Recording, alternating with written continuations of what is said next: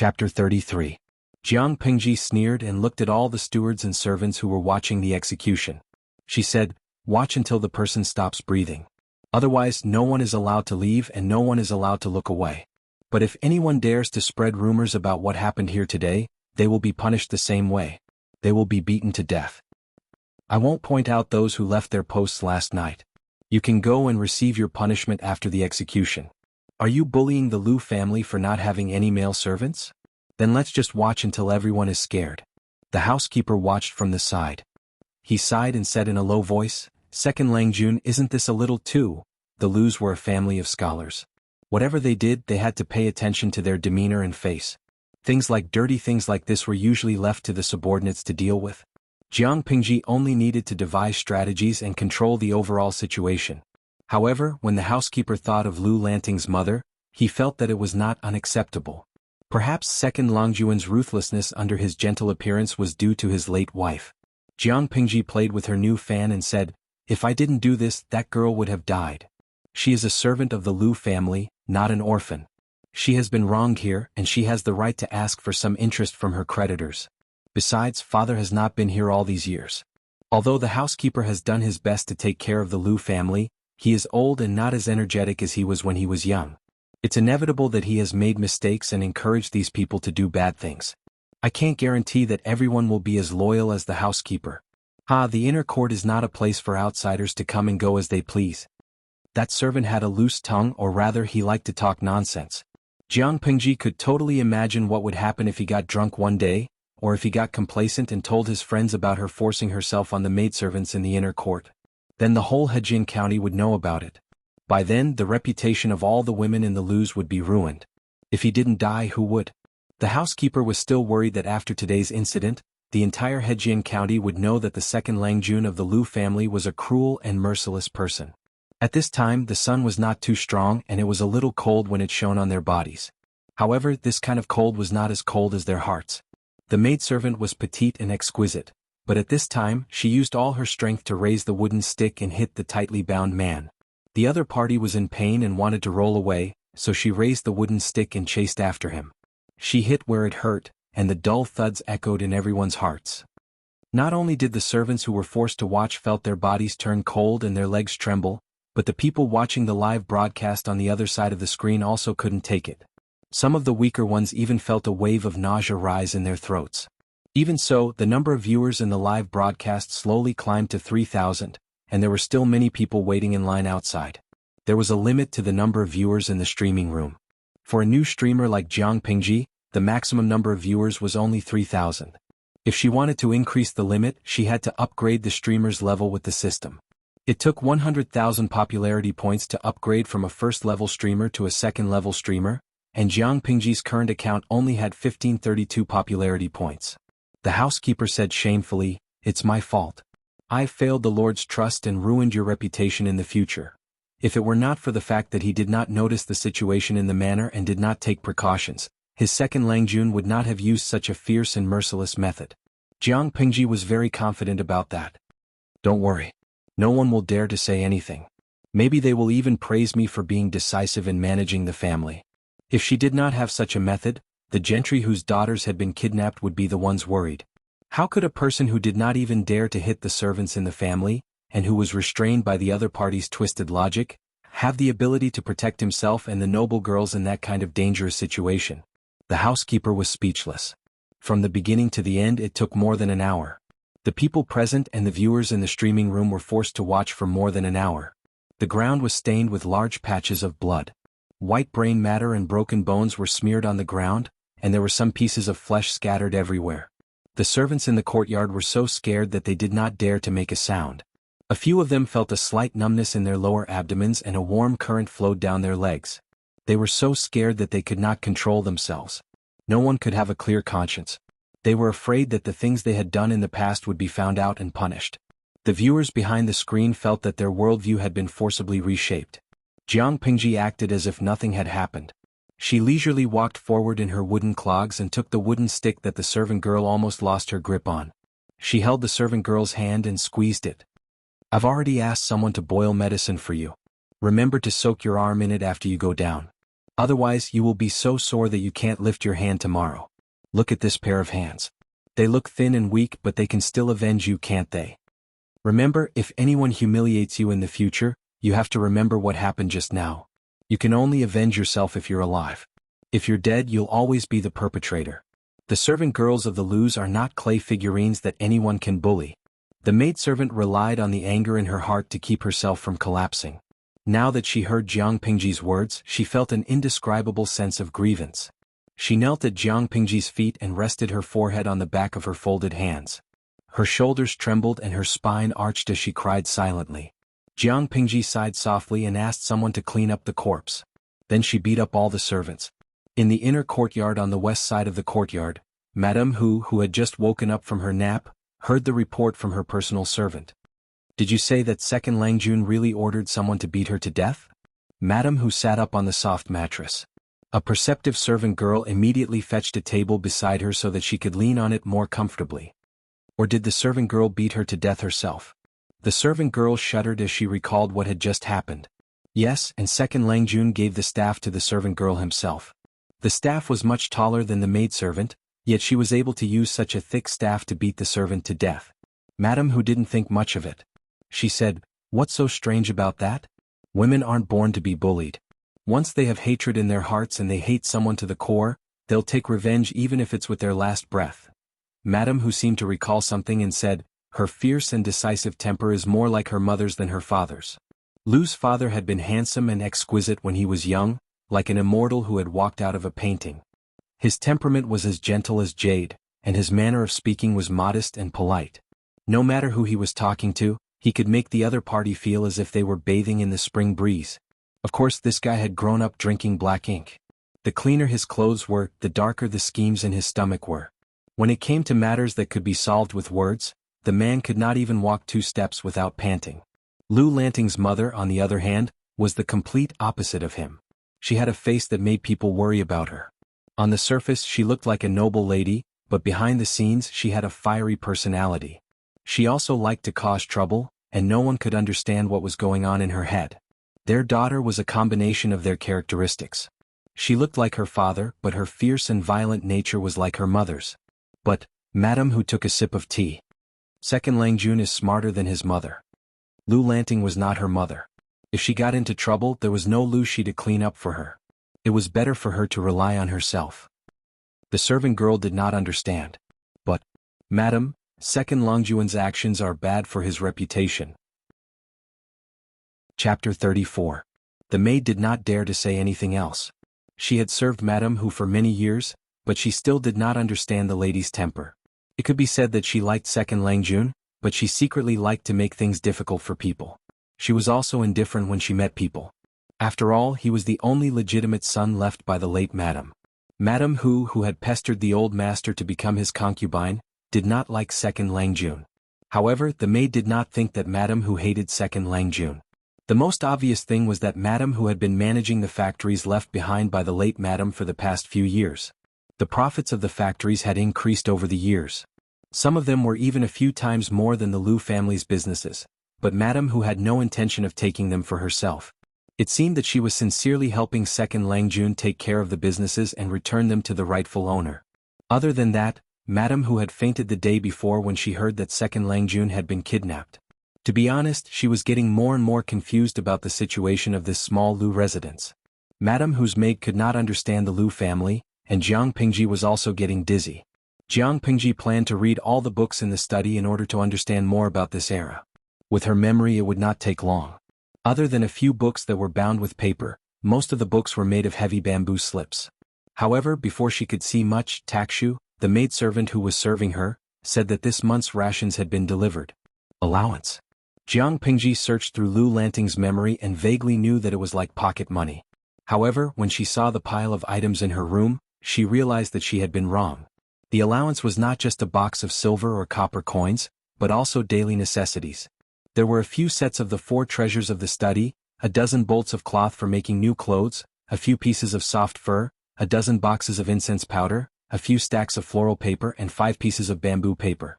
In this era where paper was more valuable than gold, Lu Lanting's monthly allowance was 5 pieces of bamboo paper. Thinking of this, Jiang Pingji narrowed her eyes and said in surprise, "This month's paper looks more special than the previous months." Taksha did not suspect anything. Instead, she had an expression that said, "Second Langjun has good eyesight." She secretly pinched the rather heavy purse in her sleeve. According to the owner, the craftsmen have experimented and adjusted it several times. The toughness of the bamboo paper is better than before, and the texture is smoother to the touch. Jiang Pingji went over to touch it. The paper was indeed better than the ones on the bookshelf. However, this was not the main point of her concern. Although paper-making technology existed in this era, it was not mature. The quality of the paper produced was not good, and it was not widely used. Therefore, good paper was still expensive. Paper suitable for painting was even more expensive and rare. She found a detail in Lu Lanting's memory. In other families, even the most important children in the family could only get half a blade of paper per month. Moreover, the quality of the paper was not good. Most people used bamboo slips to write. Lu Lanting's monthly supply exceeded the quota, and he even carefully selected the best quality batch. Unless, Jiang Pingji had an idea. It's not easy to make paper in the workshop. 5 blades of paper per month is a little too much. Taksha did not know that she was testing her. She said naturally, the paper-making workshop was left to Second Langjun by the late wife. As long as Second Langjun needs it, even if they don't sell paper to the outside world, they can't be short of money. There is no reason for you to save money for them. Paper workshop. As expected. The veins on Jiang Pingji's forehead twitched. Taksha secretly glanced at Jiang Pingji. She could not help but heave a sigh of relief when she saw that Jiang Pingji's expression was relaxed. Most of the servants in the Lu residence already knew that Langjun had ordered his servants to be beaten to death. In the past, they didn't really like Langjun, who usually didn't have much of a presence and had a soft personality. However, after witnessing his ruthlessness, they all became obedient. The owner of the workshop had even sent over the monthly quota 2 days in advance. He even gave Taksha some benefits and asked her to put in a good word for him. The workshop was a lucrative job, and the owner did not want to lose it for no good reason. The scale of the workshop was neither too big nor too small, and it produced a limited amount of paper each month. The aristocratic families consumed countless amounts of paper each year. The aristocratic families and merchants would secretly order the bamboo paper produced by the workshop. If they were late, they would not be able to sell it no matter how high the price was. In order to get their share of the annual quota, they had to bribe the owner to get a bigger share. That was something that happened almost every year. It seems that the owner has given you a lot of benefits. It's rare for you to speak up for someone else. Jiang Pingji's gaze fell on Taksha's right hand, which was hidden under her sleeve. Taksha's face was pale. Jiang Pingji smiled and comforted her. It's not easy being a girl. Don't be too afraid. The owner has given you benefits. As long as it's not too much, just accept it. You are my servant. The system secretly complained. If she really wasn't afraid, she wouldn't have said it so bluntly.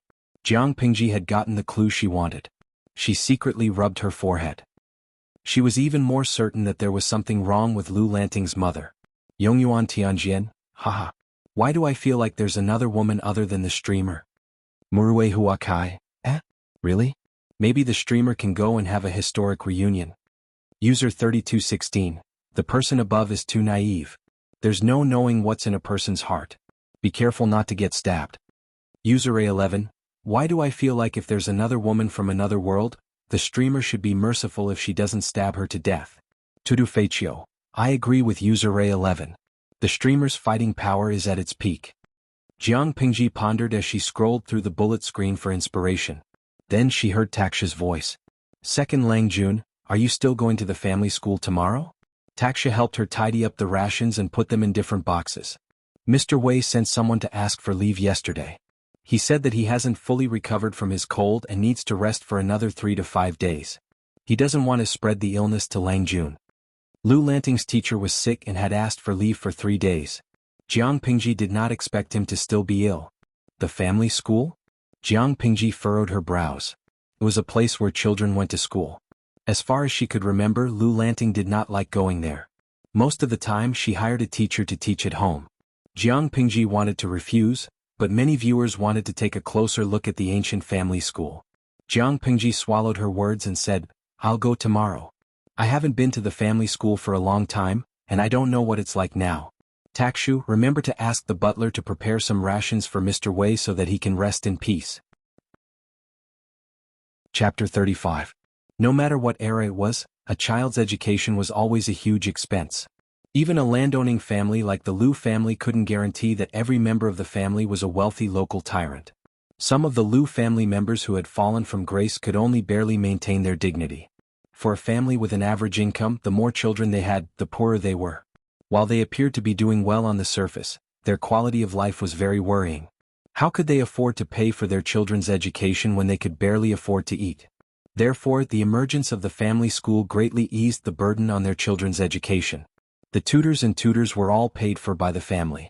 Many people only needed to send their children to the family school. There were 2 free meals a day, and if the children could not finish it, they could take it away.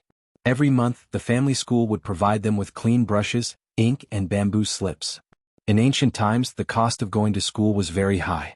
The poor could not afford to go to school, and their chances of making a name for themselves were much lower than those of the gentry. The gentry occupied most of the resources, and they were willing to invest those resources in their children. They trained them to read and write so that they would have a sense of belonging to the family. When they grew up and made a name for themselves, the resources would be invested in the education of the next generation. The birth and continuation of a gentry family could not be separated from this virtuous cycle of growth. Jiang Pingji held the scroll. Because of Liu Lanting's memory, reading and recognizing the words were not difficult, but writing was a problem.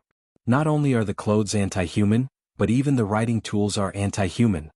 Jiang Pingji tried to hold the brush as if she was facing a formidable enemy, but the soft tip of the brush did not listen to her. What she wrote was like a weird pile of excrement. She tried a few times to no avail, so she threw the pen away and destroyed the shameful evidence. However, it was rare to see Jiang Pingji make a fool of herself. The bullet screen was flooded with 23,333 comments that almost blinded her. Misha Warrior Ayuan, good and evil will always be repaid. The heavens have their own cycle. Look up if you don't believe me. Who will the heavens forgive? Hashtag pick knows one sorcerer girl offing, woman beg me. I can teach you hashtag grimace one host v. No. Jiang Pingji muttered to herself, I shouldn't have agreed to go to that damned family school. Takshu, the maidservant, heard the commotion outside and quietly poked her head in. She asked, Is something the matter, second Langjun? It's nothing, I accidentally dropped the pen. Her lips were almost pressed into a straight line. She looked at the pen lying on the ground as if she was looking at her mortal enemy. Amidst the mocking comments, she sighed and squatted down to pick up the pen. The audience who was rejected did not seem to see Jiang Pingji's rejection. They copied and pasted a large section of the basic essentials of calligraphy from somewhere. Jiang Pingji's eyebrows were knitted into a tight knot. Her right hand mimicked Liu Lanting's grip on the brush in her memory.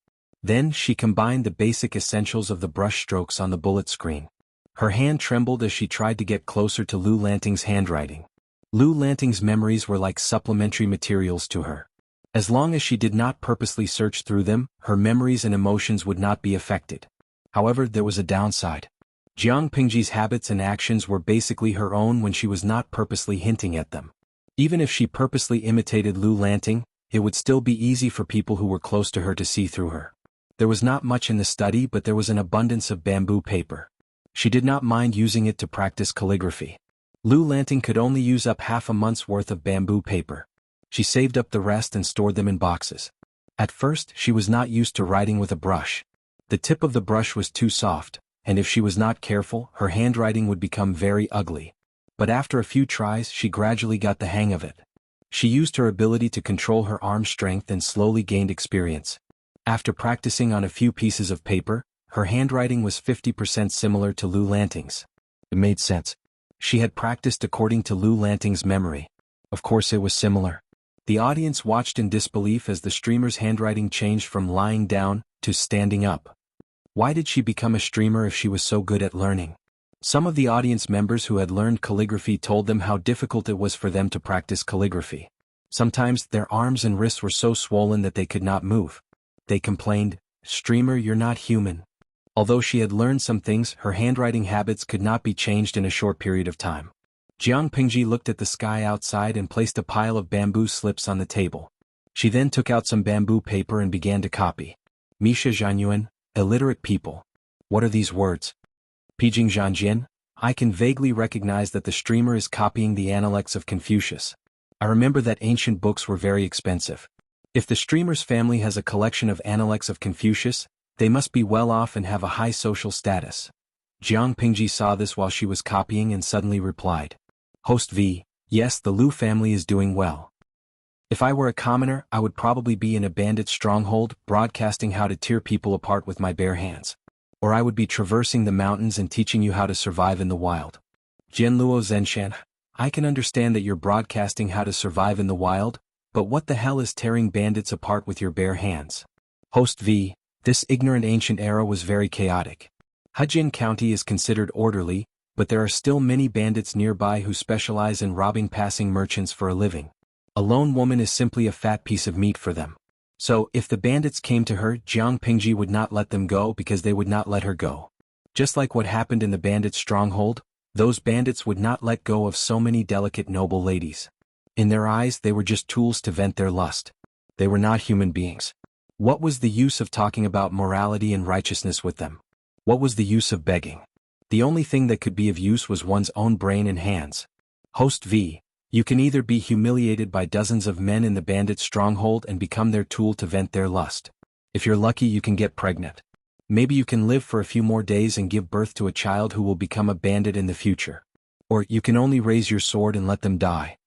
Jiang Pingji's pen paused for a moment before she put it down again and continued. Her expression softened a little. Host V, I know there are many things that you can't accept, but you're just spectators. I'm a participant. They're just spectators. If they don't want to watch, they can just leave. It's just a matter of time. But she, Jiang Pingji, had to walk her own path in life instead of relying on these onlookers.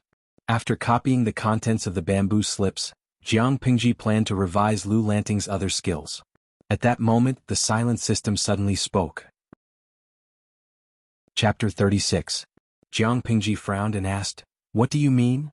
The system said, It's something like a skill book that allows you to quickly learn a certain skill. The system shop has just released it. At that moment, Jiang Pingji saw a few moving icons on the side of the huge streaming screen in front of her. However, she had always been wary of this unknown system and she was not that curious. She did not study it at all. Opening the system shop menu, a brand new interface immediately popped up. There were many product icons on it. Zither, chess, calligraphy, painting, embroidery, sewing, tea-making, swordsmanship, saber techniques, leg techniques, horse riding. There were 4 different labels behind each skill: elementary, intermediate, advanced, and ascendant. 4 different levels of skills required different amounts of popularity points. The highest level, Ascend, required a massive amount of popularity points. Fortunately, the basic entry requirement was 1,000 popularity points. With her current popularity points, she could easily exchange for one. Jiang Pingji furrowed her brows. If she exchanged for these and learned them, would she get a beginner's ability? The system said, I saw that the host was having a hard time learning how to write just now, so I used my personal treasury to open up the shop interface for the host. If the system could be concretized, she felt that she could see the system's fawning face saying, Hurry up and praise me. Jiang Pingji laughed to herself and said, I think you're just eyeing the popularity points in my account, right? The system was non-committal. Popularity points were gold and silver to it. If it could earn a sum of money from doing business, why not? Jiang Pingji looked at the tempting items on the interface of the store. She rolled her eyes and closed it in the blink of an eye. I think calligraphy is quite interesting. It's good for me to practice it slowly. You should continue looking at the popularity points in my account. F***CK. Jiang Pingji said naturally, good steel should be used on the blade's edge. It's useless to exchange it now. It's better to save it for when it's needed someday. Who knows, it might be of unexpected use. The system snorted. There's no need to be so thrifty. Just open a live stream every day. As long as the maximum number of viewers reaches 3,000, you'll get at least 1,500 popularity points a day. That's more than enough to exchange for a book. There's no need to work so hard to learn. If he was rewarded by a nouveau riche, he would accumulate popularity points even faster. Jiang Pingji looked as if she had seen through him. In the end, you're still trying to entice me to stream diligently, aren't you? However, the live stream limit is always 3,000 viewers. Hey, don't tell me that I need to exchange popularity points to increase the limit. The host is truly wise and mighty. The system was almost about to wag its tail. A level 1 host requires 100,000 popularity points to advance to level 2. As the host's level increased, the maximum number of viewers in the room would also increase. Naturally, the speed at which he accumulated popularity points would also increase. Jiang Pingji secretly rubbed her brows. The system's tricks were too deep. The host can only upgrade his level with popularity points? The system thought for a moment and said, not really. There is another channel, but it depends on face. As a perfect plain live broadcast system, there were naturally many ways to play it. It was impossible to only have a single boring live broadcast. Jiang Pingji guided him. What channel? The system has 4 live broadcast modes. The first is the free live broadcast mode. Just like what the host is doing now, you can broadcast whatever you want. The second is the semi-interactive live broadcast mode. The host selects some live broadcast content for the audience to vote. Then, the live broadcast content with the highest number of votes. After the host completes the live broadcast, depending on the audience's satisfaction, the host can obtain 3 levels of gold, silver, and bronze treasure chests. After opening the treasure chests, the host can obtain random rewards, including a free card to upgrade the host's level. Jiang Pingji listened and nodded to herself, then signaled for the system to continue. The second is the fully interactive live broadcast mode. The audience selects the live broadcast content and then selects the items to vote. Of course, the content must be within the scope stipulated in the contract. Cannot be too excessive and focus on entertainment. At the same time, the host can obtain treasure chests and open cards. The last is the designated live broadcast mode. A tycoon sets the live broadcast content. When the host completes the live broadcast, not only will the host receive the reward from the tycoon, but also a gold treasure chest.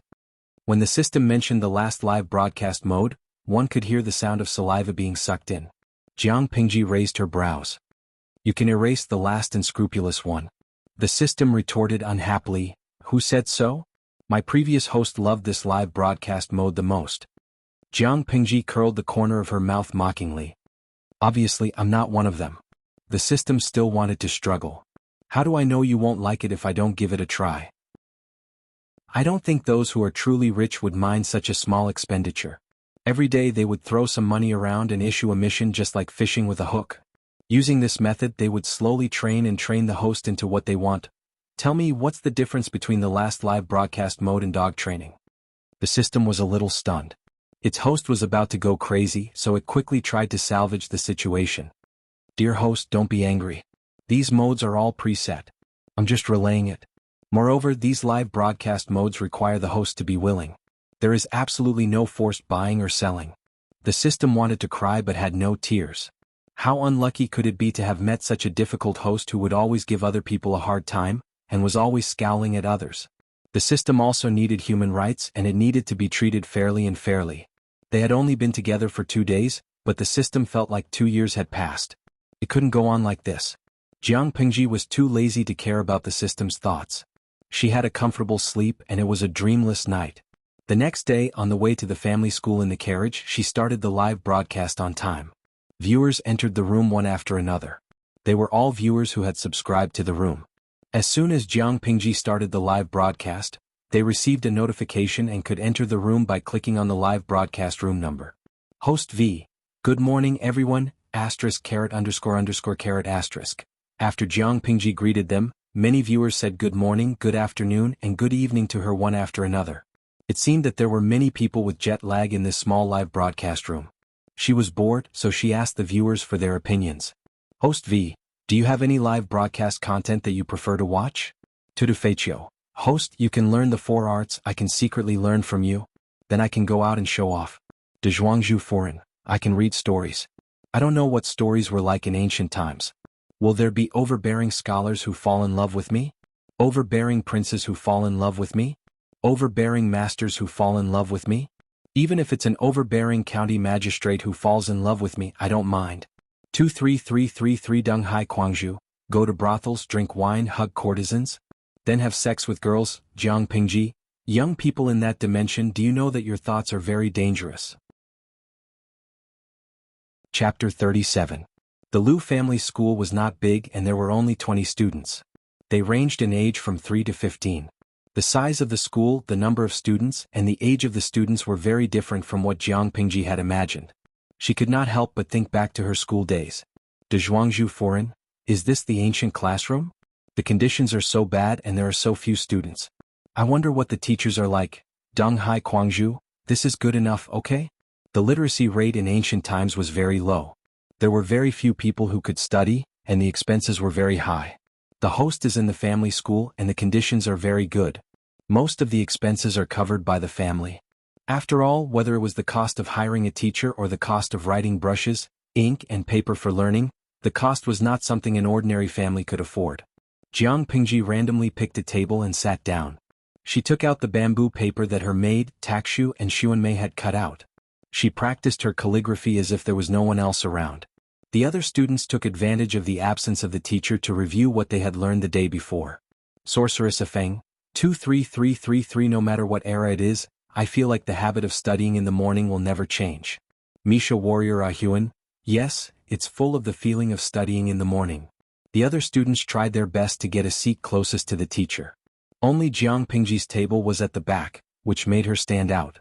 Of course, what made her stand out from the crowd was not her location, but the school supplies she used to practice calligraphy. Most of the students could only carry heavy bamboo slips. Jiang Pingji was the only one who used bamboo paper, which was very expensive. Her calligraphy was the same as before, and there was no improvement at all. To the other students, it was a waste of God's gift. Oh, I haven't seen Cousin Shi for more than a year. Why is your calligraphy still the same? You haven't improved? Finally, someone was willing to be the leader and help some people say what they wanted to say in their hearts. Jiang Pingji had to stop writing, and she looked up at the person who had spoken. It was the son of Lu Lanting's father. Jiang Pingji had seen Lu Lanting's memories, and she knew why she did not like to come to the family school. If it were her, she would not have come either. To avoid gossip in the clan, Lu Lanting attended the family school before she turned 8 instead of hiring a tutor to study at home. Lu Lanting had entered the family school at the age of 4, and by the time she was 8, she had become more and more taciturn. She looked at others with fear and she was also afraid of interacting with others. The root cause was the family school, or rather the bullies in the family school. Although these brats were young, they also had the ability to flatter those above them and step on those below them. It was as if they were born with it. As a child, Lu Lanting was very skinny and shy. She blushed when she spoke too much. To some naughty children, she was the easiest target to bully. They did not have to worry about being discovered if they secretly ostracized her. At that time, Lu Lanting came to school in a different outfit. She also used the best brushes, ink, paper and inkstones to study. She was so different from the other children of the Lu family that it was inevitable that some of the children of the Lu family who were struggling to make ends meet would feel uncomfortable. What if it was unfair? Of course they would find a way to balance it out. They were all children and it was normal to have some friction. However, they were not stupid. They bullied Lu Lanting, but they did not make it too obvious. In the beginning, they only bullied her softly, distanced themselves from her, and said some nasty things from time to time. Lu Lanting was still young, and the second lady had protected her too well. The silly girl did not realize it. Her inaction provoked the other students. They pushed her aside at first and then they snatched the brushes, ink and inkstones. Then they insulted her, saying that she was raised by a wife, and that she would be abandoned when the second lady had a son or daughter. In the end, it became a bloody incident. Yes, a bloody incident. 8-year-old Lu Lanting was pushed into a pond near the family school. She even knocked her head on the ground. At that time, the bedridden second madam heard the news. Despite her illness, she directly bombarded the teachers and the parents of the naughty children. She even angrily withdrew the financial aid to the family school, forcing the parents to apologize in person. That's right. Although the brushes and ink used by the clan were purchased with money from the clan, in accordance with the principle of being a family, those expensive brushes and ink were purchased in bulk from the second wife's dowry workshop. The quality was good and the price was quite discounted. It was said that the children were young and did not mean to hurt others, but that was not an excuse for them to hurt others without apologizing. Jiang Pingji narrowed her eyes. She had only seen the person in front of her a few times during the festive season. He was one of the naughty children who had ostracized Lu Lanting. Also, was this fellow mocking her words? Tudu Feichio, haha streamer, your words are being mocked. They're red and dazed. Ye Saigao, streamer, look at your face. I've only been learning for a few hours. Jiang Pingji glanced at the live stream screen. Her action was seen as arrogant disregard by the other party, and she was immediately put on the spot. With the intention of humiliating him, he sat down in front of her. He scolded her, but his face showed some excitement. Cousin Shi, since you've hired a teacher to teach at home, You should naturally learn from the teachers. You're always playing around and don't know what's good for you. If second uncle comes back to teach cousin Shi, he'll be so angry that he'll fall. Jiang Pingji glanced at him and said slowly, "It's okay. Only with comparison can we know who's better and who's worse. Father won't blame you." What did she mean? Not only did the cousin not understand, but the audience watching the live stream was also confused. "Cousin." Jiang Pingji continued to speak slowly, "It's only March. Mosquitoes aren't that big." What? The cousin didn't understand at first, but when he saw where Jiang Pingji was looking, his cheeks suddenly turned red. He pulled up his collar unnaturally and glared at Jiang Pingji with a look of embarrassment and annoyance. "Cousin, you look handsome. I think your brother is very satisfied with you." Jiang Pingji blinked under the cousin's gaze and said meaningfully, "If you're not feeling well, it's better to ask the teacher for leave as soon as possible. After all, it's extremely rude to be restless in the teacher's class, not to mention sitting down in front of others." After she finished speaking, Jiang Pingji took the book box that she had just packed away and sat down on another mat. Coincidentally, the teacher arrived late and saw the cousin sitting on the floor in a daze. He was so angry that his beard almost flew up. "You're rude, master." "Teacher?" Jiang Pingji was not affected at all.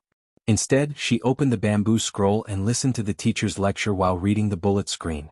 "Ye Saigao, can someone explain what just happened? I saw that cousin sitting down to lecture the host for no reason, and then the teacher came over and scolded him. Oh my god, this was the first time I knew that an old pedant from ancient times could scold people so harshly and to the point." Chapter 38. The audience was not the only one who was dumbfounded, but there were also a lot of super perverted veterans who came to their senses. Jiang Pingji looked at the bullet screen and laughed. That master was famous for being an old-fashioned scholar in the Liu family. To put it bluntly, he was an extreme turtle. The old man was very particular about etiquette. He would correct anyone who sat in the wrong position, let alone in front of him. Even in the ancient times, which naughty kid would not be beaten up if he took off his pants and walked around? Not to mention that cousin's age was already considered a grown man in this era. Tudu Feichio, 2333. I understand. That little boy might have had sex last night. The host kindly let him go back to rest. He had indeed had sex, but the person he was having sex with was not a girl, but a proper man. Jiang Pingji was very sensitive to smells. When the cousin got close to her, she smelled another person's scent on him. That kind of smell required a period of close contact to be so strong. Unfortunately, she had smelled it before. It was the manservant who served the cousin when he was studying. Apart from that, there was a very faint afterlife smell on him. Plus, there was a little strawberry on his neck and his walking posture was a little unnatural. TSK. She could not help but sigh. Children in ancient times were really King open-minded. Wuxian, I understand. This is what my party says. Senior gay start from a baby. 23333. Looking at the bullet screen that was getting dirtier and dirtier, Jiang Pingji, who had always been dirty and violent, smiled without saying a word. Bring my Pao Lai. I'll just treat it as a joke, but it's so disgusting to actually do it. Jiang Pingji's attitude towards this was very open-minded. In her era, same-sex marriage was legal. Host V, it's not disgusting. In this era, it's a good thing to be brothers. It's even fashionable. As the saying goes, as long as the red flag at home doesn't fall, colorful flags will flutter in the wind outside. Having a concubine on the left and a gay man on the right, talking about romance and poetry was a very common phenomenon. Jiang Pingji had searched through Lu Lanting's memories. That was indeed the case. Men preferred fair skin, and they dressed in brightly colored clothes. Not only did they have to put on makeup every day, but some of the eccentrics had evolved to the point where they were too ashamed to leave the house without applying makeup. Bring me Pao Lai, but streamer. In this world you have to get married when you're of age. It's normal for men to be gay. What if you marry the wrong person? In modern times there were a lot of same-sex wives, but at least they could choose to divorce. In ancient times, same-sex wives were not so easy, right? No matter how disgusted he was, he could only pinch his nose and live with it for the rest of his life. Jiang Pingji had never thought about this problem, because in her mind, there was no concept of marriage. She rolled her eyes and thought about how to deal with the audience. Host V, no matter how delicate and beautiful a man is, his gender is not right for me. I don't even have sexual interest. Everyone fell silent. In the next second, the system prompted the audience, Yuri Saigao, to reward 520 lovers' hearts. Lovers' hearts cost the same as lollipops, but the latter had a pink heart symbol. Tudu Feichio, it's so exciting. I like such an honest and cruel streamer. The system prompted the audience, Tudu Feichio, to reward 520 lovers' hearts. Most of the rewards were lovers' hearts or lollipops, and the system's notifications were drowned out. Jiang Pingji, not only did she have a generation gap with the ancient people, but she also had a generation gap with the modern humans watching the stream. She did not seem to have said anything that touched their sensitive spots, did she? She herself was dumbfounded by this reward. The system suppressed its excitement and poked Jiang Pingji. "Oh, do you see now?" Jiang Pingji raised her eyebrows and asked in her mind, "See what?" The emotions of the audience need to be aroused. As long as someone starts it at a critical moment, the other audience members will follow suit and reward generously. So, do you want to hire me to be your water army and reward you occasionally? When the system said that, Jiang Pingji could imagine a smiley face with a flattering look winking at her. Jiang Pingji rejected it immediately. No way. The system was angry. When could its host have the self-awareness of a streamer? This was a very common method in the industry. It was not fake. Small investments and high returns. Why didn't she agree to it? A streamer, in addition to her own strength, also needed the cooperation of a team. Otherwise, did the rich people come out of nowhere? Wasn't it the water army and the rich people throwing bricks to attract jade? They lured the rich people who wanted to compete with them and made them willing to pay for it step by step? While she was chatting with the system, Jiang Pingji, who was suspected of being absent-minded, was caught by the master. "Lu Shi, repeat what I just said to you." The headmaster wore a serious face. If it were any other day, he would have reprimanded a student who was so distracted. However, since the student was Jiang Pingji, he could not bear to do so. Wasn't the kidnapping case that caused a storm in Hejing County 2 days ago the reason why Jiang Pingji was so distracted? Jiang Pingji stood up and thought for a while. She repeated the master's words without missing a single detail. The headmaster twirled his beard and felt satisfied. He asked leisurely, "So what do you think of this? Some people were born to memorize like Jiang Pingji." She had a photographic memory and amazing observation skills. However, memorizing a paragraph did not mean that she could understand it. Given Lu Lanting's status, people had high hopes for Lu Shi's only legitimate son. The article that the master had just said was written by a famous scholar. The content was not bad, but it had nothing to do with romance. The topic was the hidden danger at the northern border of Dongqing. Would the 3 tribes of the northern borderline try to cozy up to them, or would they try to intimidate them? The scholar felt that the 3 tribes of the northern borderline had been fighting against Dongqing for many years. Both sides had suffered heavy losses. The people at the border of Dongqing were in dire straits. The royal court of the 3 tribes already had the intention to negotiate. They had hinted many times to marry their beloved daughters to Dongqing. Why not go with the flow? If Dongqing accepted the negotiation, both sides would temporarily cease hostilities and recuperate. However, when it came to negotiations, the only way to gain the upper hand was to bring the opponent to the negotiating table. Those who are not of our tribe must have different intentions. The 3 tribes of the northern borderline are ambitious. How can they be appeased by small favors? What was the use of negotiating without a winner or loser? Jiang Pingji smiled faintly and enunciated her words clearly. Dongqing and the 3 tribes of the northern borderline have been in a stalemate at the border for several years. Both sides have won and lost, but Dongqing has never been at a disadvantage. If we take advantage of the situation to negotiate now, how will the sacrificed soldiers feel? This is the worst plan. It will only benefit the enemy while harming ourselves. But the scholar spoke bluntly about negotiating for peace. His intentions are damning. The master's gentle face froze. He did not expect Jiang Pingji to have the guts to criticize the scholar. The other students were also in an uproar. They had been discussing the article, but they expressed their opinions in a euphemistic manner. Their attitudes were ambiguous. They were neither in favor of war nor in favor of negotiating for peace. Each had their own reasons. No one dared to stand firmly on one side. Chapter 39. Jiang Pingji acted as if she did not see the master's ugly expression. She suddenly picked up the bamboo slips on the table, flipped through them and said, "I read an interesting story yesterday. It was about 8 years ago when Master Yuanjing went to the northern borderline to lobby and protected the 3 cities of the northern borderline by himself."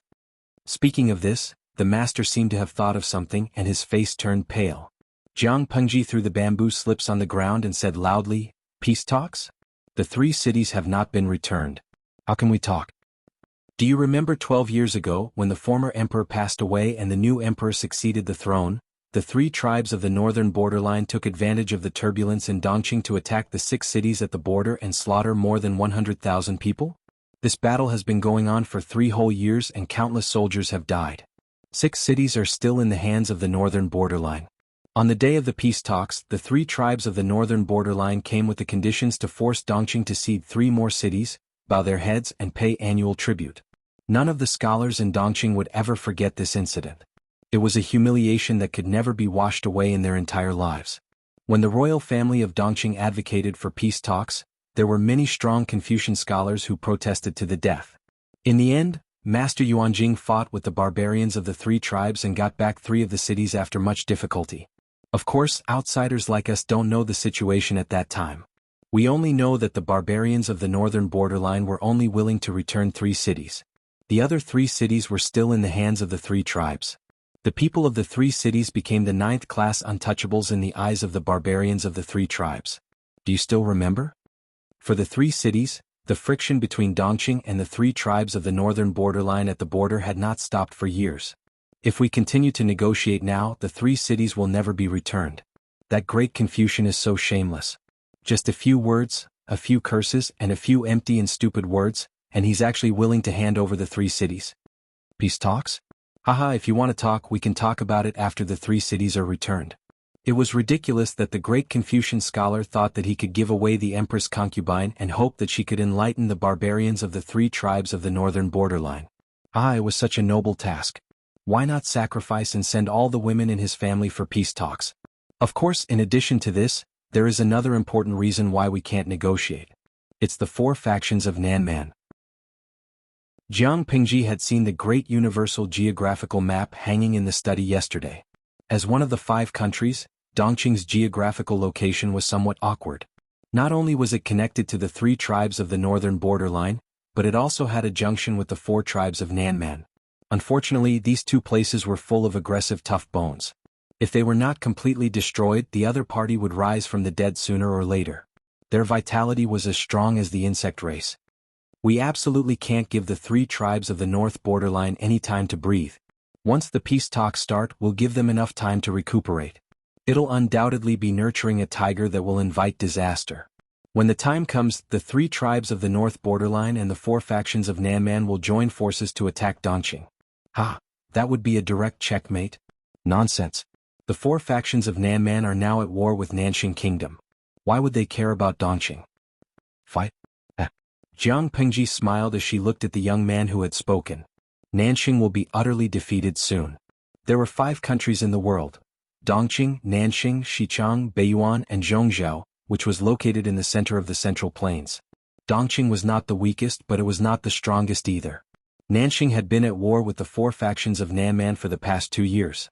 In the past 2 months there had been many reports of victory, but it would be over soon. De Zhuangzhu foreign.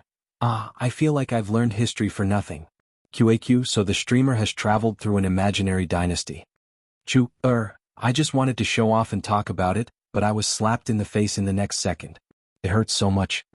Huyuojiajago, it's not really imaginary. It can only be said that it's another dimension with a different historical development trajectory. There are traces to follow. Shoushi Tu Guan, it's definitely not our ancient times. Otherwise it would feel like a spoiler. The unknown variables are more interesting. Cafeteria Dafinanti, am I the only one who cares about Master Yuanjing's setting? Why are you so sure that Nanxing will lose? Although Nanxing was also Dongqing's enemy, they were still of the Yan and Huang lineages. The 4 factions of Nanman were foreign tribes to them. Because there are too many ignorant people like you. Jiang Pingji had always liked to stand straight. When she lifted her chin and closed her eyes, she gave off an oppressive feeling, as if she was looking down on all living things. In less than 2 months, Nanxing will lose. Just wait and see. When the time came, it might not be as simple as ceding 3 cities or giving the emperor's concubine a marriage alliance. Lu Lanting was naturally shy, but she was not a girl who liked to submit to her fate. She loved to read news about the world. Occasionally, she would disguise herself and go to the tea houses and taverns to listen to the news. That was usually the place where news circulated and gossip spread. Jiang Pingji had her memories. She had glanced at the great universal geographical map hanging in the study room and knew the geographical locations of the 5 kingdoms. From what she could see, Nanxing was indeed very dangerous. She had also read some of the news that Lu Lanting had transcribed, so she was not completely ignorant of the news. In fact, it was not just Nanxing. Jiang Pingji was not optimistic about the current Dongqing. According to the information that Lu Lanting had gathered, if Dongqing agreed to the peace talks, she was afraid that within 10 years, there would be a huge military disaster. Jiang Pingji bent down to pick up the bamboo slips that she had thrown on the ground. She casually flicked the ash off. The old master was very angry at first. She had slandered the great scholar in public and said such harsh words. It was easy to make people feel disgusted. If the great scholar heard about what happened that day, Jiang Pingji might even make things difficult for her when she entered the officialdom. However, listening to her solemn vow, the old master was a little hesitant because he himself did not agree to the peace talks. As long as he was a scholar, he would always have a sense of pride. Dongqing inherited the Xia lineage and called itself a kingdom of heaven. Why would it be willing to bow down to the barbarians? Looking at the group of confused students, the old master's temples ached. He sighed to himself. As expected of Lu Shi's son, both father and son were troublesome. Your cousin is quite knowledgeable. What he said was not without reason. It's a pity that most of the important officials in the court are in favor of peace talks. The government is also interested in negotiating with the royal court of the 3 tribes of the northern borderline. They hope that the northern borderline will marry the Empress concubine to the second prince. Outside the school, Feng Jin, who was dressed in a white and green robe, looked at the scene from afar. He had an indescribable expression on his face. Lanting used to be very reserved and gentle. After the ordeal, he's showing signs of revealing his abilities. The person who spoke was Lu Lanting's cousin, Lu Heng. He was the eldest son of Lu Lanting's father's biological brother. If there's a chance, I'd like to have a good chat with him. Feng Jin looked away. Was that really a girl in the house? Lu Heng said, what's so difficult about that? Call him over and I'll introduce him to you. Lu Heng knew Feng Jin's background. If his cousin could befriend him, that would be the best. Feng Jin thanked him, but he felt a little uneasy. Jiang Pingji had left a deep impression on him that night. However, it was rare to find someone who shared the same opinion as him and had such a tacit understanding with him. He was secretly looking forward to their meeting later. He wondered if Jiang Pingji would be surprised if she knew his identity. Feng Jin smiled and said meaningfully, Yaoji, you may not know this, but your cousin is a wonderful person. Chapter 40. Therefore, Jiang Pingji saw such a scene that aroused wild and fanciful imagination. If her eyes had not told her that the relationship between the two was very normal, she might have suspected that the era had opened up to the point where everyone was gay. Watching the two of them exchange glances, with a tacit understanding that others couldn't intervene, she sat down quietly and became a spectator. Lanting, let me introduce you to someone. Lu Heng had always cared about his cousin. He worked very hard to have such a good opportunity to introduce his friend to his cousin. Cousin Heng, there's no need to introduce me. I know this person. Why you is so mischievous? Why did you make a fool out of my honest and simple cousin? Jiang Pingji glanced at Feng Jin, who was sitting at the head of the table. She hadn't seen him for 2 days. The guy who had been chased for thousands of miles and had to kill his beloved pet to appease his hunger was pretty decent after he cleaned himself up. Why you? Lu Heng was startled. That was Feng Jin's courtesy name. They were so familiar with each other that they could call each other by their courtesy names? Feng Jin innocently opened his eyes. It was Yaoji who didn't give me time to tell the truth. How was I deliberately making a fool out of him? Lu Heng was speechless. Feng Jin put down the tea and couldn't wait to get to the point. Let's put the reminiscing aside for now. I heard what you said outside the room. I thought it was quite interesting and reasonable. If that's the case, guess which prince the royal family of the northern borderline is interested in? Jiang Pingji was a little disinterested. She couldn't get her spirits up for something so obvious. The first prince is the crown prince. That official isn't so muddle-headed. Why would he let a foreign princess take the crown prince's wife? Moreover, the first prince has all his wives and concubines. He also has many concubines in the eastern palace. He also has many children. Even if the northern borderline princess was very capable, she wouldn't be able to do much if she married the crown prince. Secondly, the third prince's mother is the daughter of the Feng clan, an aristocratic family. They value bloodlines very much. If he marries the princess of the northern borderline and has a son mixed with foreign blood, how can the Feng clan accept this grandson? After she finished speaking, Jiang Pingji's eyes scanned Feng Jin's body. Her stare made Feng Jin's hair stand. Finally, according to the rumors, the fourth prince's birth mother died in a strange way. Since he was young, he has been disliked by the people in the palace. The emperor is always vigilant against him. If he were to marry the princess of the northern frontier, he would have a powerful and influential in-laws. How could the emperor feel comfortable? Feng Jin nodded as he listened. The content of Jiang Pingji's analysis was similar to what his father had said, but the style was a little different. So, Jiang Pingji looked at her 5 fingers and smiled. His mother was born in a merchant family. He doesn't have many connections in the imperial court. He only has a few subordinates and the emperor likes him. That's perfect. This was a judgment from the perspective of the Dongqing emperor. From the perspective of the Beijiang royal court, the second prince was also the most suitable. He was stupid and easy to manipulate. The second prince, whose brain was half muscle and half hay, who was impulsive, reckless and easy to bully, had been chosen. Feng Jin was speechless. The second prince was not well liked by others. His father commented that he was uncultured and pretentious. Jiang Pingji directly criticized him as worthless. However, although the two had different styles, the final conclusion was very similar. The second prince was useless and had been abandoned. Thinking of his father, Feng Jin could not help but ask, "Lanting, if you were the king of the Beijiang royal court, what would you do?" Jiang Pingji blinked and curled her lips into a smile, which made Feng Jin feel even more uneasy. "If I were the king of the Beijiang royal court, of course I would sleep with the princess of Dongqing and have a taste of the gentleness of a Han woman. Then I would send my ambitious daughter to the second prince's manor. After this peace talk, the princess of the northern frontier would at least get the position of a princess consort. Then I would provoke the brainless but ambitious second prince." Jiang Pingji was too lazy to chew on words. When she was in school, she had always passed history and culture classes with a passing grade. The second prince is a very interesting person, but one can't blame one's parents for being stupid. If used well, it is a sharp knife that can stab whoever it points at. After all, isn't killing one's father and brother an old skill passed down by the Dongqing royal family? What's more, the second prince has always been at odds with the Count of Jinbei, who is guarding the border of Dongqing. As long as the conflict between the two sides is aggravated. Haha, the emperor has been coveting the military seal in the Count of Jinbei's manor for a long time. He has long wanted to get rid of the donkey after it has outlived its usefulness. Haha, once the peace talk starts, Dongqing will not have the pressure from the border. The Count of Jinbei, who controls most of the troops in Dongqing, will be in danger. It was not that there were no wise monarchs who were suspicious, but the emperor of Dongqing was only left with suspicion. When the birds are gone, the fine bough is hidden.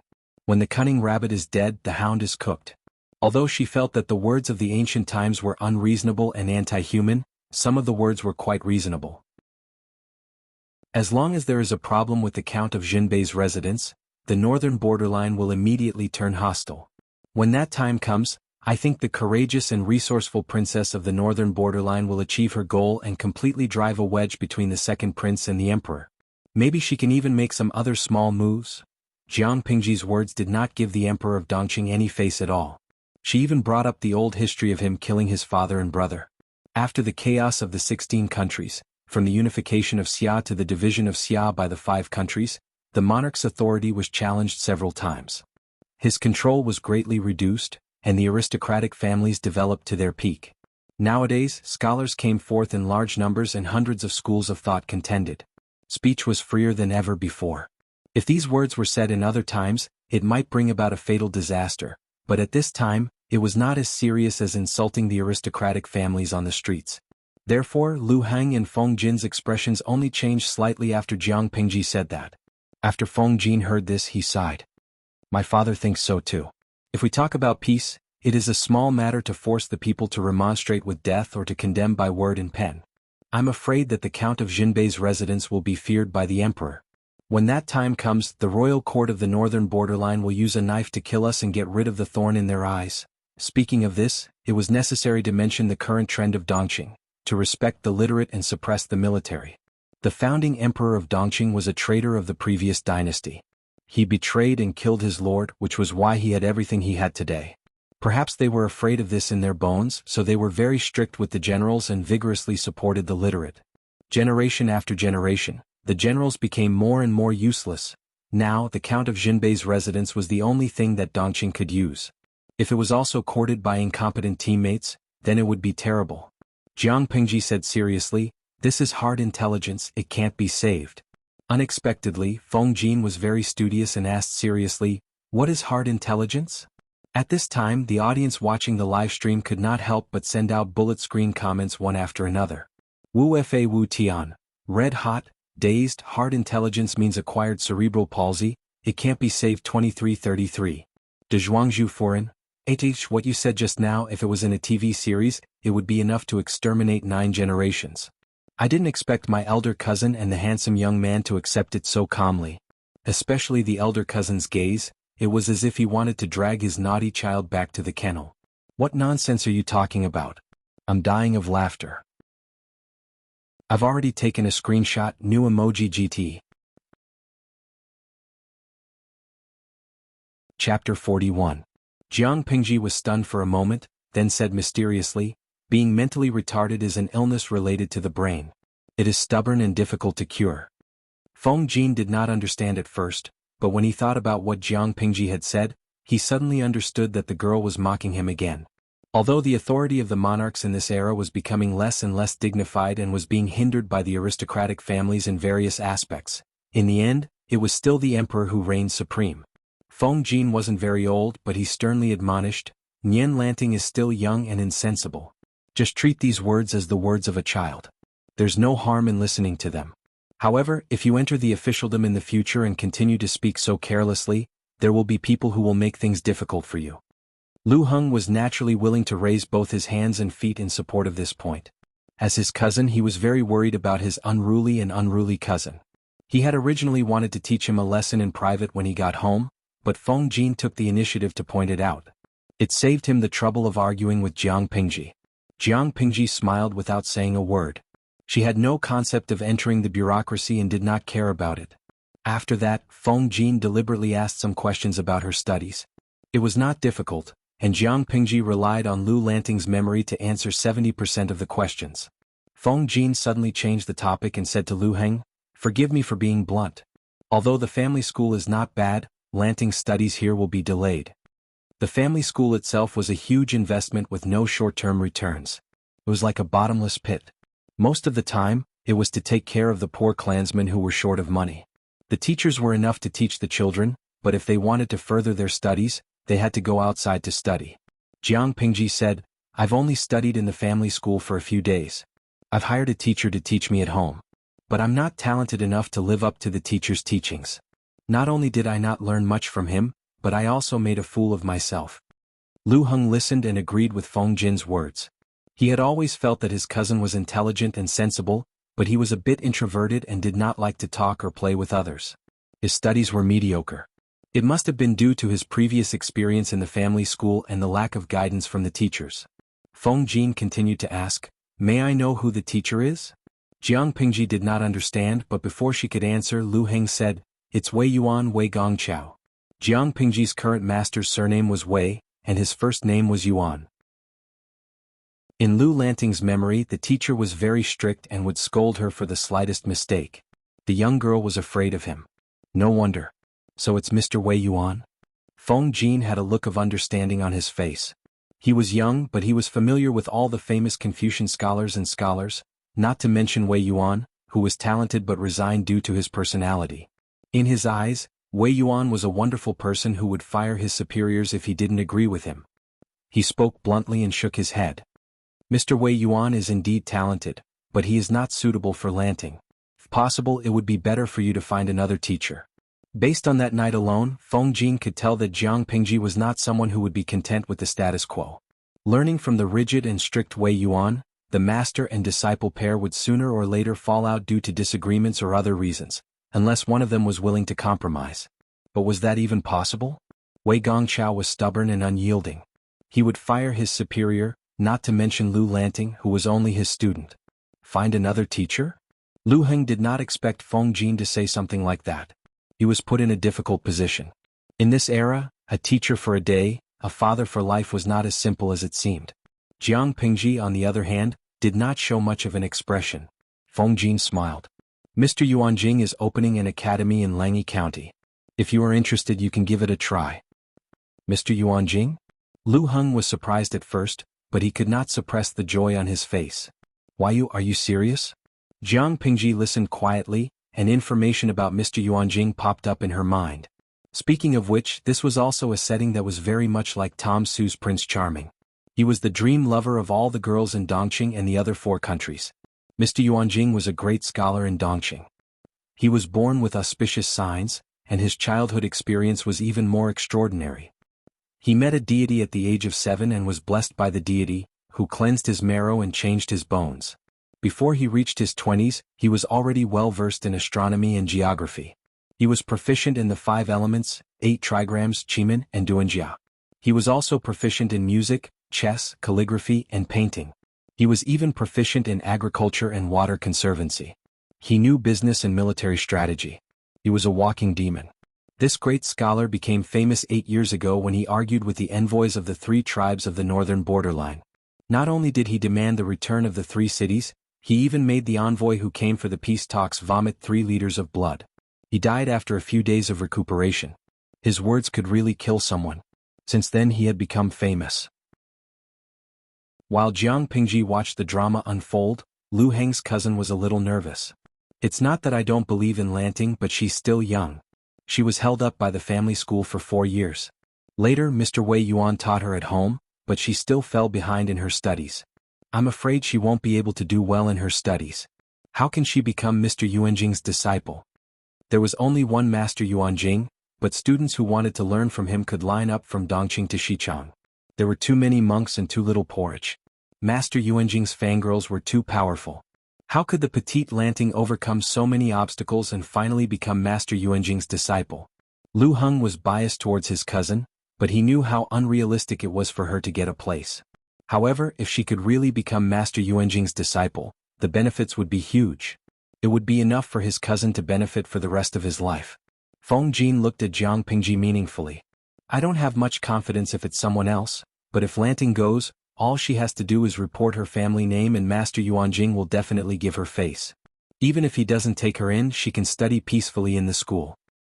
Are my parents old friends with Master Yuanjing? Lu Lanting did not remember such a thing. Feng Jin had heard this from his father by chance. We have some history with your mother. It was said that Master Yuanjing had been very poor in his early years. He was the son of a poor family and almost could not continue his studies because of his lifestyle. Later, in the middle of a snowy winter, he met Lu Shi's wife and received money from her. Master Yuanjing rejected other people's help but accepted Lu Lanting's mother's money. It was confusing. Of course, no matter how confused they were, they would not think that Master Yuanjing was a pedophile. Master Yuanjing was already a young man then, while Lu Lanting's mother was only 6 or 7 years old. However, your mother is really knowledgeable. She only said that the money today was only in exchange for a promise in the future. If Master Tian Yuanjing becomes famous one day, she hopes that you can teach her children a thing or two in the future. This is really funny, a 6-year-old little girl saying this to a young man in his 20s. Just thinking about it made one feel dumbfounded. Chapter 42. The internet provides you with exciting novels to read. Feng Jin thought that the scene was very interesting, but when Jiang Pingji heard it, she heard something else. Lu Lanting's mother's background was more interesting than she had imagined. Jiang Pingji was not the only one who thought that way. Many viewers on the bullet screen made wild guesses as well. De Zhuangzhu foreign streamer, do you think your mother is a transmigrator?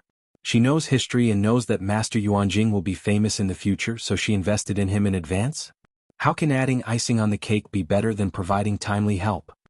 Wu Fei Wu Tian, that's a big guess, but if it were me I would definitely date Master Yuanjing. Dai Dengming, can you not be so dirty? According to the introduction, Master Yuanjing is in his 20s, and the streamer's mother is only 6 or 7, right? Cafeteria de Fan A. Haha, don't you think the combination of a cute loli and an uncle is very cute? Jiang Pingji glanced at the comments and could not help but sympathize with Lu Lanting's father. Feng Jin turned to Jiang Pingji and asked, Lanting, what do you think? I'll discuss this with my father when he comes back. I can't make the decision for now, Jiang Pingji said. Feng Jin did not force her. It was just a suggestion. It was not up to him whether she wanted to go or not. Shou Shiguan, streamer, will you go? Jiang Pingji frowned and took a sip of tea. An indescribable taste spread in her mouth. She took a sip and put down the teacup. Host V, I'll go. Why not? The northern borderline and the southern barbarians are eyeing us. Dongqing won't be peaceful for long. I have to prepare as soon as possible. Even though the viewers did not know what Jiang Pingji meant, according to her usual style, it was not a small matter. On the official road in Hejian County, a simple carriage sped by. Master will be in Hejian County after the official road. At this speed we'll be home in 4 hours. Inside the carriage, the elegant man in simple attire couldn't help but lift the curtain and take a look outside. The cold wind blew through his hair. This person's eyes were like stars and his eyebrows were like knives. His appearance was extraordinary, but his face was abnormally pale. His cheeks were slightly red and there were dark circles under his eyes. The blue robe on his body made him seem extremely thin and weak, as if a gust of wind could blow him away. He was holding an urgent letter in his hand. His fingers were so pale that they turned purple. It was obvious how anxious the owner was. Yesterday he received an urgent letter from home. When he opened it and read it, he was so shocked that he couldn't breathe and almost fainted. Later, when the situation had stabilized, he simply let the guards accompanying him carry most of the things on their journey slowly. He packed light and took the housekeeper along the official road, rushing all the way. He forcibly compressed the journey that should have taken 5 days into 1 day and 1 night. I don't know if Lanting is safe now. If something happens to her, how am I going to explain it to Ah Min? Cough, cough, cough. Lu Shi put down the curtain. His face was flushed and he coughed again. The housekeeper used to be Lu Shi's servant. Later he followed Lu Shi to become a housekeeper, so he knew Lu Shi very well. He comforted him in a low voice. Second Lang Jun, the heavens help a good man. You can turn misfortune into fortune when you are in danger. Lu Shi lowered his head and looked at the letter that he had crumpled into a ball in his hand. The instant he saw the news, the fear made him feel as if he was on the verge of death. He did not dare to imagine that if Lien Lanting had really lost her life, would he have followed his daughter to the afterlife? Lu Shi hurried all the way back to his home, that he hadn't set foot in for a few years. Fortunately, the gatekeeper was the same old man who recognized him. Otherwise, he wouldn't even be able to enter his own house. He would have been kicked out because he was poor. As soon as Lu Shi returned, he went to the second lady's room. The strong smell of medicine in the room made him frown. He stopped the second lady from getting up and bowing. You're not feeling well. You don't have to get up. Just lie down and talk. Brother-in-law, aren't you coming back in a few days? The second lady didn't comply. Instead, she slowly got up and leaned on the table to find a comfortable position. She still called Lu Shi the way she used to call him. Is it because of Lanting? Lu Shi said, I rushed back as soon as I received the letter. Those bandits are really bold. How is Lanting now? The second madam shook her head, and a faint smile appeared on her sickly pale face. She comforted Lu Shi and said, Brother-in-law, you're usually so rational and careful. Why are you so confused when you're with Lanting? Did you see any signs of a funeral on your way back? My daughter Lanting is fine. Her teacher is sick and asked for leave, but she can't delay her studies. She went to the family school this morning. There's still an hour before school ends. Lu Shi thought about it and realized that it was true. The Lu residence was a little desolate, but there were no white banners. He was too worried and didn't notice it. Otherwise, with Lanting's status, if she passed away, wouldn't the entire Lu residence be in tears? I was too careless. Lu Shi's furrowed brows finally relaxed. He seemed to have let go of a huge burden and a smile finally appeared on his face. The second lady said worriedly, but Lanting was really in danger this time. When she comes back from school, you have to teach her a lesson. A gentleman doesn't stand under a collapsing wall. Although she's smart and courageous, if she's not careful, she'll be doomed eternally. How can my sister feel at ease when she's in the afterlife? Lu Shi hurriedly asked, and the second lady told him what Jiang Pingji had told her. The more he listened, the brighter his eyes became. When Lanting comes back, I'll talk to her. Lu Shi's words carried an obvious smile. Even the corners of his lips, which had been pursed all year round, lifted a few degrees, making his entire face look lively. If one were to say that he was as rigid as a wax statue before, then he was now filled with life and became lively and bright. The second lady watched the changes in Lu Shi and clenched her fists under her sleeves to suppress the stinging pain in her chest. She looked at him from head to toe and smiled. Brother-in-law, you've been traveling all the way and you're covered in dust. Are you going to see Lanting like this? Lu Shi's most anxious thing had been put down, so he had the time to take care of himself. The second lady could not help but cover her lips with an embroidered handkerchief to tease him. Since Lanting hasn't returned, go and freshen up. Don't embarrass yourself in front of her. Lanting has often heard of how her father was when he was young. When he went out, all the noble ladies would throw fruits at him. He sees you like this when he comes back. Dreams were plentiful, but reality was harsh. Lucy had never been able to resist his sister-in-law's sharp tongue. He could not help but smile bitterly. You're already this sick. Why don't you take good care of yourself? How can you still have the energy to make brother-in-law happy? Take good care of yourself. I'll go back to the main residence to freshen up. I don't want Lanting to be disappointed. The second lady watched Lucy's back until even the corner of his clothes could not be seen. Then she slowly loosened her clenched fists.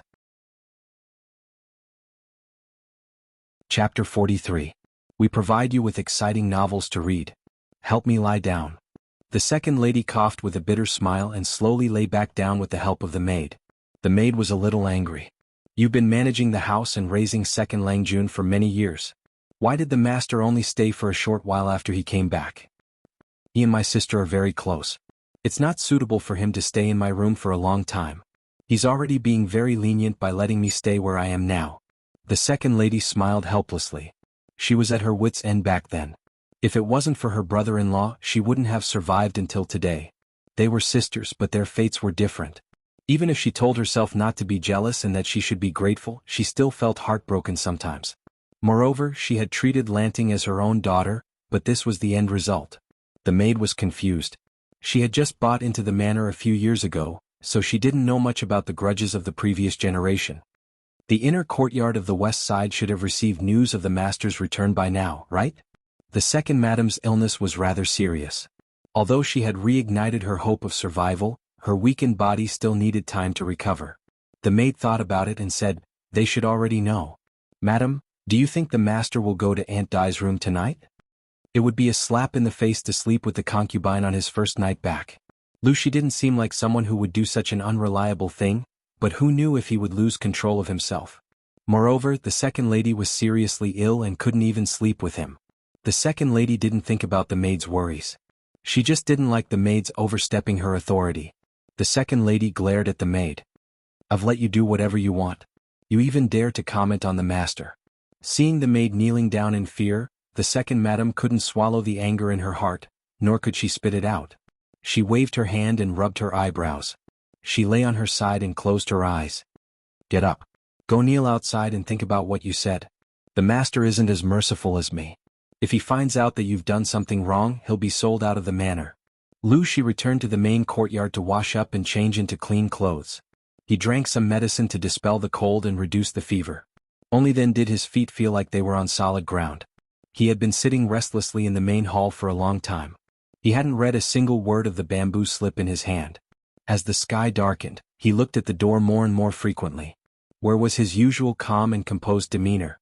Only when he was young and frivolous would he be so agitated. After a long time, so long that Lucy wondered if his daughter had been infected by her mother's bad habits and could not remember the way back. When he looked at the door for the 33rd time, someone finally reported, Master, second Langjun is waiting outside. Quickly call Lanting in. Lucy's breath stagnated. He looked at the bamboo slip in his hand and felt a little uncomfortable. He put it aside and hid it.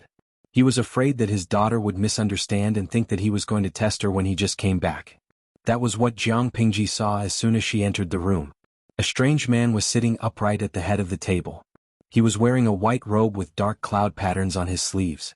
A loose black cloak was draped over his shoulders. His fair and slender hands were exposed outside the sleeves, and they hung naturally on his knees. His eyes lit up when he saw her come in. His long hair was still damp and his clothes were very clean, which meant that he had washed up not long after he came back. When he saw her, the muscles on his face were a little unnatural. His hands subconsciously moved, showing that he was nervous and uneasy. Jiang Pingji approached and bowed to him. She looked at Lucy from head to toe. Although the clothes on her father were not shabby, there were obvious wear marks on the collar and cuffs. Some parts even had hair on them.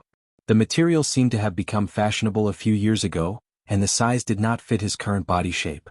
According to her understanding of the family's finances, it was obviously impossible for someone at the top of the pyramid to wear such clothes. The most likely reason was that the clothes had a special meaning to him. Even though it was so old, he still refused to throw it away. His fingernails were very clean and the color was healthy. It seemed that he was very particular about his lifestyle and hygiene. The ring on his left hand was obviously a wedding ring. Of course, there was no such thing as a wedding ring in this era, but if Lu Lanting's mother was really a woman from another world, then the wedding ring was definitely there. The marks on his finger were very deep, which meant that he did not take it off frequently. The surface of the ring was very smooth and clean, but the lines were a little shallow, which meant that the owner often took care of the ring and rubbed it from time to time. The smell on his body was very clean. There was no smell of a second person. His recent private life must have been very clean. His sitting posture was standard, but his muscles were a little stiff. His cheeks were a little unnatural and his breathing rate was abnormal. Is he not feeling well? Is he sick? Jiang Pingji narrowed her eyes. She had no intention of speaking first. Lu Shi did not know what to say either. After a long silence, Lu Shi suddenly said, "Lanting, come sit next to me. I didn't expect you to be so big after not seeing me for so many years." He was deliberately trying to find a topic. His voice was too stiff. Jiang Pingji secretly raised her eyebrows. This cheap father of hers was really nervous. She didn't pay attention to the live-streaming comments. She stood up, walked 3 steps away from Lu Shi and sat down again. Lu Shi looked like he wanted to say something, but he did not know where to start. Jiang Pingji could not continue to ignore him. Father has just returned from his post and is tired from the long journey. He is showing signs of fever. Have you asked the doctor to take a look? Lu Shi nodded. Because of the heat, his lips were very dry and there were even some cracks on them. He stared straight at Jiang Pingji's face. His eyes couldn't get enough of her. His lips moved but he couldn't force out a word. In the end he couldn't help but raise his hand to stroke her hair. He said slowly, "I've asked the doctor to prescribe medicine. I drank it just now. I'm fine." At this time the love-struck fans on the screen were collectively screaming. The overwhelming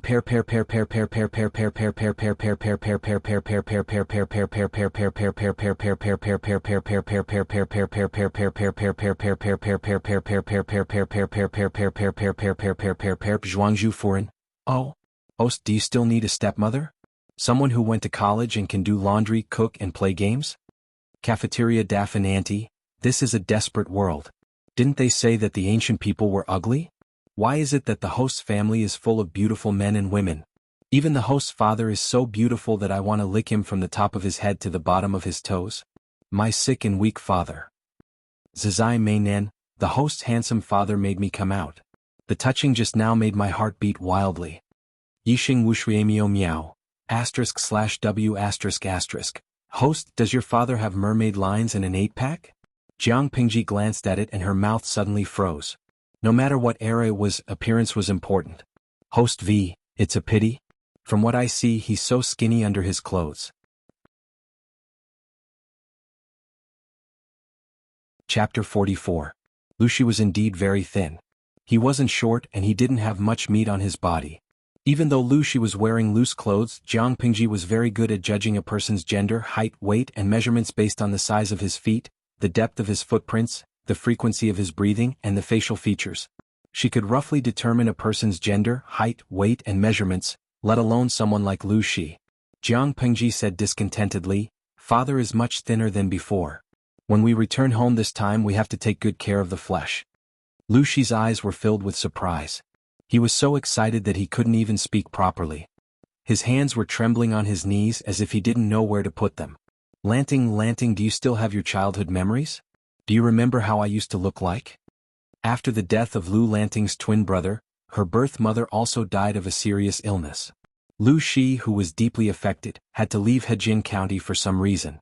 His new post was far from here and it was very dangerous. Out of consideration he did not bring Lu Lanting with him. He had only returned home twice in the past few years. To be precise, this father and son had not seen each other for many years. Jiang Pingji shook her head and said, "The clothes you're wearing are old but they're too big to fit you now. Aren't you losing weight?" So that's how it is. The excitement on Lu Shi's face subsided, but when he thought about how his daughter had been so observant, it was obvious that she had taken a liking to him. He felt much better when he thought about it and said gently, "Your mother doesn't like needlework.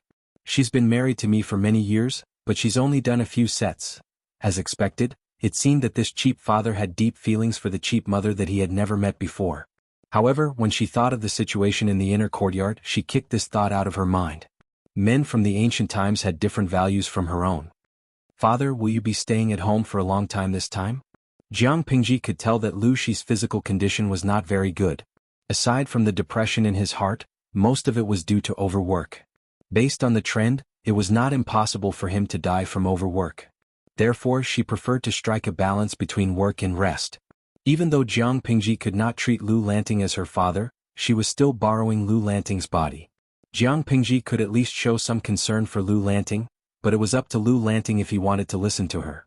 In Lu Shi's ears, his heart softened as if he was a careful daughter who couldn't bear to see him leave. "This time, I have some matters to deal with. I should be staying here for about 3 months. After I'm done with everything, I'll go to Shangjing. If everything goes smoothly, I'll have nothing to worry about and be a rich man at home." Lu Shi's answer was completely out of Jiang Pingji's expectations. Was he going to retire? "Father, you're still so young. You've just reached the age of 30. Why are you retiring?" In that era, there was no precise retirement age for officials.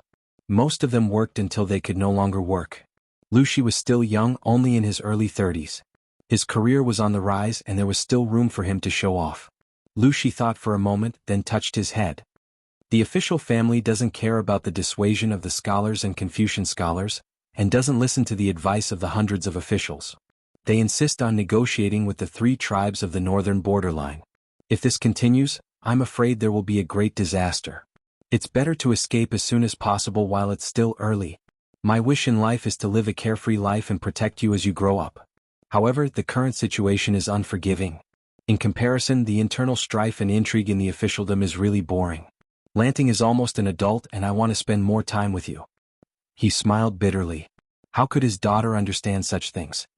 "Father, are you worried that after the negotiation the emperor will be afraid of the Count of Jinbei and will cut off his own arms?" Jiang Pingji's words shocked Lu Shi. He did not expect his daughter to be so knowledgeable. On second thought, although his daughter was a girl, she had been raised as a man since she was young. She was also his and Ah Min's daughter, so she was not stupid.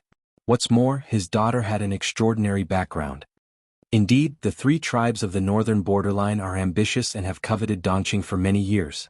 The emperor has been neglecting the court affairs and is no longer as wise and decisive as he was when he was young. Refusing to negotiate, the emperor still has to rely on the Count of Jinbei. However, the emperor has long been dissatisfied with the Count of Jinbei and always wants to take over the military power. If the negotiation is successful, it will be time to kill the donkey after it's no longer useful. Lu Shi shook his head. It was not that there were no people who could see the hidden dangers, but the emperor was biased and stubborn. Even a few bulls could not pull him back. Speaking of this, Lu Shi sneered and said sarcastically, "They are not upright. No wonder they are afraid of the Count of Jinbei." The royal family of Dongqing was originally a fugitive slave. Later, they worked as a groom for a famous general of the previous dynasty. By chance they were favored and slowly rose to power. However, a dog cannot change its spots. Their ancestor became a rebel for a temporary benefit. His descendants thought that all the generals were rebels. The corner of Jiang Pingji's mouth twitched secretly. She thought that as an outsider she had no fear of the imperial power. She had blurted out what she wanted. She did not expect her father to be even more ruthless. He had directly scolded the ancestors of the Dongqing royal family. In ancient times, bloodline and background were the most important. Scolding them was more insulting than anything else. However, it could also be seen from this point that her father was not foolishly loyal at all. He was quite rebellious in nature. Jiang Pingji asked, "If the Count of Jinbei falls, will there be other soldiers in Dongqing who can resist the ambitious 3 tribes of the northern borderline? If there is, why would the emperor rely on the Count of Jinbei to guard the border of the northern borderline for so many years? They would have separated and restrained each other long ago." Lu Shi sneered. He did not let go of the Count of Jinbei, but at the same time he was thinking about taking back the military power. He was not afraid of being divided. If that's the case, once the Count of Jinbei falls, the emperor will be bewitched and promote a few generals who only have the ability to talk on paper to replace the Count of Jinbei and guard everywhere. When the time comes, the southern barbarians and the northern borderline will join forces. I'm afraid they will have the momentum to destroy everything. Dongqing, war was Jiang Pingji's old profession. Although the situation and the tools of war in the 2 eras were different, which led to the final method of war, the essence of war remained the same. Even if the environment had changed, her sense of smell was still as sharp as ever. Dongqing had no other capable generals except for the Count of Jinbei. It showed how much the military officials were suppressed. If it's chaotic, then so be it. As the saying goes, heroes emerge in troubled times. If things are really as Lanting said, Dongqing's destiny is near. Unexpectedly, Lu Shi, who was usually elegant, sneered and said such rebellious words. Jiang Pingji said slowly, I think that a centipede is dead but not dead. Maybe it can be saved. It was a country in ancient times. Information, communication, and transportation were too backward. It was not as easy to destroy a country as it was in her era. In her era, if one wanted to destroy a country in the morning, it would never be delayed until the evening. Lu Shi put on a gentle and doting smile and added, a fool who doesn't know he's courting death is incurable. Jiang Pingji was speechless. Tudu Feiqiu, I can suddenly read the expression on the host's face. It's definitely AB asterisk starred. Chapter 45. Putting aside her prejudices, Jiang Pingji realized that she seemed to have picked up a rather different kind of father. Your handwriting is much better than your mother's. It should be more like mine. As the head of a feudal family, no matter how different Lu Shi was, teaching, testing, and checking on his work were all part of the process of fostering the bond between father and son. He glanced at Jiang Pingji's handwriting and his facial muscles twitched. He reluctantly praised, it's pretty good. Jiang Pingji was speechless. It was clearly written, yet he was praising her for drawing well. To put it bluntly, he was indirectly criticizing her for not writing well. Jiang Pingji wanted to find an excuse to avoid it, but her eyes lit up when she saw Lu Shi grind the brush and write. Even if she couldn't tell what it was, she thought it looked good. Jiang Pingji's eyes lit up when she saw Lu Shi's writing. As a matter of fact, Lu Shi's handwriting was also famous in Hejian County. It was clear and smooth, full of meaning. The characters were strong, and the meaning of each word was in harmony with the spirit. Now that he had been an official for many years, his state of mind was not as rash as it was when he was young. His handwriting was more gentle and elegant. Looking at calligraphy is like looking at a person. A good handwriting is far more attractive than a beautiful essay. Lu Shi put down his brush and wrote the words Lu Shi on the bamboo paper. Comparing it with Jiang Pingji's own handwriting, it was obvious who was better. Jiang Pingji carefully observed the difference between the two. All kinds of information emerged in her mind. She was also analyzing Lu Shi's posture and strength. But before she could finish her analysis, Lu Shi, who seemed to be a very serious feudal patriarch, added. After all, when sending a letter to a lady, they usually look at the words first before reading the sentimental content. Jiang Pingji coughed. Lu Shi smiled and squinted his eyes. He was satisfied with his son's reaction. What's there to be surprised about? Back then, Min always mocked me for my bad handwriting, saying that it was like a dog crawling on the ground. No matter how good the content was, the impression would be reduced. If we didn't know each other, she wouldn't even want to see it. De Zhuangzhu Furen, the host's mother, taught her well. She is a feudal patriarch who is at the forefront of the times. 233333 Zizai Mainen. Although the style doesn't feel right and a feudal parent should be serious in speech and manner and ask for domestic discipline at the drop of a hat, but, haha, this kind of streamer papa is really cute. Privately discussing with his adolescent son about the essentials of writing love letters, */w***. Lan Chue Yu Buja. But the host is a girl. I'm confused. Tudu Feiqiu, I'll say it again, when it comes to picking up girls, I only admire the streamer. Jiang Pingji relaxed a little when she saw him like that. So, this is the motivation for father to learn calligraphy? Lu Shi said righteously, the result is that I can write well, but no one knows why. They can only see the result. Then Lu Shi asked Jiang Pingji what books she had been reading recently and what her thoughts were. He wanted to know about his sons or daughters' hobbies. I copied the Analects of Confucius yesterday, but I didn't like it. Instead, I thought the military strategies in the study was more interesting. Lu Shi agreed. I don't like it either. It's easy to wear it out. You're still young, so you should just read a little to pass the time. You don't have to read too deeply. When you're older, you'll have your own ideas and experience. Then you can study it again. Jiang Pingji could not help but secretly sigh that her legendary mother had taught her well. The Analects of Confucius was a classic of Confucianism and the leader of literature in that era. After the unification of the previous dynasty, Confucianism became the orthodox school of thought. After hundreds of years of chaos, other schools gradually rose. It was not until the 5 countries were divided into xia that 100 schools of thought contended. Even then, Confucianism was still respected as the orthodox school of thought, and no one could challenge its position. Lu Shi was a high-ranking official in Dongqing, and he was considered the orthodox school of Confucianism.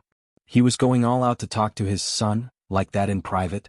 If Jiang Pingji was an indigenous person and met such a father, it would indeed leave a very deep first impression. Lu Lanting's studies were not outstanding. Jiang Pingji relied on her memory and the results were obvious. She could answer Feng Jin's questions during the day, but when it came to Lu Shi, her knowledge was not enough. Lanky Yubus, haha, this is tragic. I can already see the streamer getting scolded by the feudal elders. A group of viewers squatted down to watch the stream. They wanted to see Jiang Pingji get scolded by Lu Shi, but they were all disappointed. Jiang Pingji felt guilty and depressed. I've let you down, father? Lu Shi was not disappointed. Compared to the number of books she had read and the number of articles she had memorized, he was more interested in her aura, who could not read from a book. It was rare for her to have her own ideas instead of following the crowd and being a yes man. Not bad. At least you're not stupid. He rubbed the top of her head lovingly. You can make up for your studies slowly. There's no rush. In fact, Lu Shi used to be a naughty child who could not read well. He could read all the words but he could not put them into his head. Every time his teacher or his father tested him, his mind would be in a mess. He would have many ideas but he could not express them. He had suffered enough, and he did not want his son to repeat the same mistake. What's the point of writing a good policy or political commentary? As a parent, the most important thing is to govern. No matter how much you learn, it's all for this purpose. If you focus on studying and writing, you'll neglect other things. Isn't that putting the cart before the horse? Jiang Pingji had to admit that Lu Shi's words were like a non-mainstream feudal patriarch.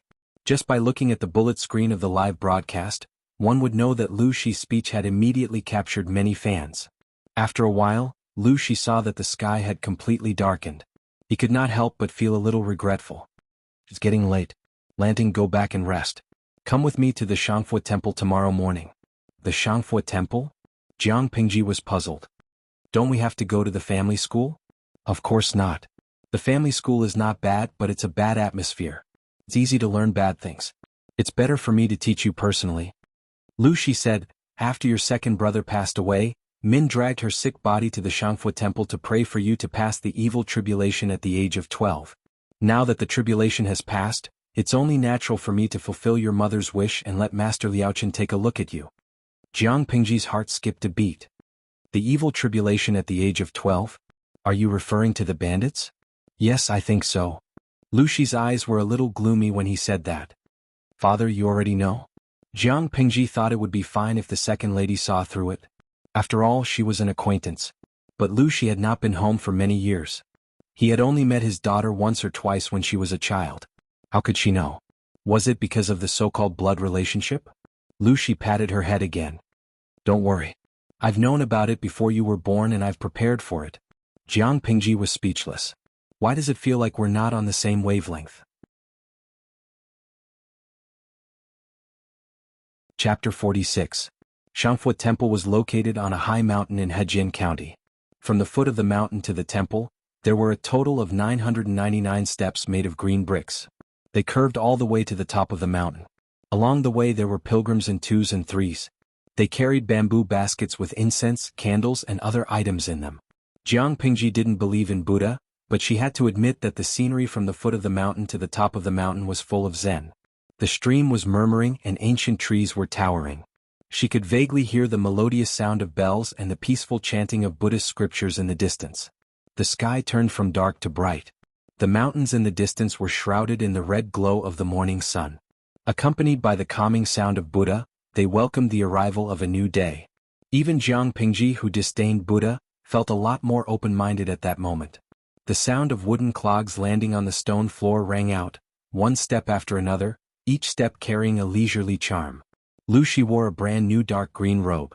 The size was much better than the clothes he wore the day before. It also showed how thin he was. His black hair was meticulously arranged and his face was trimmed clean. He looked refreshed and his fingernails and toenails were meticulously trimmed. There was even a hint of sandalwood fragrance on his body. His face was solemn, which showed how much he valued this vow. Jiang Pingji held a food box in her hand. It contained incense, candles, lamp oil, gold paper, and fruits for the ceremony. Of course, she secretly weighed the box.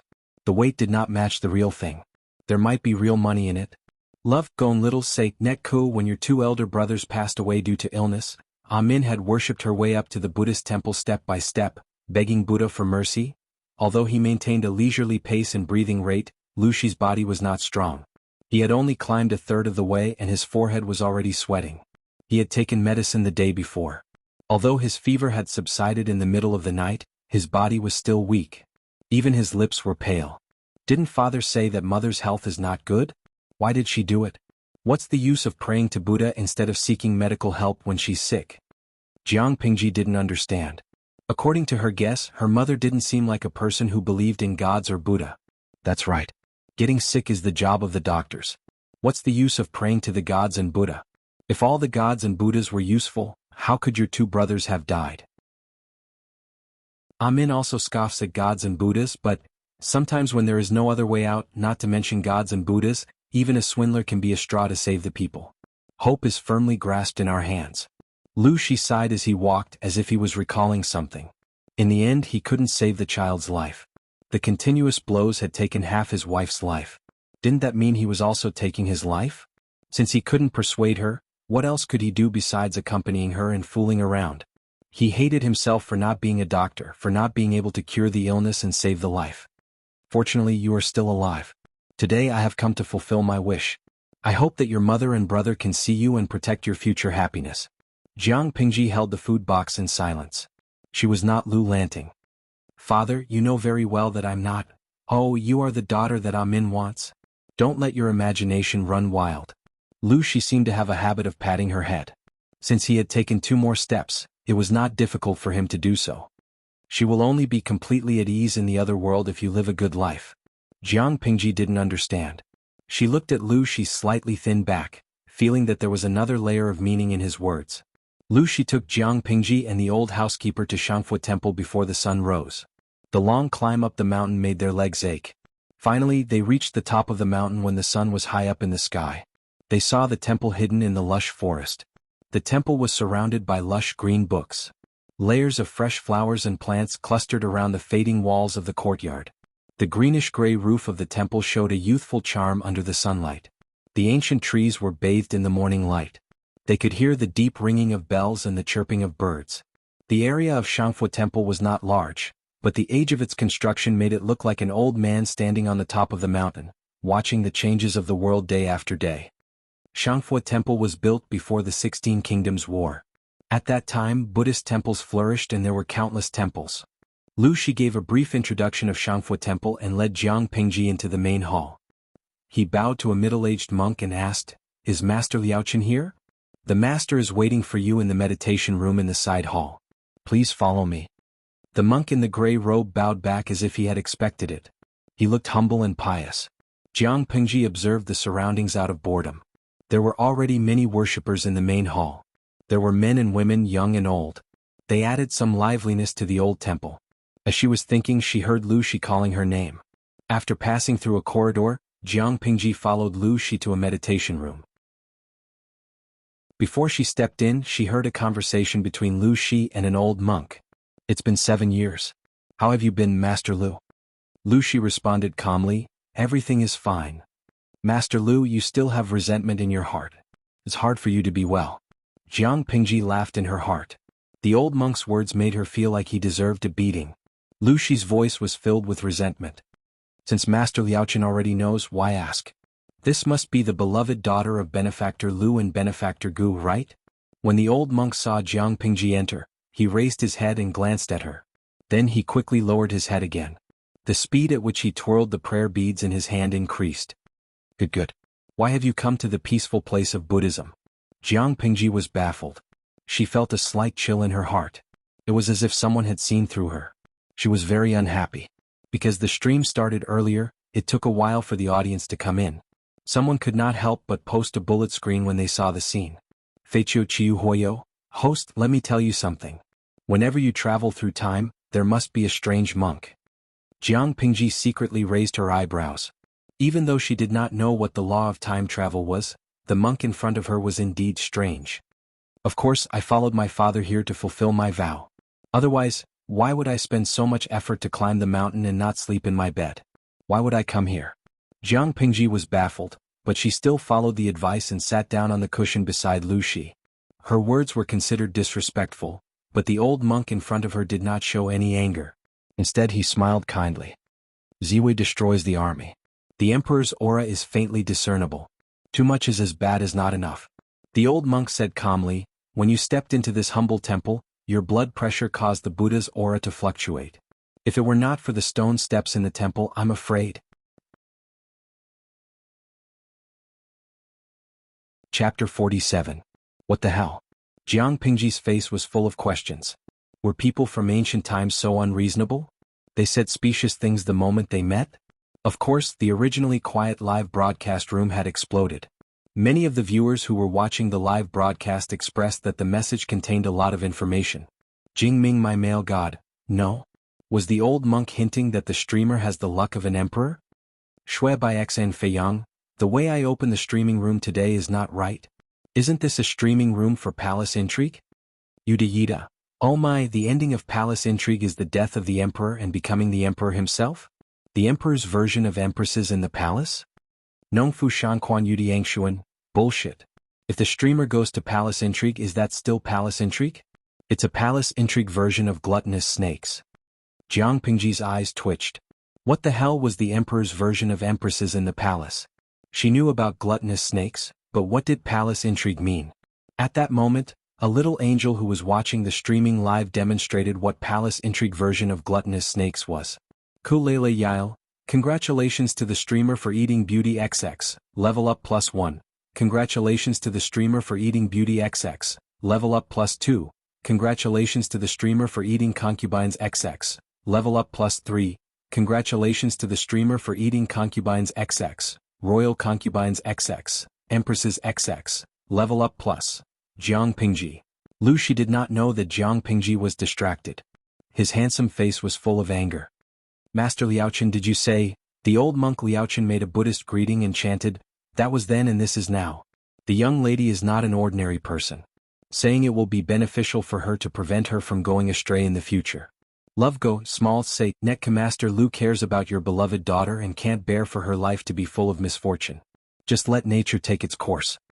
Jiang Pingji stopped making question marks. She did not care about etiquette and interrupted the guessing game between the two. I wonder if Father and Master Liaochen can answer my question. What is the Emperor's aura? What does it mean? Lu Shi nodded expressionlessly. The monk Liaochen smiled kindly and exposed Jiang Pingji's facade. Young benefactor has a lofty character, an explosive temperament, and a lofty aspiration. How could you be willing to submit to others?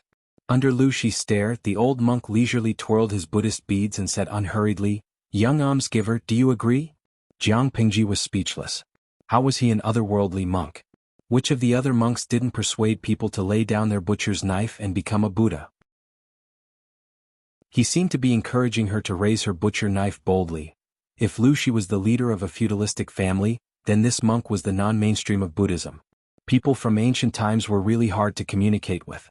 Jiang Pingji was about to answer, but the old monk suddenly said to Lu Shi, I have something to say to you. I'm afraid it's not suitable for you to hear. The reincarnation tablets of your wife and two young masters are enshrined in the side hall. Lu Shi hesitated for a while, but in the end he got up with a cold face. Before he left, he patted Jiang Pingji's head as if to comfort her. After making sure that Lu Shi was far away and that there was no one else around, Jiang Pingji finally frowned impatiently. The smile on the old monk's face became much gentler. About 29 years ago I met your mother. She was only this young. Jiang Pingji was even more curious about her mother. She could not help but ask, You met her? Yes. She wanted to erect a reincarnation tablet for a little girl. The girl's name was Gu Min. Jiang Pingji almost crushed the cup of tea that the old monk had brewed for her because Lu Lanting's mother's name was Gu Min. Master, are you seeing things? Did you remember the wrong name? Who would erect a reincarnation tablet for themselves at such a young age? Jiang Pingji said calmly while secretly observing the old monk's expression. She did not want to miss out on any trace of abnormality.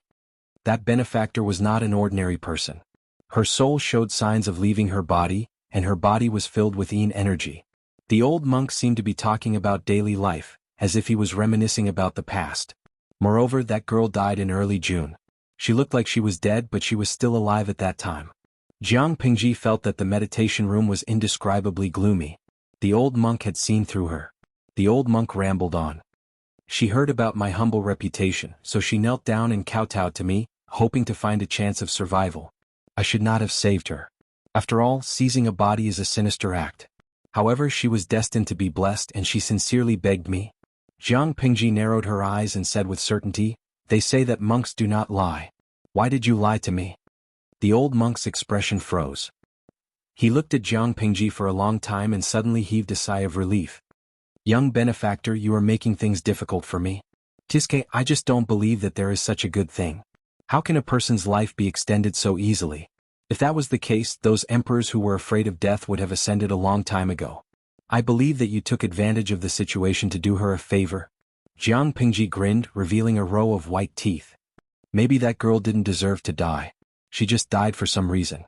It was fate that my mother ended up in her body. Why don't you just push the boat with the current and do her a favor by expelling the yin energy from her body?" She thought that the old monk would fly into a rage, but he shamelessly nodded and admitted to it. "Young benefactor, you are indeed smart. Everything has its cause and effect. Fate has its own destiny. The girl should have died and your mother should have appeared. Just like you, young benefactor, she should have become Lu Lanting." After the old monk finished speaking, he twirled his Buddhist beads and kept on muttering. At that moment, the system, which had been silent for a long time, secretly said, "I feel like this old monk is spouting a bunch of nonsense." Jiang Pingji said meaningfully, "Maybe it's not nonsense. He just wants to pass on some important information to me." System, what information? I don't know. The brains of people in ancient times are too complicated. They are not on the same channel. I don't understand, Jiang Pingji complained. The system said, "Then what are you trying to say?" Jiang Pingji rubbed the space between her eyebrows and asked a straightforward question. "I don't want to know about the past. I just want to know how you and my cheap mother worked together to deceive my cheap father and my cheap stepmother. They knew that their bodies were the same but their souls were different. Based on their current thinking, wouldn't they treat me like a demon, cut me into pieces and burn me? Did they think she was stupid? Did the second lady and her father think that she did not know about this secret?" Jiang Pingji said bluntly, "I inherited a dead body. When I woke up, Lu Lanting was already gone." Both the second lady and her father knew that Jiang Pingji was not Lu Lanting, but they still treated her as their daughter. This development infuriated her. At first, she thought that the two were lying to themselves, but when she saw the old monk, she suddenly understood. This was the root of the problem. This is not a lie. Young benefactor, you are indeed Lu Lanting. You should be Lu Lanting. A monk does not lie. Jiang Pingji bluntly exposed him. "You lied to me just now." Master Liaochen was speechless. Chapter 48. Well, there's no point in dwelling on it. Jiang Pingji rested her chin on one hand and looked at the old monk, waiting for him to speak. "Young lady, this is your mother's wish." The old monk twirled his beads. "When your mother lost 2 sons, she asked me to read the physiognomy of all the children in the house. None of them had the fate of an emperor, but your mother was certain that Lu Shi's daughter was destined to be an emperor." Jiang Pingji narrowed her eyes. "So certain? Was her mother really a woman who knew history? I'm not strong enough, so I asked a friend for help. Finally, I figured out that Lu Shi had the fate of being the father of an emperor, but the daughter of an emperor never showed up. Before your mother passed away, she seemed to have figured something out. To protect you, she asked me for a favor." The old monk said with a smile, "Your mother didn't care about the danger of being burned as a demon and told your father about her origin. She also said that she had 2 souls in her body since she was young, and one of them died because of the death tribulation. As her daughter, it is very likely that the young benefactor will—" Jiang Pingji's hands trembled and she almost spilled the tea in her cup. 2 souls in one body? Did that mean that both the second lady and Lu Shi thought that the real Lu Lanting was the one who died? If that wasn't the case, little benefactor and your esteemed father would definitely harbor animosity toward each other. It's not impossible that they would eventually fall out." The old monk maintained his amiable smile. "Moreover, your mother knew you were her daughter. There's no doubt about that. But why was she so sure that the death would happen at the age of 12? Jiang Pingji was shocked. She had an answer, but she needed to verify it. "Your mother had just given birth to you and your brother. Seeing that they were both intelligent, she secretly asked me if the body of the baby girl had been possessed by a thief. She said that the baby girl was supposed to be soulless until she was 12 years old. Jiang Pingji crossed her arms in front of her chest. Various clues kept flashing through her mind. According to the current information, that cheap mother was really a woman who knew about history. Or, in other words, in history this empress was quite famous. Moreover, in the history books there were comments such as, she was as stupid as a tree when she was young and didn't understand human nature. Perhaps there were records of the empress and her biological father not getting along, or even falling out with each other. However, the problem of spacetime had always been complicated. That cheap mother had memories of the future, and every move she made affected the so-called history. According to the old monk, although the mother knew about history, she was bound by it and did not live as she wished. How can something like fate be determined? If I really want to fight for supremacy in the future, it will be because I want to do so, not because fate dictates that I must do so. The so-called future is just one of thousands of possibilities, not the only one. It had always been the process that determined the results. When had the results determined the process? Jiang Pingji shook her head and said, "It's boring, but I have to thank you for doing me a big favor." The reason of having two souls in one body was very nonsensical, but to the ancient people, it was a reason that was easier to accept, and it also saved them a lot of trouble. This old monk cannot accept young benefactor's thanks. The old monk shook his head and said greedily, "Young benefactor, you are still the most sensible. The way of fate is mysterious and not unchangeable. However, perhaps because you know these things, you will fall short of success in the future, and you will lose the throne because of a wrong decision." Jiang Pingji snorted and said arrogantly, "If I want it in the future, then it can only belong to me. I will kill whoever tries to snatch it." Because of Jiang Pingji's declaration full of chinibyu, the livestream screen kept receiving gifts and flowers. Nongfu Shangquan Yudiangshuan, haha, I like the way the host gives up treatment in the late stage of chinibyu. Nyoda Ida, yes, she gives up treatment in the late stage of chinibyu, but somehow it feels so good, */w***. Kalele Yael, give me my 40-meter broadsword. I am more looking forward to the greedy snake version of harem fighting. She can still become the emperor after getting rid of the emperor. She can sleep with men and she can sleep with their wives. Since ancient times, it was good to have a wife. Even though the bullet screen was dirty, there were still old drivers who wanted to squeeze in with their cars. Oh Huang Sai Gao, what's so good about sleeping with the emperor? It's better to have a dog than harem fighting. It's disgusting to use a cucumber for public use. Sleeping Sanguishan, it's not challenging to be the empress in harem fighting. Which concubine can withstand a slap from the host?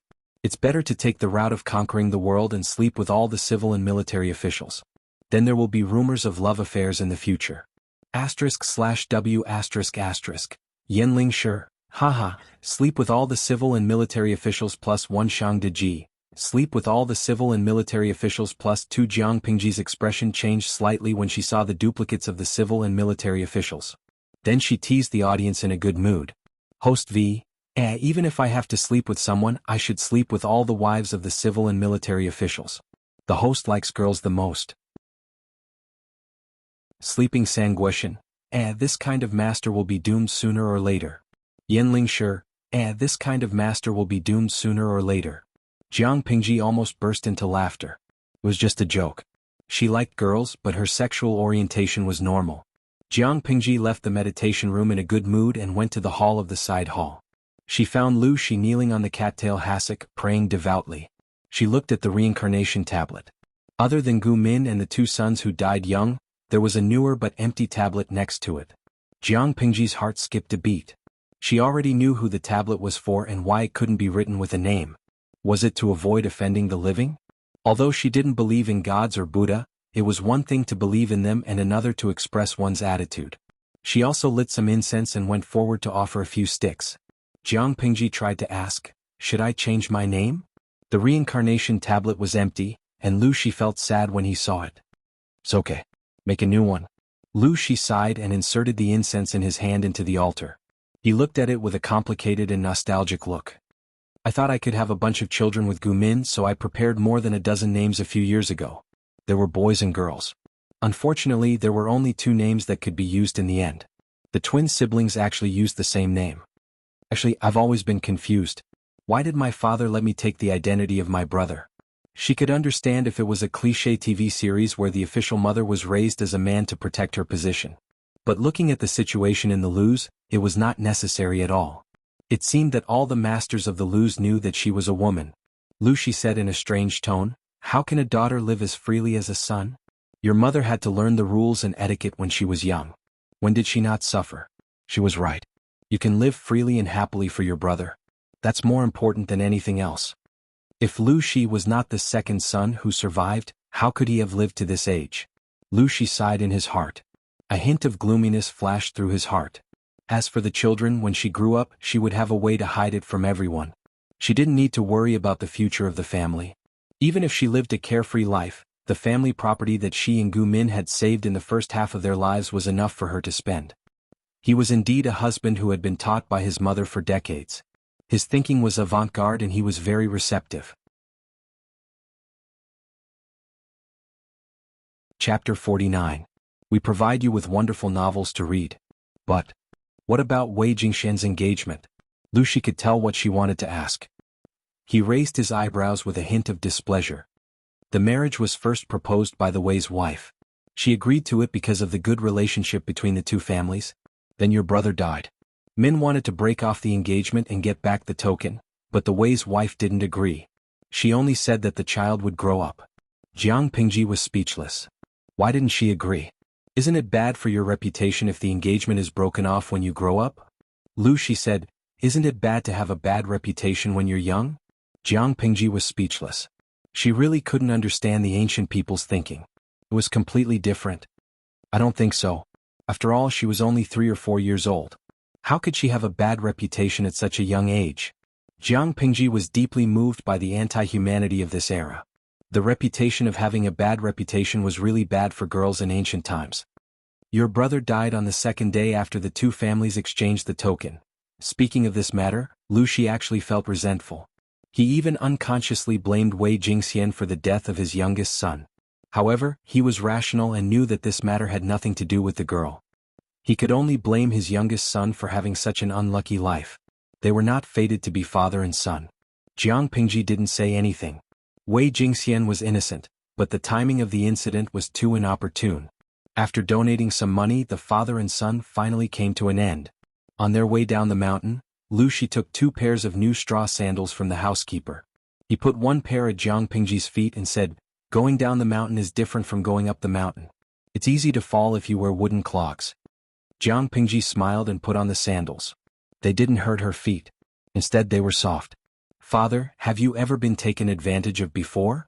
It didn't seem like it was his first time. Ignoring Jiang Pingji's teasing, Lu Shi said, your mother was stupid and almost disfigured. When they went down the mountain, the sun was already in the west. Looking at the long shadows on the ground, Lu Shi suddenly sighed. Your father is really getting old. If I was still young, I might be able to carry you down the mountain. He knew his own body well. When Lu Shi was young, Gu Min had urged him to do all kinds of exercises. He always felt that those movements were rude, shameful, and stupid. But thanks to that, he had gotten rid of his days of major illnesses and minor disasters after exercising. His body and bones had become much healthier. But now he could barely climb the mountain. He really couldn't carry his daughter, who was about to become an adult. Otherwise, both father and daughter would fall down. Jiang Pingji said, I don't mind carrying my father down there. Lu Shi smiled but didn't say anything. He touched her head again. She was raised as a son, but she was still a daughter. How could she be stronger than a man? At that moment, Lu Shi subconsciously forgot that the second lady had told him that Jiang Pingji had single-handedly destroyed the entire bandit village. The journey down the mountain was very relaxing. Jiang Pingji chatted with Lu Shi and laughed. The atmosphere was very harmonious. However, when they talked about schoolwork, she suddenly remembered Master Yuanjing, whom Feng Jin had introduced to her. Jiang Pingji asked while secretly observing Lu Shi's expression. Father, I heard from a friend that Mother and Master Yuanjing are old friends? From your friend? Only a few people know about this. I don't think your friend is one of those old guys. Lu Shi's expression was calm. Your mother supported Master Yuanjing when she was young. When Min was alive, our families would occasionally interact. Indeed. That friend's surname is Feng, and his name is Jin. He said that my studies are not good, and Master Wei Yuan's personality is not suitable for me. If there is a chance, I can visit Master Yuanjing in Langyi County and see if I can become his disciple. Maybe I can be saved. Before Jiang Pingji finished her sentence, Lu Shi, who had been listening attentively, suddenly stopped walking. His expression was slightly stiff. He turned his head and looked at her. Oh, what? Jiang Pingji didn't understand. She immediately understood that Lu Shi was referring to that friend. Feng Jin. Feng Jin? The one whose surname is Huayu? Lu Shi's face darkened. Nobody knew what he was thinking. It is indeed Huayu. Father, is there something wrong with him? Jiang Pingji's heart skipped a beat. Could it be that Feng Jin's family was Lu Shi's political enemy? Lu Shi didn't look like a narrow-minded person. Why would he implicate his political enemy's descendant just because of his political enemy? If he's just a kid. Lanting, you can just maintain a gentleman's relationship with him. There is no need to get close to him. Lu Shi regained his calm expression, as if he wasn't the one who frowned in displeasure. Although Jiang Pingji didn't understand, Lu Shi was not the kind of person who liked to slander people behind their backs. Moreover, Feng Jin was only a teenager. He was too different from Lu Shi. He must have his reasons for saying that. After a few more steps, Lu Shi suddenly asked, "How did Lanting and Feng Huayu meet?" Jiang Pingji gave a concise and comprehensive description. On the 3rd of March, he and his companions were chased by bandits. They accidentally broke into the bandits' village and happened to bump into me and Jing. We had some misunderstandings, but they were all solved later. Lu Shi asked calmly, "What do you think of his temperament?" If Lu Shi asked about Feng Jin's talent, Jiang Pingji could praise him, but temperament, it would be more derogatory. He acts decisively and treats people well. But sometimes he will do anything to achieve his goals. A man must be ruthless. If a man isn't decisive and ruthless, he won't even know how he died. Jiang Pingji was speechless. That should be a compliment to Feng Jin, right?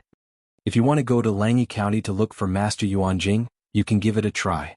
In the previous dynasty, based on your age, it's time for you to leave home to study. It's a good thing to have the ambition to study abroad. But you don't have to reveal your identity. That person has a strange temper and doesn't take favors. According to my son's talent, he's no worse than his last disciple. Lu Shi changed the topic and didn't want to continue talking about Feng Jin. It was said that a woman's mind was hard to understand, but in her opinion, a man's mind was also like looking for a needle in a haystack. The carriage of the Lus was parked at the foot of the mountain. It was easier to go down than up. Soon they could see the familiar carriage. Lu Shi was deep in thought when he got in the carriage. "Lanting, has Master Liaochen told you everything?" Jiang Pingji answered, "Yes, I've told him everything." Lu Shi asked, "Then? What do you think about that matter?" "It's still too early. If one day I really walk that path, I will naturally be the final winner. Rather than groveling at the feet of a brainless person, why not sit on the throne yourself?" Jiang Pingji was not someone who liked to stir up trouble, but she was definitely not someone who was afraid of trouble. Lu Shi closed his eyes. "Well, don't say these words to anyone else when you leave this carriage. Keep it to yourself." Chapter 50. That being said, who could say for sure what would happen in the future? Jiang Pingji loved to fight, but she was not a bloodthirsty person. As long as people did not come to her door and provoke her, she would not look for trouble. As for what the old monk had said about raising a flag and becoming a king, or even having an army and becoming an empress, it all depended on the situation. She did not like to stir up trouble, but she was not afraid of it either. Jiang Pingji was quite calm as she watched the orange sunset outside the carriage, but Lu Shi could not calm down. Back at the Lu residence, he asked Jiang Pingji to visit the second lady while he went straight to the main courtyard. He waved at the maids beside him and said, "Guard outside. No one is allowed to enter without my permission. If Lanting comes, remember to inform me." The two maids whispered, "Yes, sir." Lu Shi did not even look at them. Instead, he walked briskly to the room where he and Gu Min used to live. According to the rules of the time, the legal wife usually lived in the east courtyard, but he and Gu Min had always shared the same room. The furnishings in the room were the same as before his wife passed away. Lu Shi looked around and quickly walked to a corner of the room. He carefully opened the box and scratched the floor with the jade hairpin on his head a few times. Then he followed the traces and moved the brick away. The bottom was hollow, and there were a few copper boxes inlaid with gold and silver. Each box was locked, and the only key was kept by him. Opening one of the copper boxes, he cautiously and carefully took out a neatly folded silk cloth that was filled with words. "Love, Gon little say." Net Lu Shi's expression was inexplicably gloomy after he read the contents of the silk cloth. He was stunned for a long time. He waited for Jiang Pingji to come and pay her respects before he reluctantly folded the silk cloth back to its original shape. He put it away and moved the box back. Lu Shi carefully smoothed out the creases in his clothes and adjusted his expression. After he was ready, he walked out of the room and went to the reception hall in the main courtyard. Lu Shi had previously told Jiang Pingji that she did not need to go to the family school anymore. Wei Gongqiao was sick, so he was temporarily the teacher. He took the bamboo slips and the book from Jiang Pingji and flipped through them. "Are these what you've been reading recently?" A volume of military strategies and half a volume of the Analects of Confucius. He had originally used the study, so Lu Shi was very familiar with the books in the study. Many of the bamboo slips had his annotations. As soon as he opened the bamboo slip, he saw many new comments. His daughter's favorable impression of military strategies was much higher than that of the Analects of Confucius. Most of the comments on the former were pertinent, and there were even his own thoughts and hypothetical strategies. As for the latter, TSK. Actually, he and Jiang Pingji were the same. They had never liked the Analects of Confucius. They would even get headaches if they read too much of it. Sages once said that the people are the most important, the country is second, and the monarch is the most important. TSK, but when you're really in an officialdom with constant strife, you'll find that these words can only deceive those who don't understand. Sages' words are just words after all. Lu Shi closed the bamboo slip and put the half-volume of the Analects of Confucius aside. He carefully read Jiang Pingji's comments on military strategies. Based on that sentence alone, Jiang Pingji was certain that Lu Shi was a weirdo in this era. He was a weirdo who could perfectly blend in with the rest of the ordinary flowers. Now that the Confucian school was popular, it was still the leader of the 100 schools of thought. Was it really appropriate for him to say that? Even in her previous life, where technology was so advanced and the land was so vast, inequality still existed. It was a common occurrence, not to mention in the ancient times, where civilization was abnormally backward. But she didn't expect that Lu Shi would say something like that to her. According to the thinking of the people in the ancient times, didn't they think that it was a normal phenomenon? Jiang Pingji couldn't reveal too much. She could only play along with his words and ask, "The monarch is the boat, and the commoner is the water. The water carries the boat and the water capsizes the boat." From this, it can be seen that the commoner is more important than the monarch. Is it possible that the sage's words are also false? Lu Shi shook his head and corrected her. "No, I can't say that it's false. I can only say that it's too perfect." He knew that his daughter was extraordinary, but she was still a child who had not seen much of the world. Amin often said that at the age of 12, she was still a little girl who was still wet behind the ears. Some things needed to be guided correctly, not left unchecked, and let her learn by herself. 12 years old was the best age to mold people. After this period, their thinking would be fixed and it would be difficult to change. His daughter didn't like the Analects of Confucius, which could be seen from the few comments on it. But he couldn't deny it just because he liked it. Half of the Analects of Confucius to rule the world was not a joke. He had to learn it, but he had to learn it selectively. As a monarch, learning the Analects of Confucius could help him hone his temperament. He would know how to control his subordinates, win people's hearts, and understand the public opinion. In short, there were many benefits. Lu Shi had been an official in a remote place for many years, but after so many years, his governance was very effective. The prosperity of the county was no less than that of Hejin County. From poverty to wealth and prosperity, the county under his rule had undergone earth-shattering changes. He could see clearly what the children of those rich families were like, and he was afraid that Jiang Pingji would go astray because of curiosity or arrogance. The sage's words are meant to restrain a gentleman, not a villain. You don't have to read too much about those vague words. Jiang Pingji believed that if Lu Shi's words were thrown out, he would be condemned by the old-fashioned Confucian scholars. It was simply disgraceful. Lu Shi smiled and said, "Even so, it also reveals a truth. Those who win people's hearts will win the world." The current Dongqing was not like that. The former emperor was absurd. He killed his father to ascend the throne. After he ascended the throne, he only knew how to enjoy himself. He did not cultivate his internal strength, appointed people through nepotism and trusted villains. Not only that, he even raped his uncle and sister-in-law and forced his uncle to die. When it came to the current emperor, it was even more exciting. He killed his brother, stole his sister-in-law, forcefully snatched his minister's wife, slacked off in government affairs, and only knew how to eat, drink, and have fun all day long. He was arrogant, tyrannical, muddle-headed, and blind.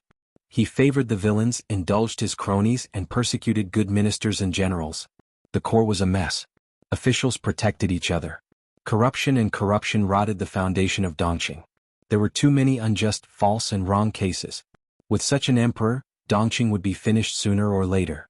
As for the 3 tribes of the northern borderline and the Count of Zhenbei, they were just the straw that broke the camel's back. If there was no peace negotiation, Dongqing could still hold on for a few more years. When the princes grew up, there might be a virtuous emperor who could rise to the throne.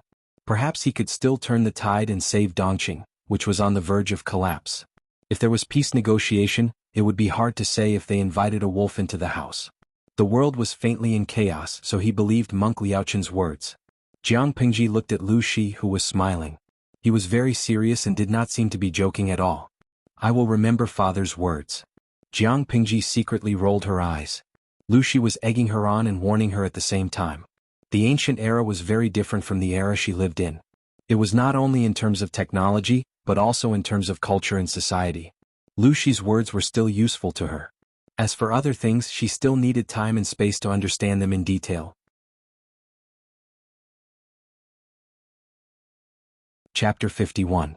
Lu Shi sat upright and motionless. He said slowly, "What the people want is naturally what they want." Throughout history, which emperor who lost the people's support survived for a long time? Let's not talk about the current emperor. The former emperor was considered one of the outstanding among them.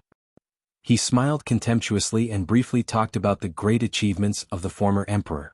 He used detailed examples to deepen the impression and analyzed them bit by bit.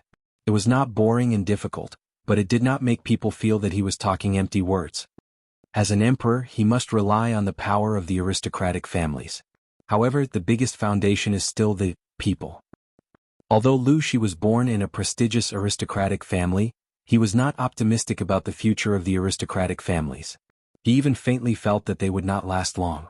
Of course, in this context, the aristocratic families had a huge influence on the court. They could even cover the sky with one hand. The former emperor failed because he offended the aristocratic families, but the core reason was that he lost the people's support. If not, how could Prince Gongshun of Hejian County break through Shangyang City without any obstacles and put a sharp blade on the former emperor's neck? Prince Gongshun of Hejian County, Wu Meijin, was the emperor sitting on the dragon throne. He was the brother of the former emperor. However, when the 2 brothers fought, they did not care about family. After Prince Gongshun ascended to the throne, he even ignored the advice of the officials and ordered the former emperor to die. He prayed to the heavens for rain to appease the people. Jiang Pingji had a rough understanding of the situation. She felt that the background of the ancient times was inexplicably similar to the era she was in. In her era there were many aristocrats. Some aristocratic families were so powerful that they could even change the government of the Federation. But no matter how much they struggled, the ruler of the Federation was still the largest number of citizens. Whether it was aristocratic families or aristocrats, they could not live without those people. In this era the meaning was similar. No matter how powerful the aristocratic families were, they could not go against the voice of the people. Of course, some aristocratic families were arrogant and thought that they could play with the situation of the world in their palms. Such fools were like monkeys. As she was thinking, Lu Shi looked at her with gentle eyes. It was as if his dark and bright eyes were filled with clear spring water. "You are my only child. My family has been very lenient towards you, so it's inevitable that you've been raised to the point where you don't know Mt Tai. You can only see the prosperity in your eyes, but you can't see the rot and decay in the depths. The people's hearts may seem easy to write, but it's very difficult to write it beautifully." His pale fingers gripped the brush and steadily wrote down 2 large characters on a piece of bamboo paper. The will of the people. If the words have no bones, they are nothing but empty talk. If the words are formless, others will know their roots with a glance. It is easy to write but hard to do. Lu Shi smiled faintly. Jiang Pingji's expression changed when she heard that. Then what does father mean? Lu Shi threw the bamboo slip away. See it with your own eyes and understand it for yourself. Only then will you understand the content of the book better. Do you know how high the prices of goods are outside? Do you know what people need? Do you know why people who have left their homes are willing to sell their children? Without understanding the needs of the people, how could he truly consider for them? If they couldn't even do this, it would be impossible for them to win the hearts of the people. If they were betrayed and stabbed in the back because of this, it would be too humiliating. However, Jiang Pingji had another question in her mind. He said that Lu Lanting was his only child? Then what about the 2 concubine sons and daughters in the backyard? Lu Shi's clear voice was especially heavy under the flickering candlelight in the study. It was as if he was hiding a deadly poison. Jiang Pingji also felt that the topic of father-son conversation was very dangerous. Lanting, do you want to hear about the interesting things I've encountered while I was in office? Lu Shi wisely stopped the topic and chose to let Jiang Pingji think about it herself. What he had said was not only related to being a ruler, but it was also related to being an official. How could an official who did not understand the needs of the people truly consider for them? He did not care which direction his daughter was going in. The only difference was the size of her ambition. Oh, there was a bedtime story to listen to. Jiang Pingji perked up. Of course I want to. Lu Shi used his calm and cool voice to talk about his experiences as an official in those places. The content was very broad, from the smallest of trifles to the sinister fights in the backyard, to the various situations in the marketplace, and to the infighting in the officialdom. It sounded frequent, but it was actually quite thrilling. No matter how poor a place was, there was no shortage of local tyrants. As a county chief from another place, he had to have some tricks up his sleeve if he wanted to govern a county. During the most difficult times, he was almost turned into a figurehead by the local gentry. As Madame Hu had said, Lu Shi's handsome appearance hid a belly full of dark water. If he couldn't do it from the front, then he would do it from the side. It didn't matter if his methods were honorable or not. Whose house did not have some secrets? Whose hands were completely clean? Whose wife could be truly calm and magnanimous when faced with a house full of concubines and sons and daughters of concubines? He was like a venomous snake on the hunt, calmly waiting for his prey to lower its guard. After a few months of lying low, he still managed to take care of those arrogant gentry. His way of telling stories was not old-fashioned. It was even a little humorous, but it was a far cry from his immortal-like image. Jiang Pingji had to admit that she was more curious about the outside world. She had a concrete impression of it in her mind. She didn't have to categorize everything in this era as the products of the backward and ignorant ancient times. Even though Lu Shi was worried that Jiang Pingji would become a naive girl who did not know the ways of the world, it was still a lucky hit. She said solemnly, I understand what you mean, father. That's good. Lu Shi had recently become fond of this action. As he spoke, he took a small box from his side, opened it and took out the booklet inside. You're 12 years old this year. In 2 years you'll be at the age to get married and start a career. Jiang Pingji's mouth twitched uncontrollably. 12 years old. She would be 14 in 2 years. She would be starting a family? Suddenly, she felt that those people in their 30s who were still studying hard in the higher education institutions in her previous life were like overgrown babies. What's this? She took the booklet from Lu Shi and opened it carefully. She almost couldn't understand it after looking through it. Your mother left you a list of dowries. The top one is hers and the bottom one was added by me over the years, Lu Shi said with a smile. Lu Shi smiled. Of course, I have other plans for your marriage. This list can't be considered a dowry. He had never planned to marry his daughter off. If that was the case, he would not have needed to hide the death of his second son many years ago. Jiang Pingji did not know much about the price of goods in that era, but she felt that there were a lot of things on the booklet. She looked at the end of the booklet and saw the land, rice, and horse businesses. Her eyebrows twitched. Chapter 52. If they raised a flag and rebelled, they would definitely win at the starting line with the resources. In fact, that was indeed the case. If all the things in the book were converted into money, it would be several times richer than the national treasury of Dongqing. She really didn't know how Lu Shi had managed to amass such a large net worth without alerting anyone. Jiang Pingji suppressed her inner thoughts. Although she had only glanced at it a few times, she had memorized every single word on it. It was a pity that she could not understand the prices at that time, so she was not clear about the specific value of the contents. Marriage? Jinger? The Weiss have other plans. Her temperament is not suitable for you, so they will probably call off the marriage soon. Then, to protect her reputation, my son may have to suffer. Lu Shi sneered. He knew the Weiss plans like the back of his hand. The Weiss had insisted on keeping the marriage even though their second son was dead. They did not want Jingxian to be known as a jinx to her husband. But the two families could not let their daughters marry each other, could they?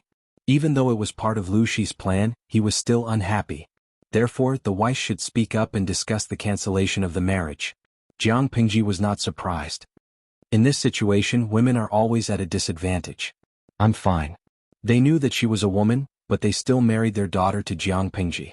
That family was either stupid or plotting something, or there was something wrong with the woman.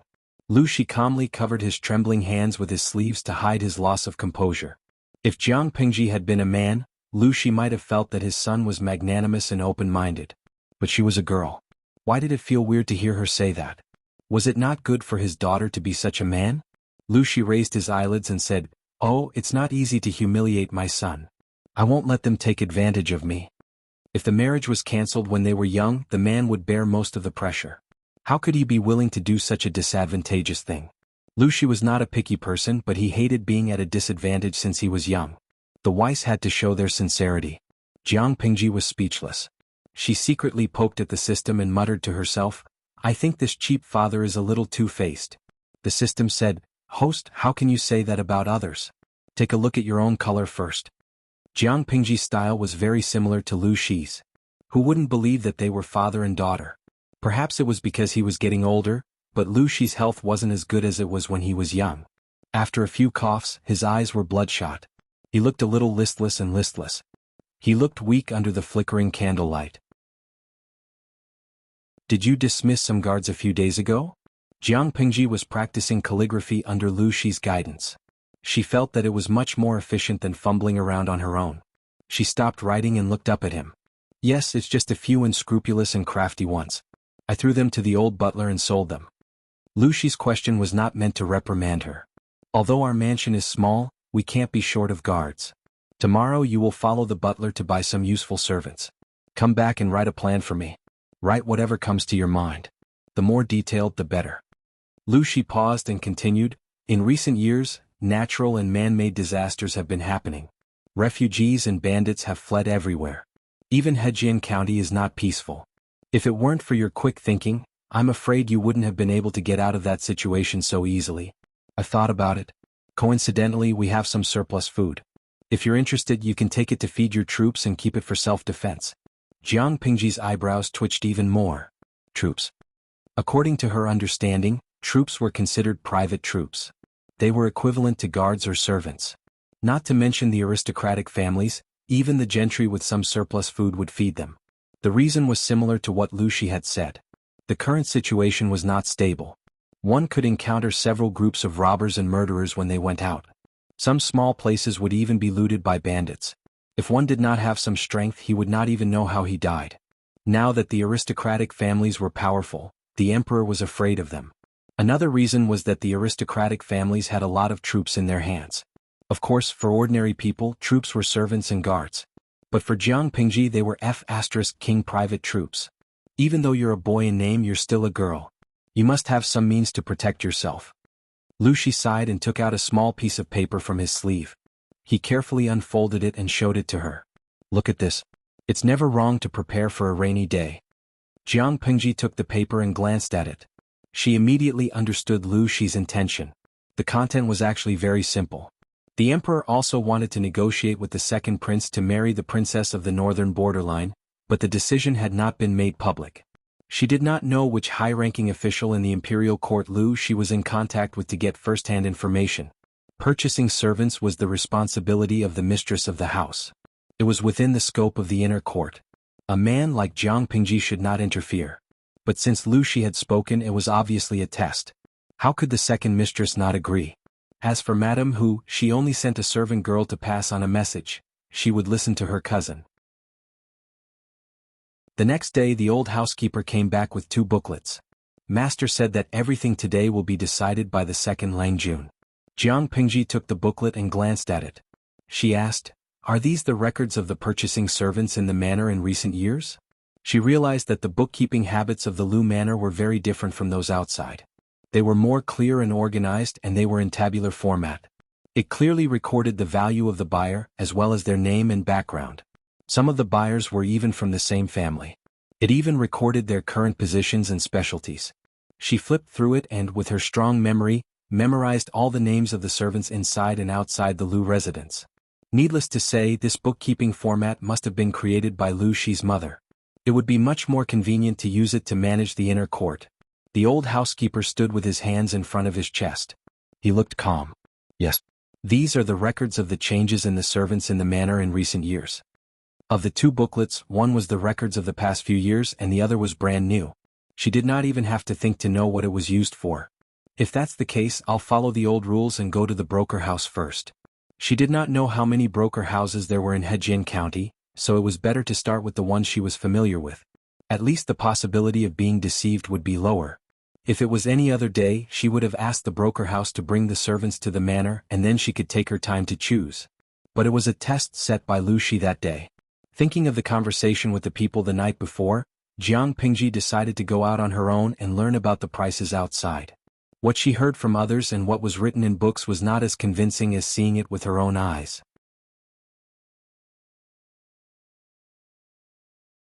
Chapter 53. The old housekeeper was very pleased to hear this. His wrinkled old face finally smoothed out, and he looked a little more relaxed. In fact, he was quite worried that the second Lang Jun, who had always been cooped up at home, would give out orders for the first time without knowing anything. Messing things up was secondary. The Lu residents didn't care about the damage caused, but they were afraid that Master wouldn't like them. After all, he had watched Lu Shi grow up. The old housekeeper hoped that Lu Shi and his son would be closer to each other. Jiang Pingji changed into plain clothes before she left. She sat in the carriage and occasionally lifted the curtain to look outside. Turning on the live stream mode, she casually glanced around and found that there were 3,000 viewers in the live stream room waiting for today's live stream. Unfortunately, as a first-class streamer, Jiang Pingji's streaming room could only accommodate 3,000 viewers. If she wanted to increase the upper limit, she would have to upgrade. However, leveling up would require a huge amount of popularity points. She could only save them for now and could not spend them. Playing with the sandalwood fan in his hand, he sat upright in the carriage. When he raised his head, several comments from the audience appeared on the screen. "Oh Huang Saigao, I was scared to death. I thought the streamer was going to open the window today, so I cut the screen and came over. Nongfu Shanquan Yudiangshuan, why is the screen shaking? Baigui Yeshing, Tsk, the streamer is obviously in the carriage. Can the screen not shake? Yimi Yangguang, not everyone has the right to sit in the carriage in ancient times. Even poor merchants don't have the right. The host's status is quite high. If this carriage was in our hands, it would be a Maserati worth a few million, right?" Although it was a horse carriage, the interior of the carriage was quite complete. Not only was there a table, but there was also a hidden box with the 4 treasures of the study and snacks to pass the time. If he was tired of sitting, he could still lean on the table to relax. If he was sleepy, he could still sleep. Of course, this was not the main point. The main point was the advanced shock absorption system inside the carriage. Before she boarded the carriage, she noticed that the structure of the carriage was different from the one she had seen before. The shock absorption system was more complete. However, when he thought about the butterfly hairpin he saw in the second madam's room, it also had springs on it. It meant that Mother Lu had experimented with this thing before. In order to pursue comfort, it didn't seem impossible to use springs on the carriage to make a shock absorber system. Wazwa Bai, today's host is still as handsome as ever, */w***. On the screen, Jiang Pingji was dressed in a green silk robe. The cuffs of her robe were embroidered with delicate auspicious clouds. A piece of white jade hung on her waist. The sandalwood fan in her hand occasionally closed and opened with a swoosh as she moved lazily. She tapped the palm of her hand with the fan. "Tudu Feichio, is the host going to school?" Host V. "No, I've dealt with a lot of guys because of the previous incident. Now I'm going to the broker house to buy some servants to look after the yard." Buyer D? Wasn't that human beings being bought and sold? Even though they knew that such transactions were common in ancient times and that it was only natural when they read novels, many felt that it was a little strange when they watched the live stream. However, they could not find fault with Jiang Pingji's actions. Lu Lanting's body was too weak. Even though she was sitting in the carriage, her back was sore from sitting on her knees for a long time. She leaned on the table and thought about the summary she would write to Lu Shi after choosing the servants. After a while, the old housekeeper lowered his voice and said, "Second Lang Jun, we're here." There were many officially approved brokers in Hejin County, but the one that was closest to the Lus and had a good reputation was the one in front of her. Jiang Pingji put away her sandalwood fan and glanced at the plaque hanging on the door. "I can't tell that this is a broker house just by looking at the door." Of course, when she entered, she found an even more interesting scene. The interior was decorated like a normal merchant's house. She whispered to the old housekeeper, "It's different from what I imagined. I thought it would be dirty and messy." The old housekeeper stood with his hands by his side and said in a serious tone, "Broker houses are divided into different levels. The kind you mentioned is probably the lowest of the lowest. They specialize in cheating and forcing people to buy and sell. The people they hire are of unknown origins. There's no way the Lu's family would want those kinds of servants. More importantly, the old housekeeper did not have the guts to bring Jiang Pingji to that kind of place. If they met someone who thought that they were easy to bully because of their plain clothes, they might get bullied. That's true. The difference between a licensed business and an unlicensed business is always different, Jiang Pingji replied with a smile. Under normal circumstances, when a rich family wanted to buy a servant, they would directly send a steward to the broker house to inform them. There were people like Jiang Pingji who came to the house herself, but most of them were from poor families. When the woman broker heard the news, she thought there was something wrong with her ears. Of course, when she saw the old housekeeper of the Lu's, she immediately went up to him. What kind of wind blew you here today? The woman broker was plump and strong with a fierce-looking face. Her hair was pinned with a bright red silk flower, and she wore a shiny golden ornament that shone brightly under the sunlight. Just by standing there, she exuded a rich aura. The old housekeeper was tall, but because of his old age he looked a little thin. Compared to the old woman broker, he was like a bamboo pole. The old housekeeper secretly rejected the old woman broker's flattery. He raised his brows and said, I have business to attend to today. Be careful not to offend you. After all, he was the housekeeper of the Lu's residence. He knew almost everyone who had dealings with the Lu's, including the old woman broker. The smile on the old woman broker's face froze for a moment. But in the blink of an eye, she smiled even more brightly. She secretly looked at Jiang Pingji. In Hejian County there were many rich families in a small place. Generally speaking, the Lu's were not the top big shot, but everyone knew that the second branch of the Lu's was rich. The famous bamboo paper workshop and several prosperous bookstores were all owned by the second branch. There were also other restaurants and restaurants. The owner came in person. This was a big deal. The old woman broker had been in the business world for many years. What kind of people had she not seen? To be able to do business like this, she must have some tricks up her sleeves. She had an idea. She quickly led Jiang Pingji and her servant to the seats of honor. Then she lowered her posture and knelt down. She looked flattering and respectful. Jiang Pingji opened her sandalwood fan and asked the old woman broker, How many boys between 10 and 30 years old do you have here? They must be healthy, clean and have a clean background. They must not have committed crimes. Because we are buying guards, if they are skilled, the price can be increased. It would be best if they were adult men. She just needed to teach them some martial arts. But if she formed her own private army, she would be too old. There was not much room for her to teach them.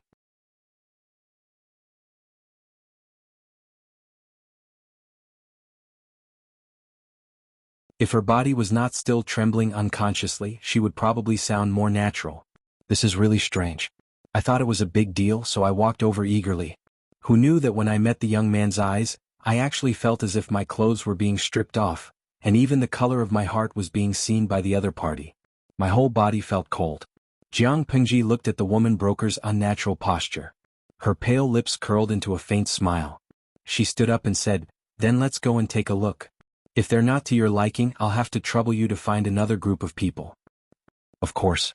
In the whole of Hejian County, there is no better broker house than mine. The old woman broker patted her chest and promised. The people waiting to be selected were all in the yard. The woman trader eagerly led the way and hinted, Is there anyone else you want to look at? Granny broker? What was her task? If the officials or the rich wanted to buy their favorite concubines, singers, dancers, cooks, needlework, or rough servants, they would look for a female broker. This was where the real profit came from. For example, the servants and attendants, although the price was high, they were rarely sold. The housekeeper was old, but his ears were sharp. He almost blew his beard and stared at Jiang Pingji. Jiang Pingji was not a decent person. She raised her eyebrows and said in a flirtatious manner, What is there to look at in your place? Seeing that there was a chance, the old woman broker suddenly became spirited. She strongly recommended, Langjun, don't be fooled by my small shop, but the quality is excellent. Even the top girls in Langlang Alley came from here. They are all first-class beauties. Langlang Alley sounded weird, but it was actually the red light district, a place that could not be spoken of. Is that true? Ignoring the old housekeeper's awkward cough, Jiang Pingji smiled and pretended to be very interested. I've heard people talk about the girls in Langlang Alley. I heard that they are not only beautiful but also talented. I was wondering which master had the ability to train and teach them well. I didn't expect them to be right in front of me. The housekeeper was speechless. Yimi Yangguang, I didn't expect you to be such a hardcore streamer. You even teased the granny broker. When Jiang Pingji praised someone, she liked to look them in the eye. Her eyes were like a pool of crystal clear water, full of sincerity. People could not help but believe what she said.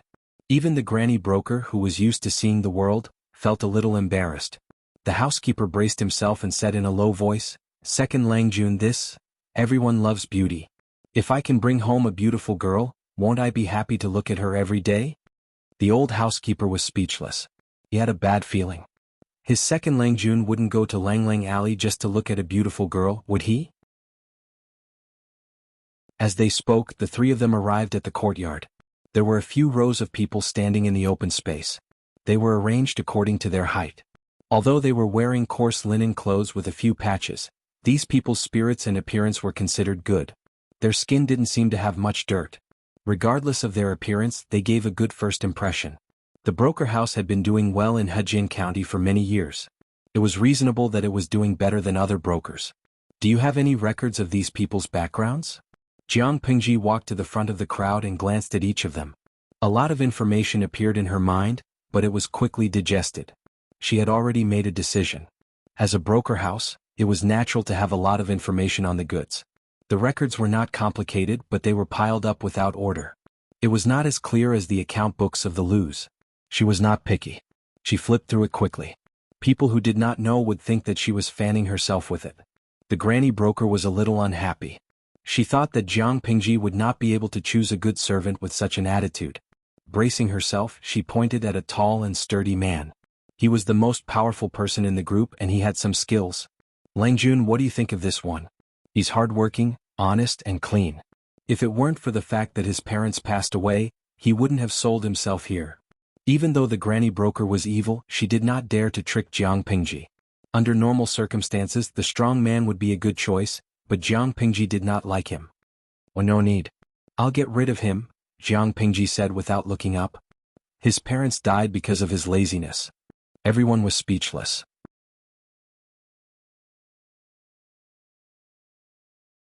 Chapter 55. Genius 1 second. Remember Love Go Away? We provide you with exciting novels to read. Although he had muscles that looked scary, who was Jiang Pingji? She could tell at a glance whether they were real or not. They were muscles that had been trained through a lot of labor. That strong man had good genes and a good body given by his parents, but his steps were weak. She could easily send two of them flying with one slap. He had lived in the wilderness for 2 years in his hometown. His fingers did not have many calluses, and the skin on his arms was even. There were no signs of farming or hunting. The woman broker said that his parents had passed away and he had to sell himself to pay for their burial. But according to her, that was not the case. As expected, when she casually said these words, the expression in the man's eyes changed. They were filled with fear and cowering. Although the woman broker did not know how Jiang Pingji knew, she also felt embarrassed. What was the scariest thing for a person in her line of business? Wasn't it because the goods were not right? Her reputation was ruined and she lost her source of income. She thought that the person she recommended was a good one and that Jiang Pingji could see her honesty. She did not expect to be slapped in the face in public. Eliminate this one as well. Eating, drinking, whoring and gambling are more reliable than me. Do you think you can be a boss after buying him? The woman broker's mouth twitched. She almost tore the handkerchief in her hand in half. She was going to recommend the one Jiang Pingji pointed at. The man was in his 20s. He had a good physique. He had read a few words in his childhood. He was smart and had a good eye for people. Logically speaking, he was a good man. She did not expect the man in front of her to tell her the inside story that she did not know. Jiang Pingji said, "He has a hidden injury in his ankle.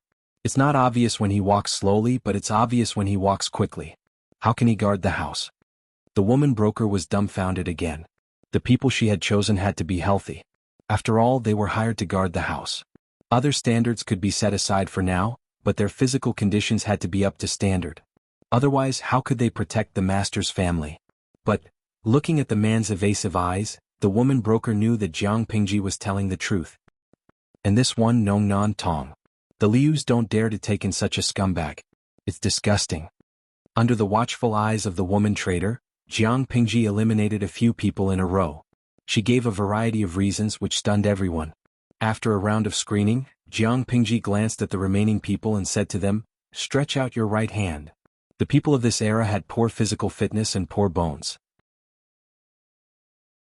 It was impossible for Jiang Pingji to use the standards of her previous life to filter them, but she would choose the tallest among the shortest. With her eyesight she could filter out those with problems, and the rest would depend on their aptitude. Sleeping all over Three Kingdoms male god. The streamer knows how to feel bones? There were many classic plots in novels where one would feel one's bones to determine one's aptitude. How would one do that? In fact, Jiang Pingji did not know how to feel bones, but she had seen a lot and had her own way of identifying aptitudes. If one were to insist that this was bone-touching, the essence was more or less the same. However, she didn't need to touch it herself. Just by looking at his arm she could roughly visualize the skeleton in her mind. In other words, if she wanted to, any creature in her eyes would be nothing more than a skeleton. Host V. No, but the skeleton can indeed be used as a basis to determine one's aptitude and potential, but it cannot be regarded as the final basis. At most, it can be regarded as a reference.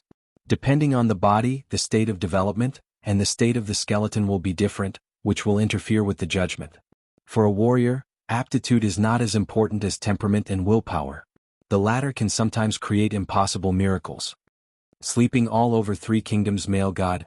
How many people do you plan to choose?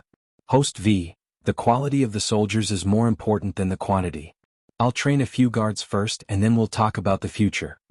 Jiang Pingji had read military strategies a few days ago, and she had also read some books related to the battlefield. She had even asked Lu Shi himself. After combining the information from various sources, she had a general understanding of the war in this era. If the information showed that the first party had 200,000 soldiers and the second party had 150,000 soldiers, and there was a huge disparity between the two sides, which side had the highest probability of winning? Excluding factors like timing, geographical, and human conditions, most people would think that the first party had a high probability of winning. In fact, the ratio of winning and losing was basically 50-50. Even if the first party had an advantage, it was not a big one. In the war in this era, it did not mean that the side with more people had a higher probability of winning. In fact, that was not the case. On the surface, there were as many as 350,000 people on both sides, but the number of people that really determined the outcome of the war was probably less than 50,000. The real competition was between the elite soldiers and the ratio was very small. The rest of the soldiers were just bystanders. The weapons in their hands were just sharpened tree trunks, and they wore coarse linen clothes. Those who were slightly better would be wrapped in leather armor. Their defense was basically zero. The elites of the first and second parties would fight against each other. Based on the situation of the battlefield, if the winning side's morale was high, the bystanders would rush forward aggressively. If the winning side lost, the bystanders would definitely run away faster than anyone else. They would flee in panic. There were many cases in history where the few won against the many. Excluding factors like timing, geographical, and human conditions, there was a lot of water in the water.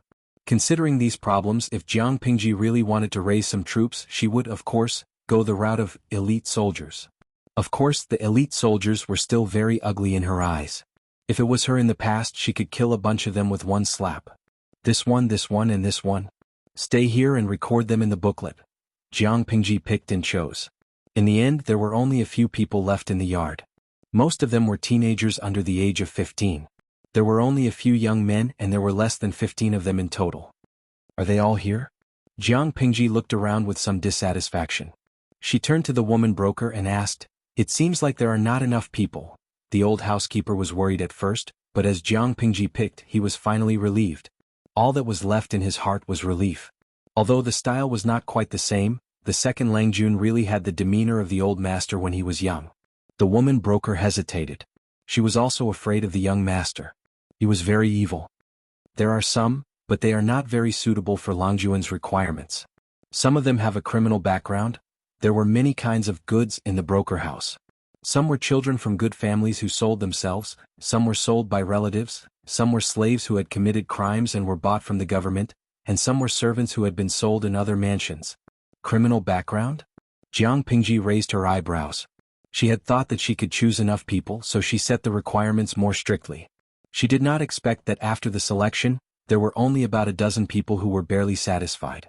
Obviously, the number of people was very limited. Bring them here to have a look. The old housekeeper was not calm anymore. He could not let those dangerous people with criminal records get close to his Langjun. Jiang Pingji knew what he was thinking, so she spoke first to stop him from saying anything. I'm just going to have a look. We'll talk about it later if I'm satisfied.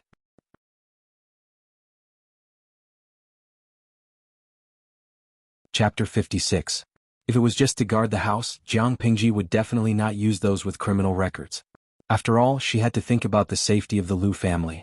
But if it was to train private soldiers, that was another matter. She had yet to meet a troublemaker that she could not handle. Deep in her bones was a spirit that loved to pursue thrills and thrills. Sometimes it could even be said to be sick. She remembered in her previous life, before she became the commander of the army, her superior trained her, but he also had a headache because of her temper.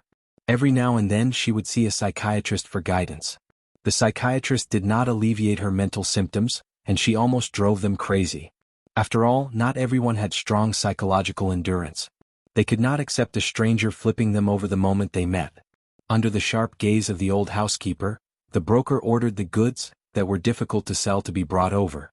Almost everyone wore shackles on their hands and feet. They did not look like the goods in the broker house. If they wore prison clothes, they would look like criminals. Are these all sold by the government? Jiang Pingji glanced at them. Half of them had tattoos on their faces. They had been branded. Some of them are official slaves. Some of them were originally sentenced to death, but they were lucky enough to be released due to an amnesty. Looking at those people who were either dead silent, mocking, or harboring evil intentions, the woman broker's intestines turned green with regret. Although she was in a hurry to get rid of them, if Jiang Pingji really liked some of them and brought them back, the Lus would definitely not let the broker house off. Love go little Shuan net coamnesty? Jiang Pingji searched her memory and found that there was indeed such a thing. The government was celebrating the birthday of his favorite concubine. In addition, the drought that had been on and off in Dongqing for more than half a year had been alleviated. Calculating the time, it should be early February. Under the nervous gaze of the old housekeeper, Jiang Pingji walked in a big circle and stopped in front of a young man who was about 16 or 17 years old. Sleeping Sanguishangshan, he's really good looking. I feel that his facial features are a bit similar to the little fresh meat that was popular some time ago. Tudu Feichio, Sai, I wouldn't have noticed if you didn't mention it, but this one looks more mature and manlier than those little fresh meats. In ancient times, one could start a family at the age of 13 or 14. At the age of 16 or 17, one would already be the father of a string of little kids. Naturally, one would be more mature and steady.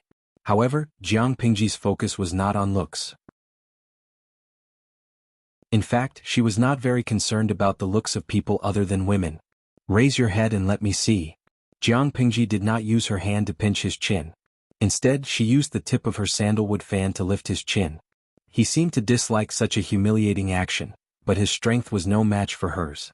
What a pity, this was also a convict who had been branded. The tattoo mark was on the right side of his face near his ear.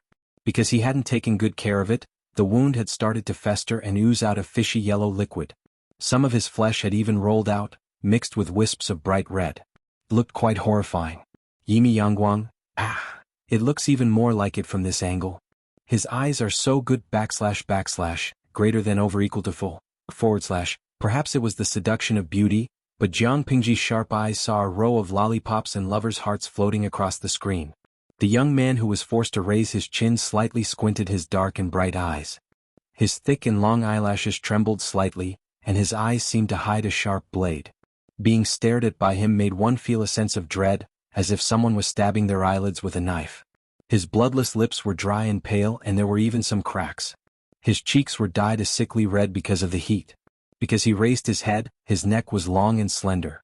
His untidy collar was loose, revealing the delicate curves of his collarbone. The old housekeeper silently moved his eyes away. The scene was too beautiful for him to look at. The woman trader also sighed with regret. It is indeed a pity. Even if the wound on his face heals, it will still leave an ugly scar. At the moment, the trend was for fair and delicate beauty. Many gentry families pursued the fashion of putting flowers on their hair and applying powder. However, the public sense of beauty had not changed much. They were still very clear about the difference between beauty and ugliness. Although this young man looked more heroic, he was still a rare beauty. If his face was not ruined, he would definitely be very popular if he was sold to a brothel with his appearance. Lang Jun, stay away from him. Be careful of his illness. The old housekeeper stood aside and disapprovingly looked at the fan in Jiang Pingji's hand.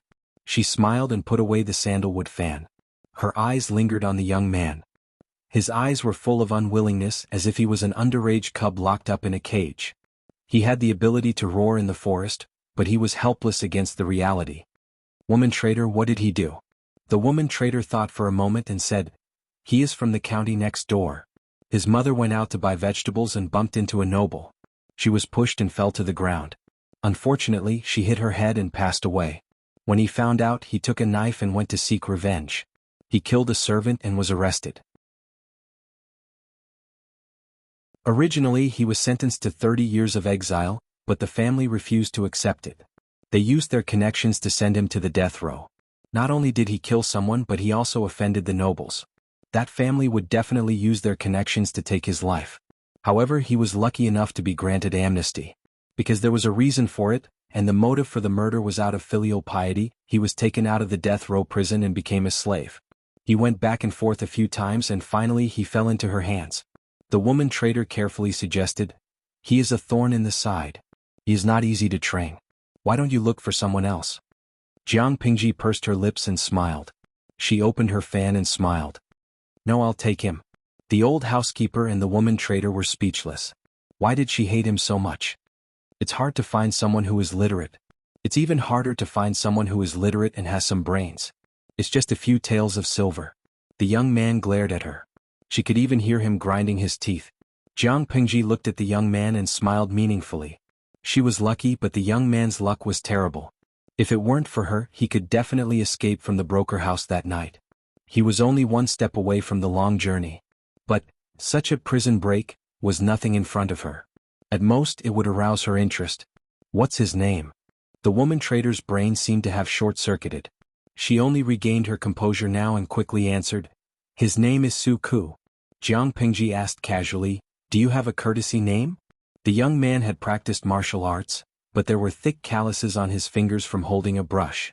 He must have studied for a long time. No matter who gave him his name, the scholars in ancient times should have a courtesy name. Jiang Pingji still did not understand why naming was so complicated. A name was a name.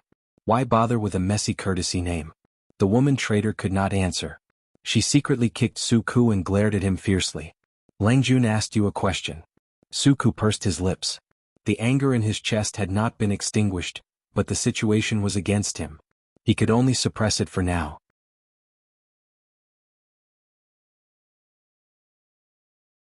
Chapter 57. Replying to Lang Jun, "My name is Xiaoyu." Su Ke lowered his head, trying not to let others see the hatred in his eyes. Jiang Pingji mocked, "Xiaoyu? Why wasn't it foolish filial piety? There's nothing wrong with avenging your mother, but have you become stupid after studying for so many years? You dare to pick up a knife and seek revenge just because you have some skills? It's fine if you can kill your enemy with your own hands, but you just let your enemy lose a dispensable servant, and you even lost yourself. This brain. Why do I feel that buying you now is a bit of a loss? Tudu Feichio, Ace, that's a slap in the face. Just half a minute ago you said that buying him would be a good deal. Unlucky adventure welcomes you. Streamer, I'm telling you, as long as you travel through time, you can definitely find a top talent in a broker house. I think this Su Ku is very promising under smiley face triangle.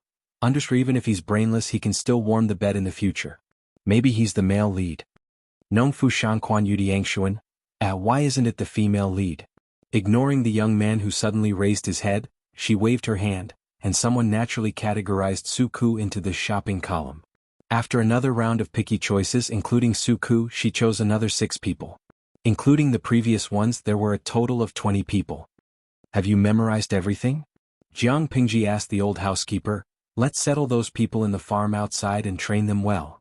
The old housekeeper was a little upset, but his face was full of wrinkles, so it was impossible to see his expression. The old master had also said that Jiang Pingji would make all the decisions for the day, and he only needed to do what he was supposed to do. Lang Jun, I've noted everything down. By the way, buy 2 strong old maids, the kind that can cook big wok dishes. Jiang Pingji hadn't even taken 2 steps when she said to the woman broker, "It's best if they're hardworking and keep their mouths shut. Don't even consider those who like to cheat." The old housekeeper was puzzled. The Lu residence was not big and there were only a few masters to serve. Therefore there were enough servants for now. Jiang Pingji suddenly wanted to hire 2 more rough old women, but she did not know what to do with them. It was a big business for the broker house to buy 22 men at one time, not to mention that 20 of them were valuable men. The price of adult men was the highest, and the younger ones were slightly cheaper. The old women who did rough work could also be sold for 8 or 9 taels of silver. This was a legitimate business, and they still had to go to the government for an open road, so it wouldn't take much time. After settling the debt, Jiang Pingji received a stack of contracts from the woman broker. She took out Su Xiaoyu's contract. Tell the farm people to keep an eye on that Su Xiaoyu. Don't let him escape. Jiang Pingji put away the contract and smiled meaningfully. She reminded him, if you catch him in the middle of the night, remember to inform me immediately. If he's lost, I'll settle the score with you. After buying people from the broker house, Jiang Pingji had other things to do. Lu Shi's test was not over after buying people. There was a series of follow-up tasks. She had to know how to settle the people, daily training and expenses. Speaking of expenses, she had to know the purchasing process and the prices of the goods. Only then could she use the budget more rationally. I feel like I was tortured by my boss. Jiang Pingji sat in the carriage.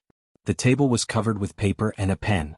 She opened the new booklet given by the old housekeeper and recorded the name, identity, and purchase price of each servant in detail. The bullet screen was full of laughter. It was rare to see the streamer who had always been successful being defeated. They seized the time to have some fun. The farm's area is not small. We can let them farm while training. We can try to be self-sufficient, balance their income, and reduce their consumption. Clothes every season are another expense, and we also need to prepare the necessary training tools. In order to motivate them, we can set up a reward and punishment system. Jiang Pingji copied the draft she had already written on the bamboo paper. In the end, looking at the bamboo paper full of words, Jiang Pingji was finally satisfied. The next step was to understand the basic prices of goods, and try to use the budget she had to reduce unnecessary waste. Apart from these arrangements, she also had to come up with a training plan. Otherwise, how could she train a flock of sheep into real lions? Unfortunately, the genetic quality of the people in ancient times was not good, and their physical fitness was far from the standard of her era. Many of the popular training methods of the future could not be popularized. She could not mechanically copy them, so she could only adjust them according to the conditions of the current era. To put it more vividly, the difficulty of training for children in her era was like hell in this era. Jiang Pingji licked her lower lip expectantly. Her eyes were full of interest. She loved challenges like these. Every challenge could stimulate the calm and cool blood in her body. She could not help but be excited. I really can't wait. Tudu Feichio, why do I have a bad feeling? Looking at the streamer's smile, I feel the air around me turn cold. Yimi Yangguang, you're not alone. I feel cold too. I'm a newbie and I'm shivering. Should it be said that the purer a person is, the stronger their intuition? Looking at the bullet screen that flew past, Jiang Pingji was finally willing to restrain the emotions in her heart. She stopped smiling. It was the beginning of March, so the sky darkened early. Life in ancient times was boring. The rich could still light a lamp to read, listen to dramas, and find something to do to pass the time. Ordinary people, on the other hand, ate early and went to bed early. It was almost mealtime, so the housekeeper urged her to go back and eat with Lu Shi.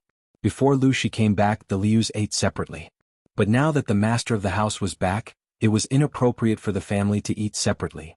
When she arrived at the main hall, Jiang Pingji was surprised to see Madame who usually stayed in her yard, sitting on the left side of Lu Shi. As for the second lady, she was still resting in her yard because of her health. Jiang Pingji bowed to Lu Shi with the etiquette of this era and nodded to Madame Hu. Coincidentally, the servants came in with the food. Third brother and second sister are eating in their own rooms? Jiang Pingji asked while the servants were still arranging the table. In this era, it was important not to talk while eating. The rules of the Lius were not as strict as those of the Lius, but basic etiquette was still important. If Jiang Pingji had any questions, she could only ask them before mealtime. Otherwise, she would have to stay silent until the end of the meal. Madame Hu looked down as if she was looking at the delicate embroidery on her clothes. Lu Shi frowned, but he did not speak. In the end, it was Madame Hu who broke the awkward silence with a smile. Third Langjun was too playful a few days ago and his face was disfigured. According to the doctor, he needs to rest in his room for a while and control his food intake. Otherwise it will leave a scar. The second Yangzi is still young and shy. She blushes easily when she talks too much. Cousin has always been serious. If he keeps a straight face, the girl will cry.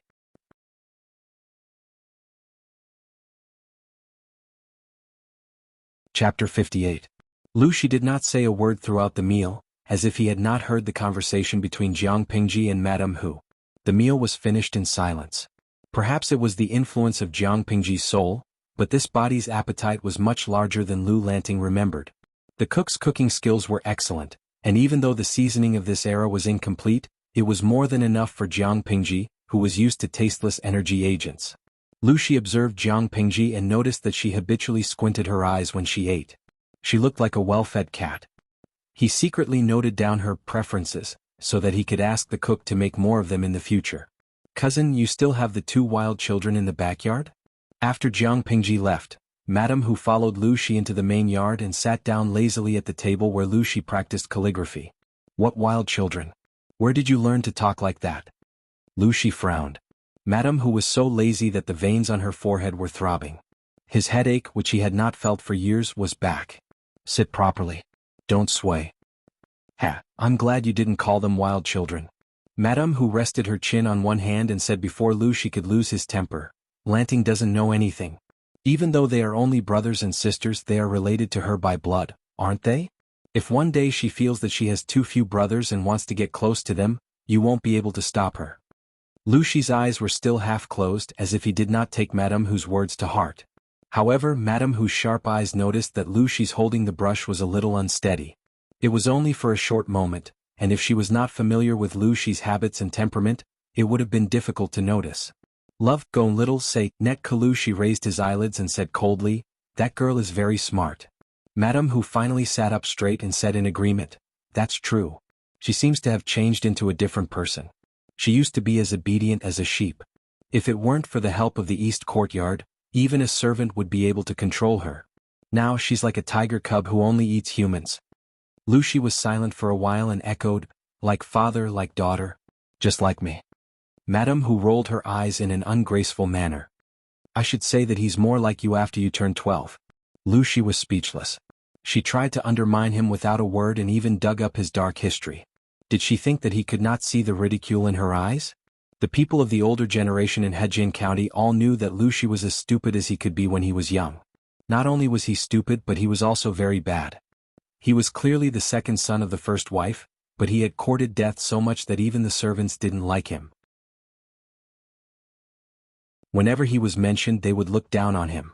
However, he had good eyesight. When he was 4 or 5 years old, he had his eyes on the legitimate wife's daughter of the Gu clan in Langya County. Taking advantage of his young age, he managed to become her childhood sweetheart. In terms of family background, the two families were well matched. Of course, that was the extent of it. Gu Min had been famous for her talent since she was young. She was beautiful and intelligent.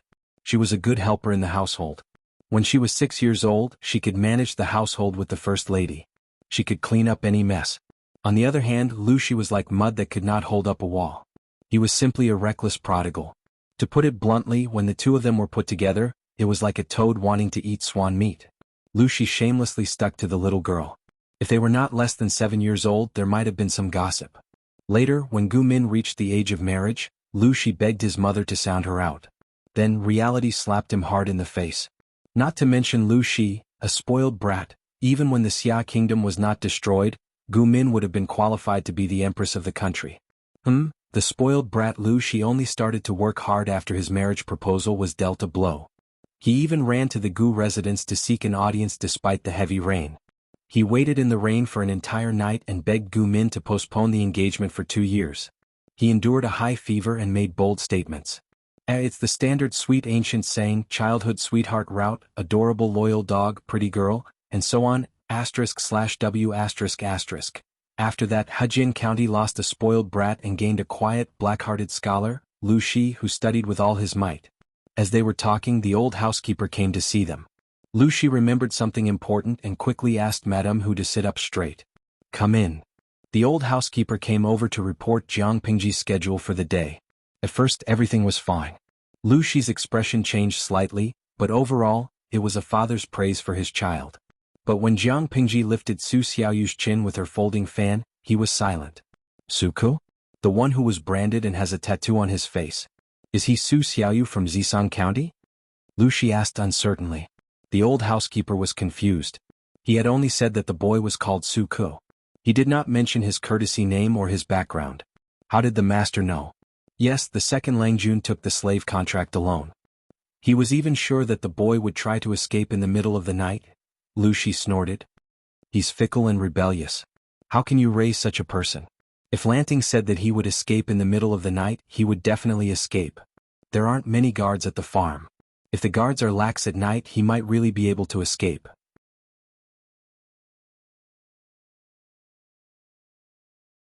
The old housekeeper did not understand his master. He asked hesitantly, then, Master, in your opinion, if Su Xiaoyu really escaped in the middle of the night, he would be an escaped slave. If he was caught, he could be killed immediately. In any case, Lanting spent a lot of money to buy it. How could you let it escape? Lu Shi had given Jiang Pingji a very limited amount of money to test her. If she spent it extravagantly, the servants she bought would probably be left with nothing to eat.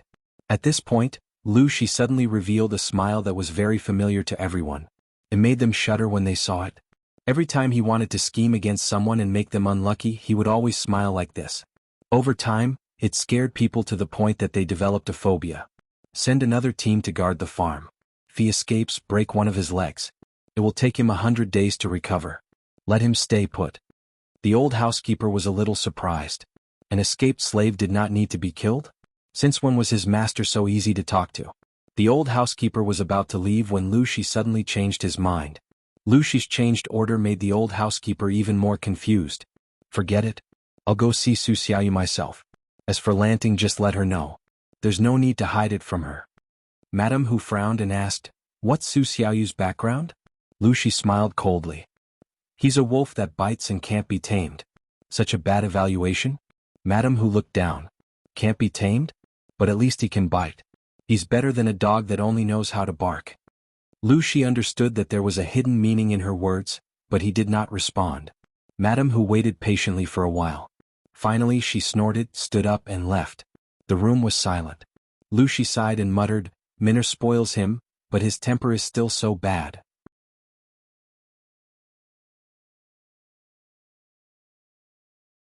Chapter 59.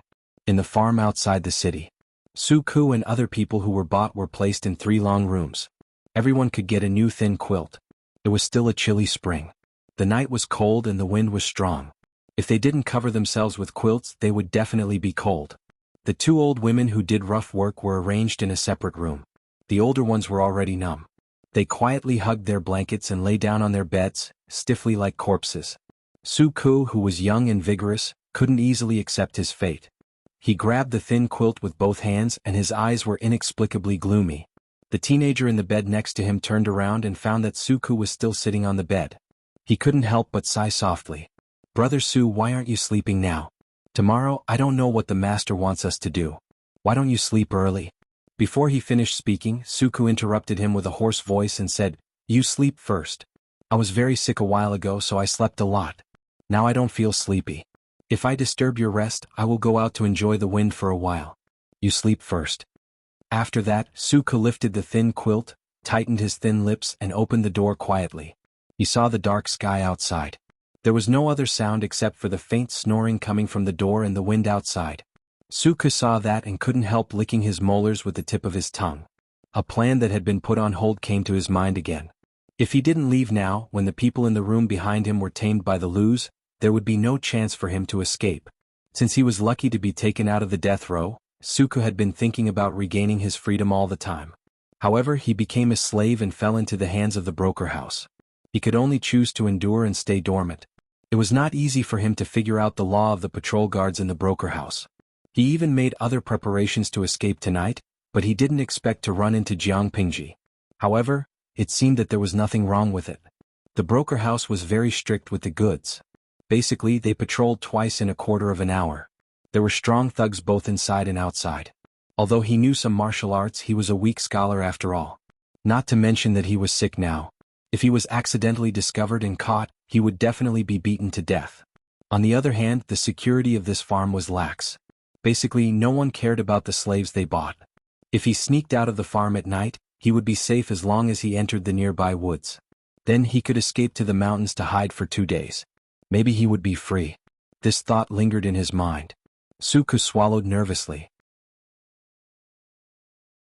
Because of the fever, his throat was so dry that smoke could come out. He shook his dizzy head, trying to keep himself awake. In his mind, he recalled the route he saw when he was pulled by the mule cart. If the heavens don't kill me, I will definitely take revenge. Suku was very cautious. He crept out of the farm while hiding in the shadows. The farm behind him was like a sleeping, man-eating beast. It curled up and slept. It looked harmless, but it had the ability to suck people's souls and cut off their freedom. His footsteps staggered as he groped his way into the small forest. Another mile ahead was the deep forest and tall mountains. It would take at least 4 hours for the people of the farm to find out that he had escaped. He still had plenty of time. However, Suku's heart that was about to return to freedom didn't last long. His 2 handsome eyebrows gradually furrowed because of doubts. There was a kind of uneasiness in his heart. Suku walked for another quarter of an hour, and his heart gradually sank to the bottom. The night wind whistled and hit his face. It was bone-chilling, but it was still not as cold as his heart at this time. The huge gap between the heaven of freedom and the hell of reality when he was about to touch it made his hands and feet feel cold. A group of 12 people, all tall and strong, all dressed in neat leather armor, riding tall horses, were looking at him silently. Suku stared at them blankly, and they also stared at him blankly. At this time, silence was better than words. Finally, the crisp sound of horse hooves broke the silence. Someone came up and asked him, "Su Xiaoyu?" At first, Suku thought that he was lucky. Although he was an escaped slave, not everyone wanted to kill an escaped slave. Now, was it too late for him to go back to take a bath and sleep? These people were obviously coming for him, so Suku did not hold any hope of getting lucky. Instead, he felt a sense of pride that came from nowhere. He raised his hand to straighten his clothes, cupped his hands and said, "Yes, I am Su Xiaoyu from Zisang County." "Su Xiaoyu? What's you? My master wants to see you.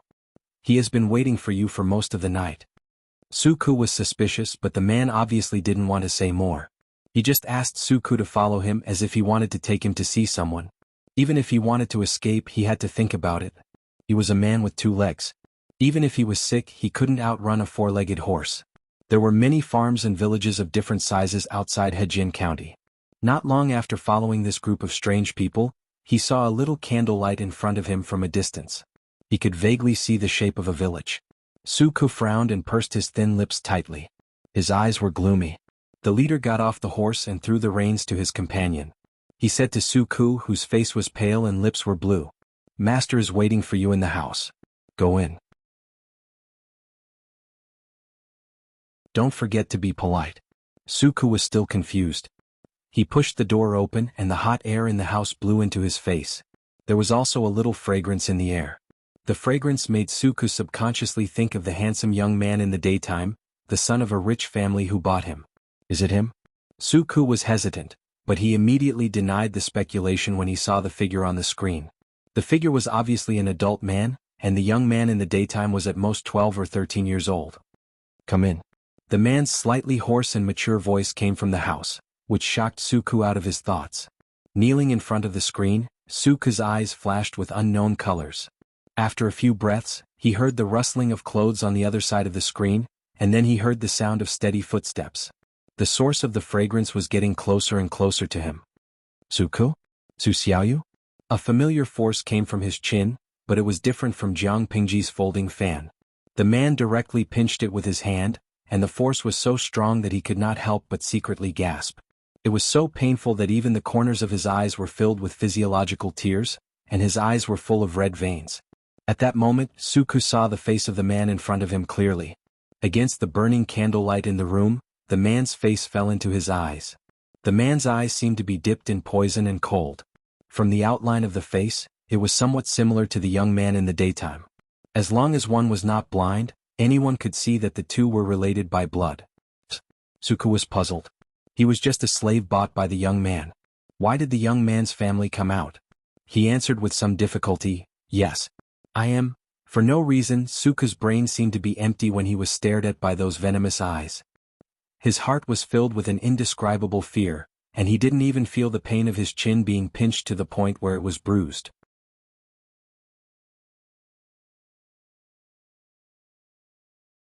Chapter 60. After a good night's sleep, Takshu and Xuanmei helped Jiang Pingji dress and wash up. Second Langjun, the old housekeeper, sent a message last night saying that a servant escaped from the farm and was later caught. Takshu straightened her collar and then tied up her long hair. She fixed it with a simple but exquisite jade hairpin.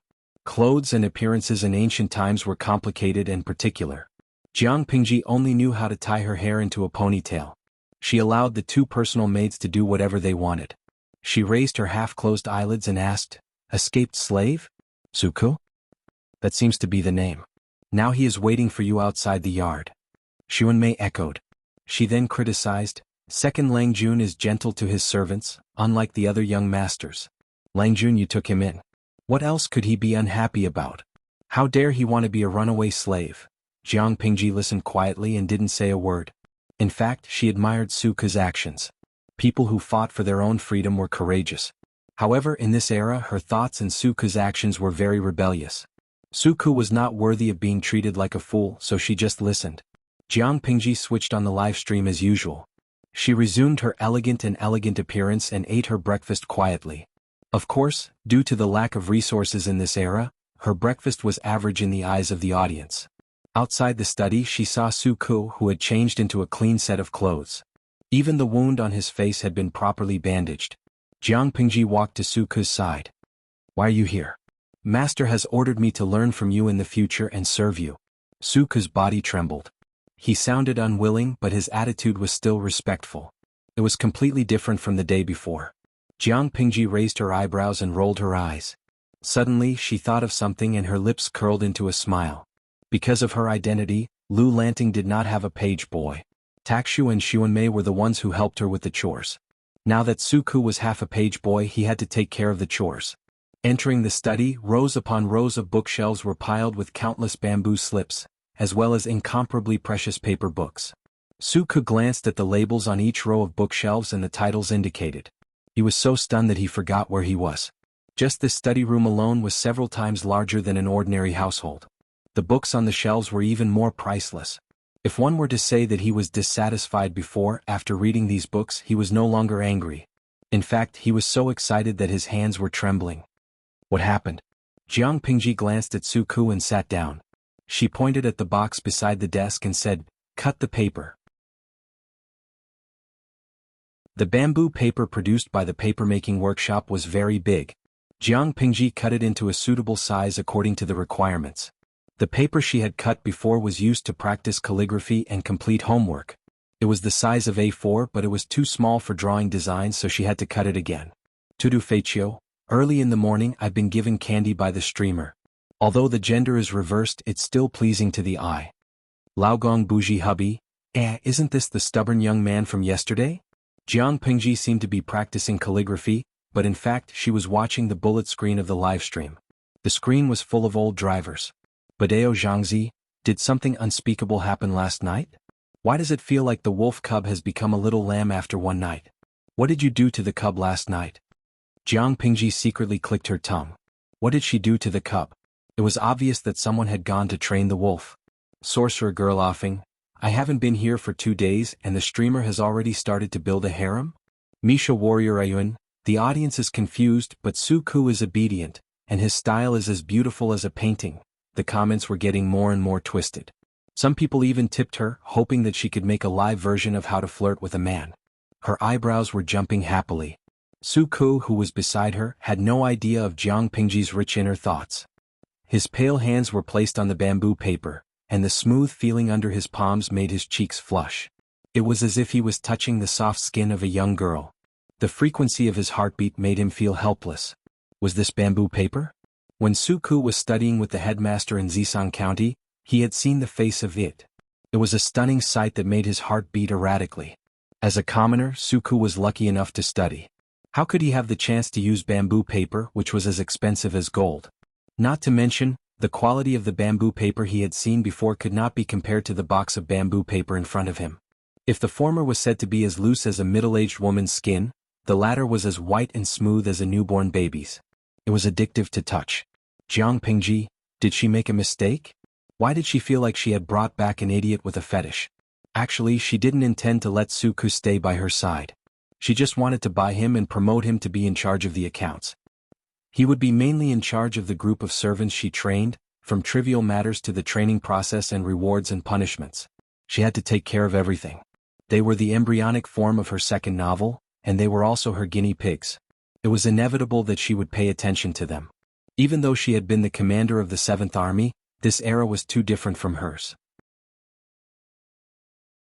There were many things that she had to explore. The light in Suku's eyes was exactly what she admired. But it seemed that her father, who was obsessed with women, had misunderstood. Because of the crazy work in the past few years, Lu Shi's life was quite irregular. That day he slept until noon. Jiang Pingji went to greet him and had lunch with him. She observed carefully and found that Lu Shi's eyes were darker. She knew it clearly, but she still opened her mouth to ask, "Father, did you sleep well last night?" Lu Shi smiled and took a sip of tea to moisten his lips. "I went to train the wolves." Jiang Pingji, white lotuses were all the same, but there were always two sides to a two-faced person. That was true. Jiang Pingji silently turned her face away. Jiang Pingji thought without sympathy Suku would probably be traumatized for the rest of his life. Then she thought of something else and felt that she had to explain it to Lu Shi. She thought that Lu Shi might have misunderstood and thought that she was attracted to Suku's beauty. "Father, Suku is a man after all. It's not appropriate for him to stay by my side." Jiang Pingji was a girl now. Suku and Feng Jin were not blind. If they were not careful they would be exposed. Lu Shi said, "After all, I bought him with real money. I'll keep him as a page boy for now. If he doesn't work then I'll send him away." Jiang Pingji narrowed her eyes. Was there a hidden meaning in Lu Shi's words? "I want him to be in charge of the training of the servants. He can also be an accountant." Lu Shi looked up at her and frowned slightly. Then he said indifferently, "It's up to you."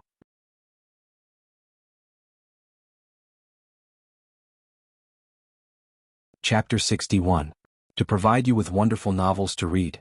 Life in ancient times was actually quite boring. If Lu Shi hadn't given Jiang Pingji such a test, she would have been bored to death. In such a state of idleness, she began to particularly miss the days when she had to put her head on a belt. The system despised her. "I thought the host would regain the skills from your previous life and become a Vajra Barbie or something," Jiang Pingji said matter-of-factly. "This body is too weak to withstand that level of training, and it will make people around me suspicious. I have a thorough plan and I need a reasonable time. Now is not the time." How could she forget the incident with the bandits in Hejin County? She didn't want to try the feeling of powerlessness a second time. But she also knew that the genes of this body were not good enough, and the overall quality was also not good enough.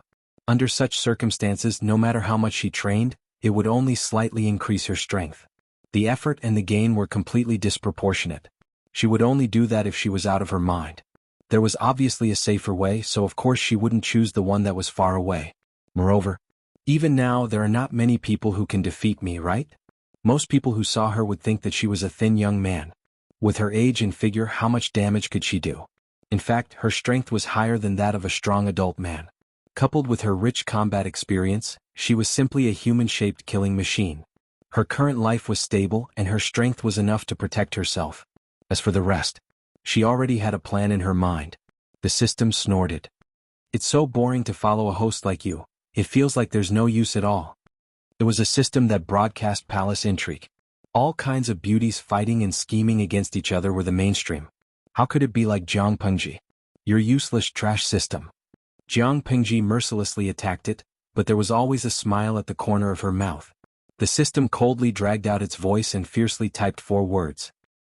"Blue skinny mushroom cack." Jiang Pingji. In the eyes of an outsider, Jiang Pingji was sitting in the corridor, leaning against the table. She supported her chin with one hand and held a scroll with the other. She always had a gentle smile at the corner of her mouth, and her eyes were charming. The spring breeze blew her hair, and the pear blossoms in the courtyard swayed with it.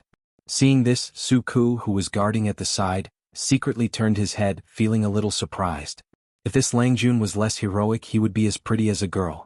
Of course it was just a likeness. Anyway, Suka couldn't imagine a girl with such a black heart and such a vile character. It was simply a nightmare. Even though he was unhappy, Suka didn't dare to show it. In his eyes, Jiang Pingji wasn't scary. What was scary was his father, who was above her. Even though it had been 2 or 3 days, he still felt a chill in his body every night. Once he fell asleep, the room would be pitch black and he would think of that pair of eyes that seemed to be dipped in poison, scaring him so much that he wanted to have nightmares.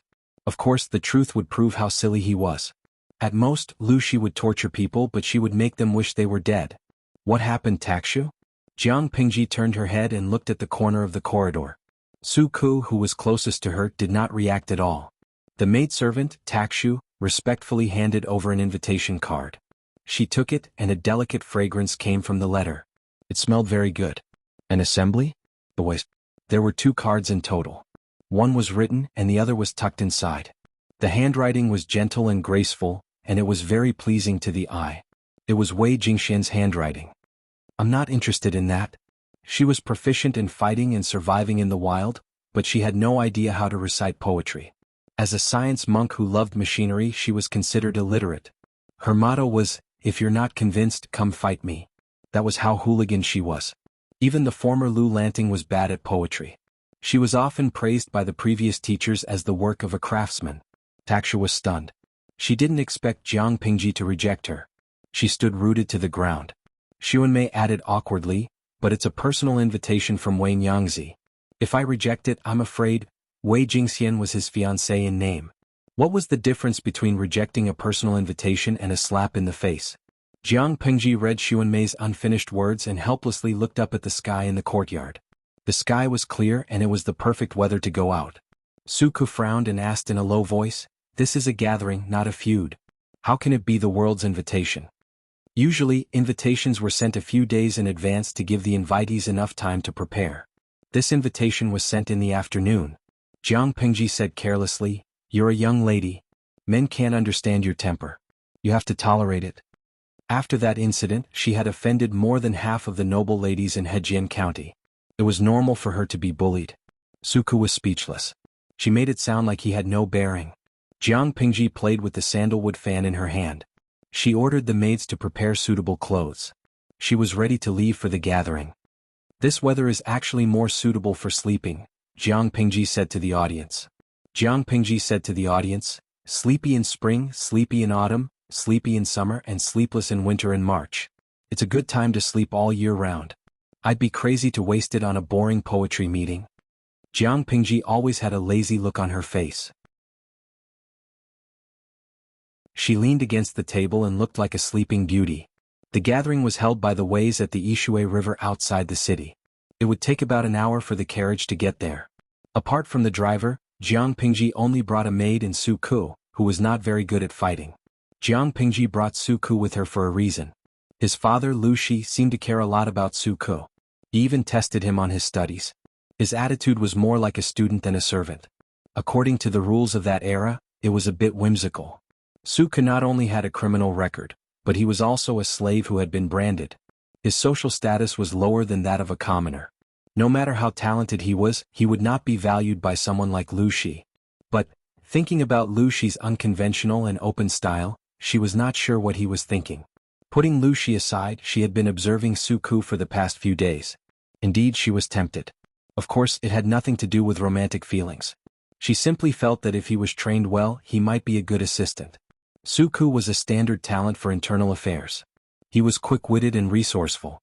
If it was in her world, he might be recruited as an assistant in the army and help her deal with all kinds of messy documents. But now, his temperament was a bit uncertain. He needed to be trained. She would keep him for now. If it was possible, she would use him. As she thought about it, they arrived at the gathering. From afar, they could see a circle of servants and carriages. Once bitten, twice shy. It seems that he was frightened by what happened before. Seeing the formation, Jiang Pingji got out of the carriage. Her wooden clogs clattered on the stones.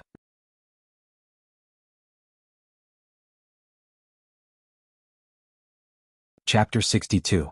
The third month of late spring was the season when the grass was long and the orioles were in flight. The willows were green and the flowers were in full bloom. The sky was as blue as if it had been washed. Silhouettes flashed by the pavilion. Young maidservants quickly carried fresh seasonal fruits. Pear blossoms were in full bloom nearby. The scenery was beautiful, but the people were even more beautiful. More than 10 young Langjuns were sitting at the table with exquisite snacks and fruits on the table in front of them. The oldest was in his 20s, while the youngest was only a little over 10 years old. Their ages varied, but they were all extremely good-looking.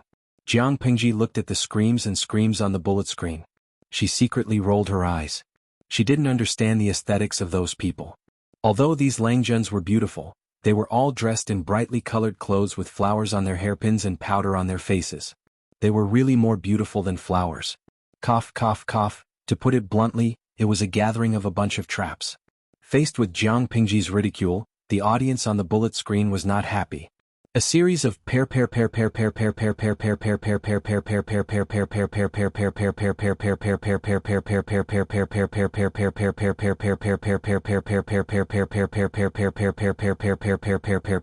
blocked her vision.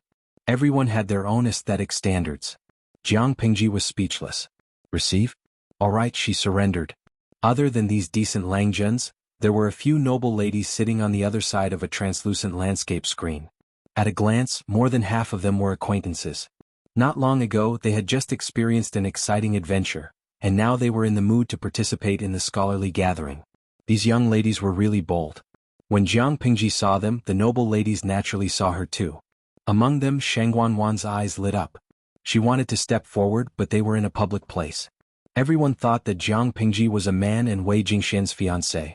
If she was too attentive, she might be misunderstood as having feelings for Sister Lanting. As he thought of this, he froze in his action of getting up.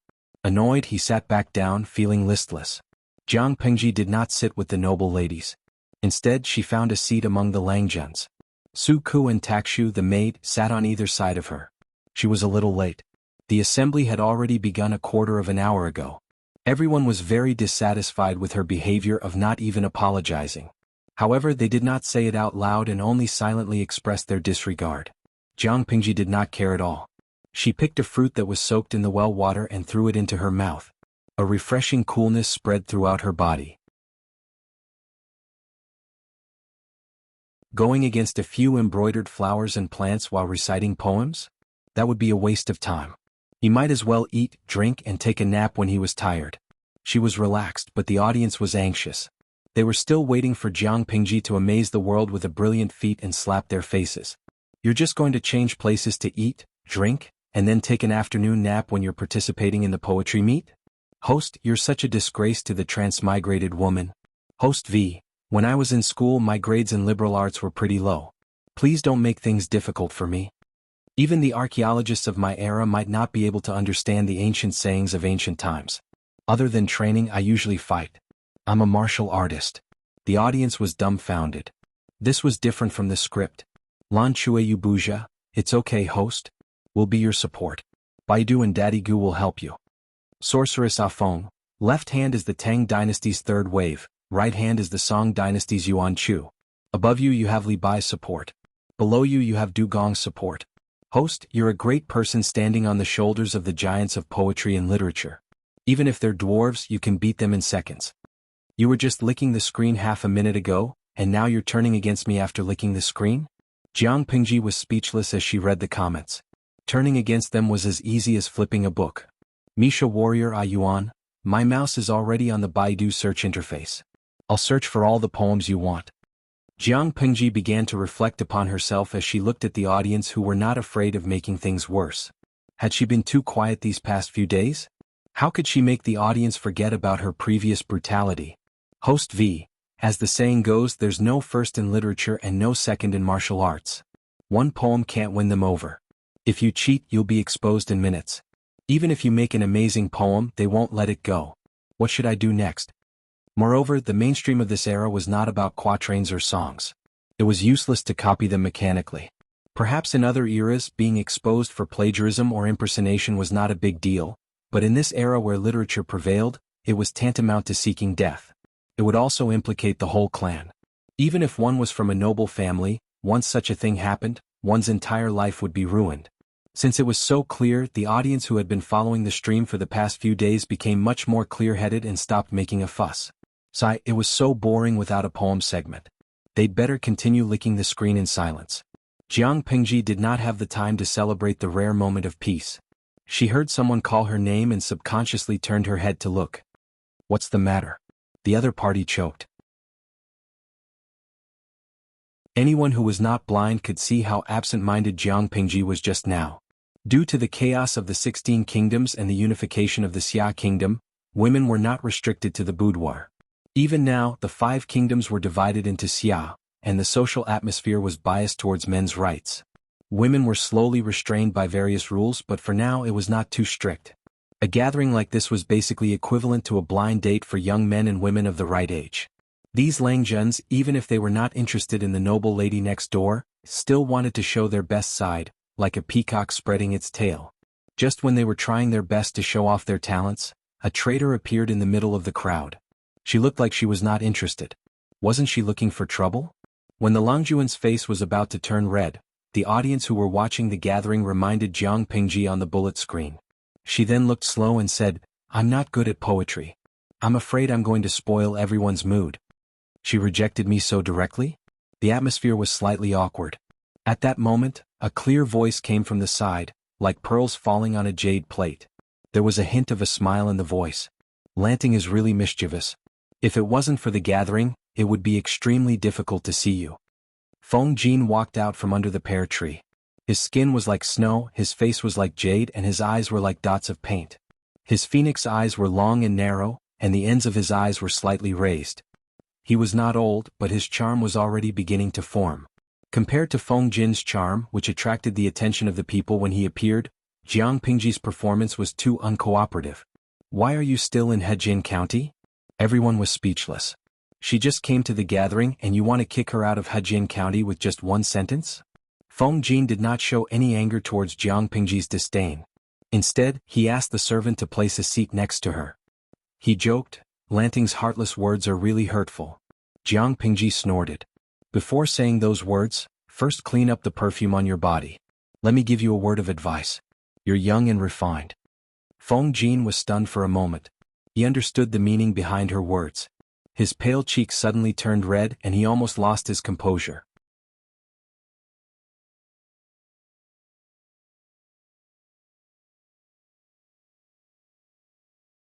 Chapter 63. Young and Refined? Lan Chui Yu Buja. Hey young man, young and refined. Masturbation is bad for your health. Badeo Zhangzi. What do you mean by young and refined? I don't understand anything. Tudu Feiqiu. Hey, I'm so embarrassed that I'm turning yellow. Feng Jin blushed and said in a low voice, "Lanting, don't slander me. When did I ever do such a thing?" Jiang Pingji looked down on him even more. "If you don't do such a thing, do you want to see a famous doctor?" Feng Jin was speechless. Was this the legendary yellow mud that fell into one's pants? Even if it wasn't shit, it was still shit? Who said one had to look for girls in a brothel? Couldn't he just listen to the music and watch the beauties dance? It seemed like nothing good ever happened when he saw Jiang Pingji. Feng Jin took a sip of tea to calm himself down. At that moment he noticed Su Ku, who was sitting behind Jiang Pingji, and asked, "This is?" Jiang Pingji said, "My new page boy. He's arrogant but he has some skills. Maybe he'll be of great use in the future." Feng Jin was surprised. "I can't believe I heard such high praise from Lanting. He must be extraordinary." He had seen Jiang Pingji's mouth, but he didn't know how her eyes worked. It seemed that no one could hide from her. Su Ku was valued by her, which meant that he wasn't weak. That made the young and energetic boy want to compete with him. Love Gong small talk netko. For a moment Feng Jin had forgotten something important. Lu Lanting was a girl. Jiang Pingji glanced at him and said as she ate her tea, "No matter how extraordinary he is, he's still my accountant." To be honest, the tea in this era was very different from the tea she had imagined. There were many spices added to it and the taste was hard to describe. Strangely enough, the more she drank, the more she got used to the taste. It was terrifying. "Lanting, you don't play with words?" Feng Jin smiled and nodded at the Langzhens. He whispered to her. Jiang Pingji raised her eyebrows. "It has never been my style to attack the enemy's strong points with my weak points." Feng Jin thought about what she was good at and silently facepalmed. She shouldn't have come to a place like this, okay? There are also activities like horse riding and archery at the assembly. You can show your skills there. Feng Jin comforted her. Even he, who was in Shangyang, had heard of Lu Shi, the gifted scholar of Hejin County. Lu Lanting, as his son, was illiterate and had no knowledge of poetry. This was completely unexpected. However, everyone had their own strengths and weaknesses. Just because the father was brilliant did not mean that the child had to be a master of the literary world. Oh. Jiang Pingji glanced at the Langzhens, who looked like peacocks spreading their feathers, and laughed disdainfully. "I heard that in spring, the male animals like to show off their strong bodies and extraordinary abilities to the females. With their abilities they can play the guqin, sing and recite some poems that make them feel sour, but it's too much for them to ride a horse, shoot an arrow, or throw a pot, and so on. Love gon little say, Netka Feng Jin was speechless. He should not have talked about this topic. If they continued, he was afraid that he would not be able to leave the assembly alive. He would be beaten to death. Feng Jin cleverly changed the topic to prevent Jiang Pingji from saying something more provocative. Why is Lanting here at the assembly today? It was different from the usual poetry and literature gatherings. Today's assembly was more of a blind date. Jiang Pingji raised her eyebrows at the landscape screen and said in a warm tone, Jing is here too.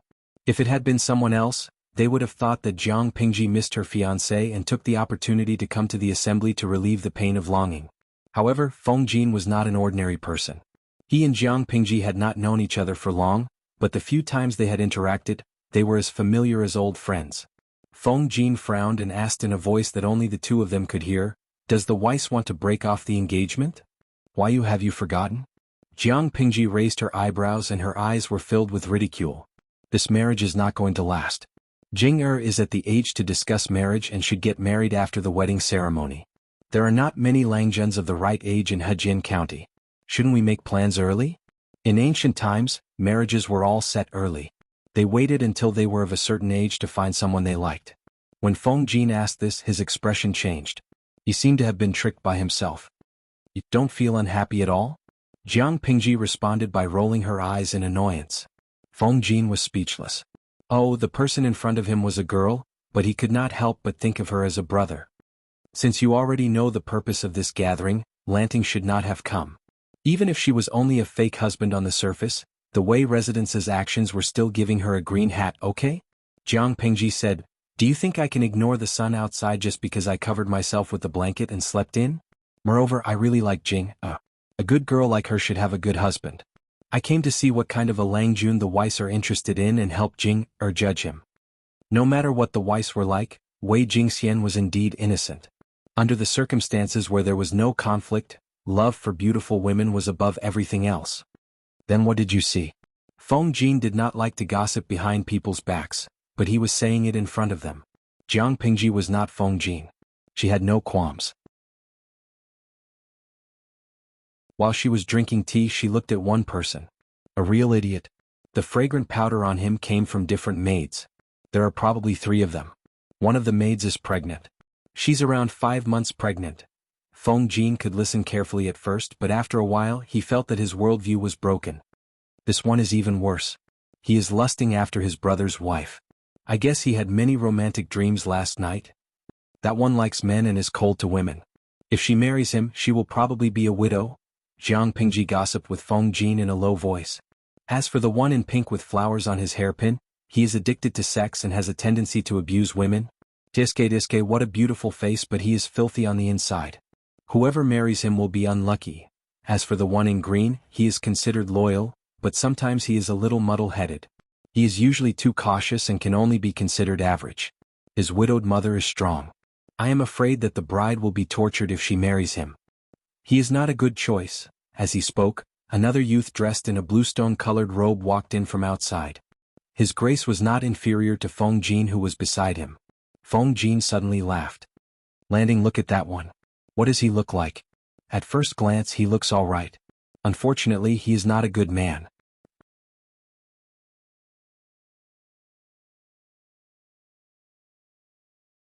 Chapter 64. We provide you with wonderful novels to read. Feng Jin's eyes lit up. He continued to ask, Apart from these, is there anything else? Jiang Pingji sneered. He came from the same brothel as you. How could you not know? He was hugging left and right, and one of them was feeding him snacks in his arms. What a carefree life. To put it bluntly, we fought for a few rounds. We had to wash up before we rushed over. Feng Jin's pale face turned red again. He felt even more awkward and uncomfortable than before. Why did he hate Lu Lanting so much? He knew Lu Lanting was ruthless, but he still wanted to be bullied. Jiang Pingji glanced at the Langjuns who were still chatting and talking about poetry. No matter how beautiful they were just a pile of weak bones in her eyes. They were so weak that it was disgusting. Jiang Pingji threw the teacup on the floor. Boring. Takshu Suku, follow me. She stood up and walked past Wuma Jun. She did not see the awkward expression on his face. From afar, Wuma Jun had seen Feng Jin chatting happily with a handsome young Langjun. He wanted to come over and talk, but he did not expect Feng Jin to stand up and leave with a cold face. The change in attitude was so drastic that the suspicious Wu Majun could not help but overthink. Feng Jin smiled and shook his head. He was helping Jiang Pingji out. Lanting is not good at poetry. Looks like he's annoyed. Wu Majun sat down. The unhappiness in his heart dissipated a little, but he still minded. Who is that Lang Jun? He had left the others behind and went to the noble lady. They seemed to be chatting happily. Wu Majun felt that such a person would not amount to much. Feng Jin smiled and introduced him as if he did not see the dissatisfaction in Wu Majun's eyes. Lu Zhongqing, the second Lang Jun of Lu County chief's family. In all of Dongqing, Lu Shi from Hejing County was the only person called Lu Zhongqing who was also the county chief. Of course, the title, County Chief Lu, would have to be changed in the near future. Wu Majun's expression was much more relaxed, and there was even a hint of enthusiasm. Although Lu Shi was not in the imperial court and his official position was not prominent, no one in the imperial court dared to ignore him. Not everyone had the ability to bring a barren county back to life and make it prosperous. That county's annual tax revenue was comparable to that of 2 states, and it was also a major grain-producing county in Dongqing. Wu Majun was still suspicious. So it's the Lang Jun of County Chief Lu. But why did he leave just now? Lanting loves martial arts and seems to be interested in chivalry. He is very impatient with poems and songs. How could he be interested? Feng Jin was still gentle and seemed a little helpless. She's only 12 years old now. She's young and impetuous. Let her be. Wu Majun knew Feng Jin well. Feng Jin liked to talk about things that were difficult to understand, and Lu Lanting was probably angered because of this. Thinking that he had found a reason, he finally revealed a gentle smile and said, Huayu, since Lu Langjun doesn't like to talk about those things, why don't you just change it? Why make him leave in anger? It is said that County Chief Lu loves his son as much as his own life, and he is the General Evaluation Officer this year. Aren't you afraid? There was an evaluation every 3 years. Although Lu Shi was only a county governor, his status was even comparable to that of a governor. He was specially promoted for this year's evaluation. If they offended Lu Shi at this time, they might get their heads blown off. Feng Jin said carelessly, County Chief Lu is an honest and upright person. Why would he care about the conflicts of a child's family? Which official in Dongqing's officialdom was not in cahoots with one another? Only Lu Shi Lu Zhongqing was a clear stream. Back then, when he was sent to Hu County, anyone with a discerning eye could tell that he had been ambushed and suffered a loss. Hu County was a large place, comparable to a prefecture. However, it was a place with barren mountains and unruly rivers. The people were tough and there were bandits and squires. There were years of floods and natural and man-made disasters.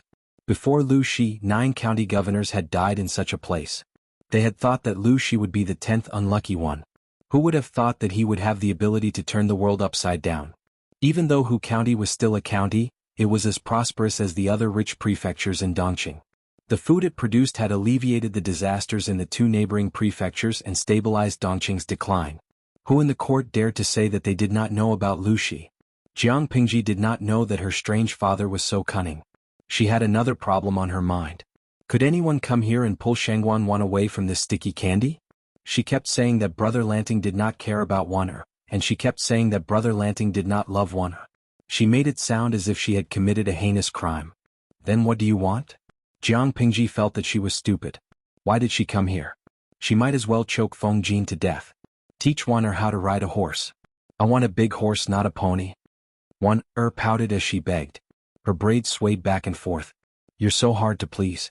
How are you going to ride a horse with that outfit? Jiang Pingji face-bombed, but she accepted Shangguan's kindness. Despite her young age, she was a smart girl. At her age, it was still too early for her to come to this gathering, but she had come with Lu Lanting's best interests in mind. Shangguan had probably seen through the Weiss plans and was trying to get back at her in front of everyone. I knew that Brother Lanting would say that. I'm prepared. She squinted her eyes slyly as she spoke. Fine, I'll give it to her. Jiang Pingji had no choice but to turn around and ask Wei Jingxian, whose face was filled with guilt and embarrassment. Do you want to go? Wei Jingxian's exquisitely made-up face turned pale. She shook her head. Shangguan walked in front. She had changed her outfit for the day to make it suitable for riding a horse. Brother Lanting, don't blame Sister Jingxian. She only found out about today's incident last night. Pulling Lu Lanting's horse, the two of them walked to a place where the crowd could see but not hear. Why would I blame her? The Wei residence's invitation secretly contained her flower note, and there's a code in it. Come, let's give it a try. Jiang Pingji stood on her tiptoes and stroked the horse's neck. On the surface she was trying to soothe the horse's anxiety at meeting a stranger, but in reality she was using her aura to suppress it. It had dared to kick its hooves before, but now it would not dare to throw a tantrum. Both Lu Lanting and Shangwanwan were little children, but the horse was a pure-blooded northern borderline stallion. Its height alone was several heads taller than the two of them. But now the legendary wild horse was as obedient as a lamb. It's too high. I can't get up. Shangwanwan tried a few times, but she could not even step into the stirrup. Her face scrunched up. Jiang Pingji did not carry her up, so she gave the horse a look and used a mental hint. Then Shangwanwan saw that Jiang Pingji patted the horse's body, and the horse obediently lowered its body. You're so smart. Jiang Pingji smiled as she held the reins. Shangwanwan nervously grabbed the saddle. You can get up now. You're tuning in to the Han Li's Wuxia Adventures YouTube channel. We're so grateful for your support, and don't forget to subscribe to join us on this incredible journey through captivating stories. Your generosity through donations truly makes a world of difference, as it's the primary source of revenue that allows me to expand and enhance this channel for you. Thank you from the bottom of my heart for being a part of this adventure.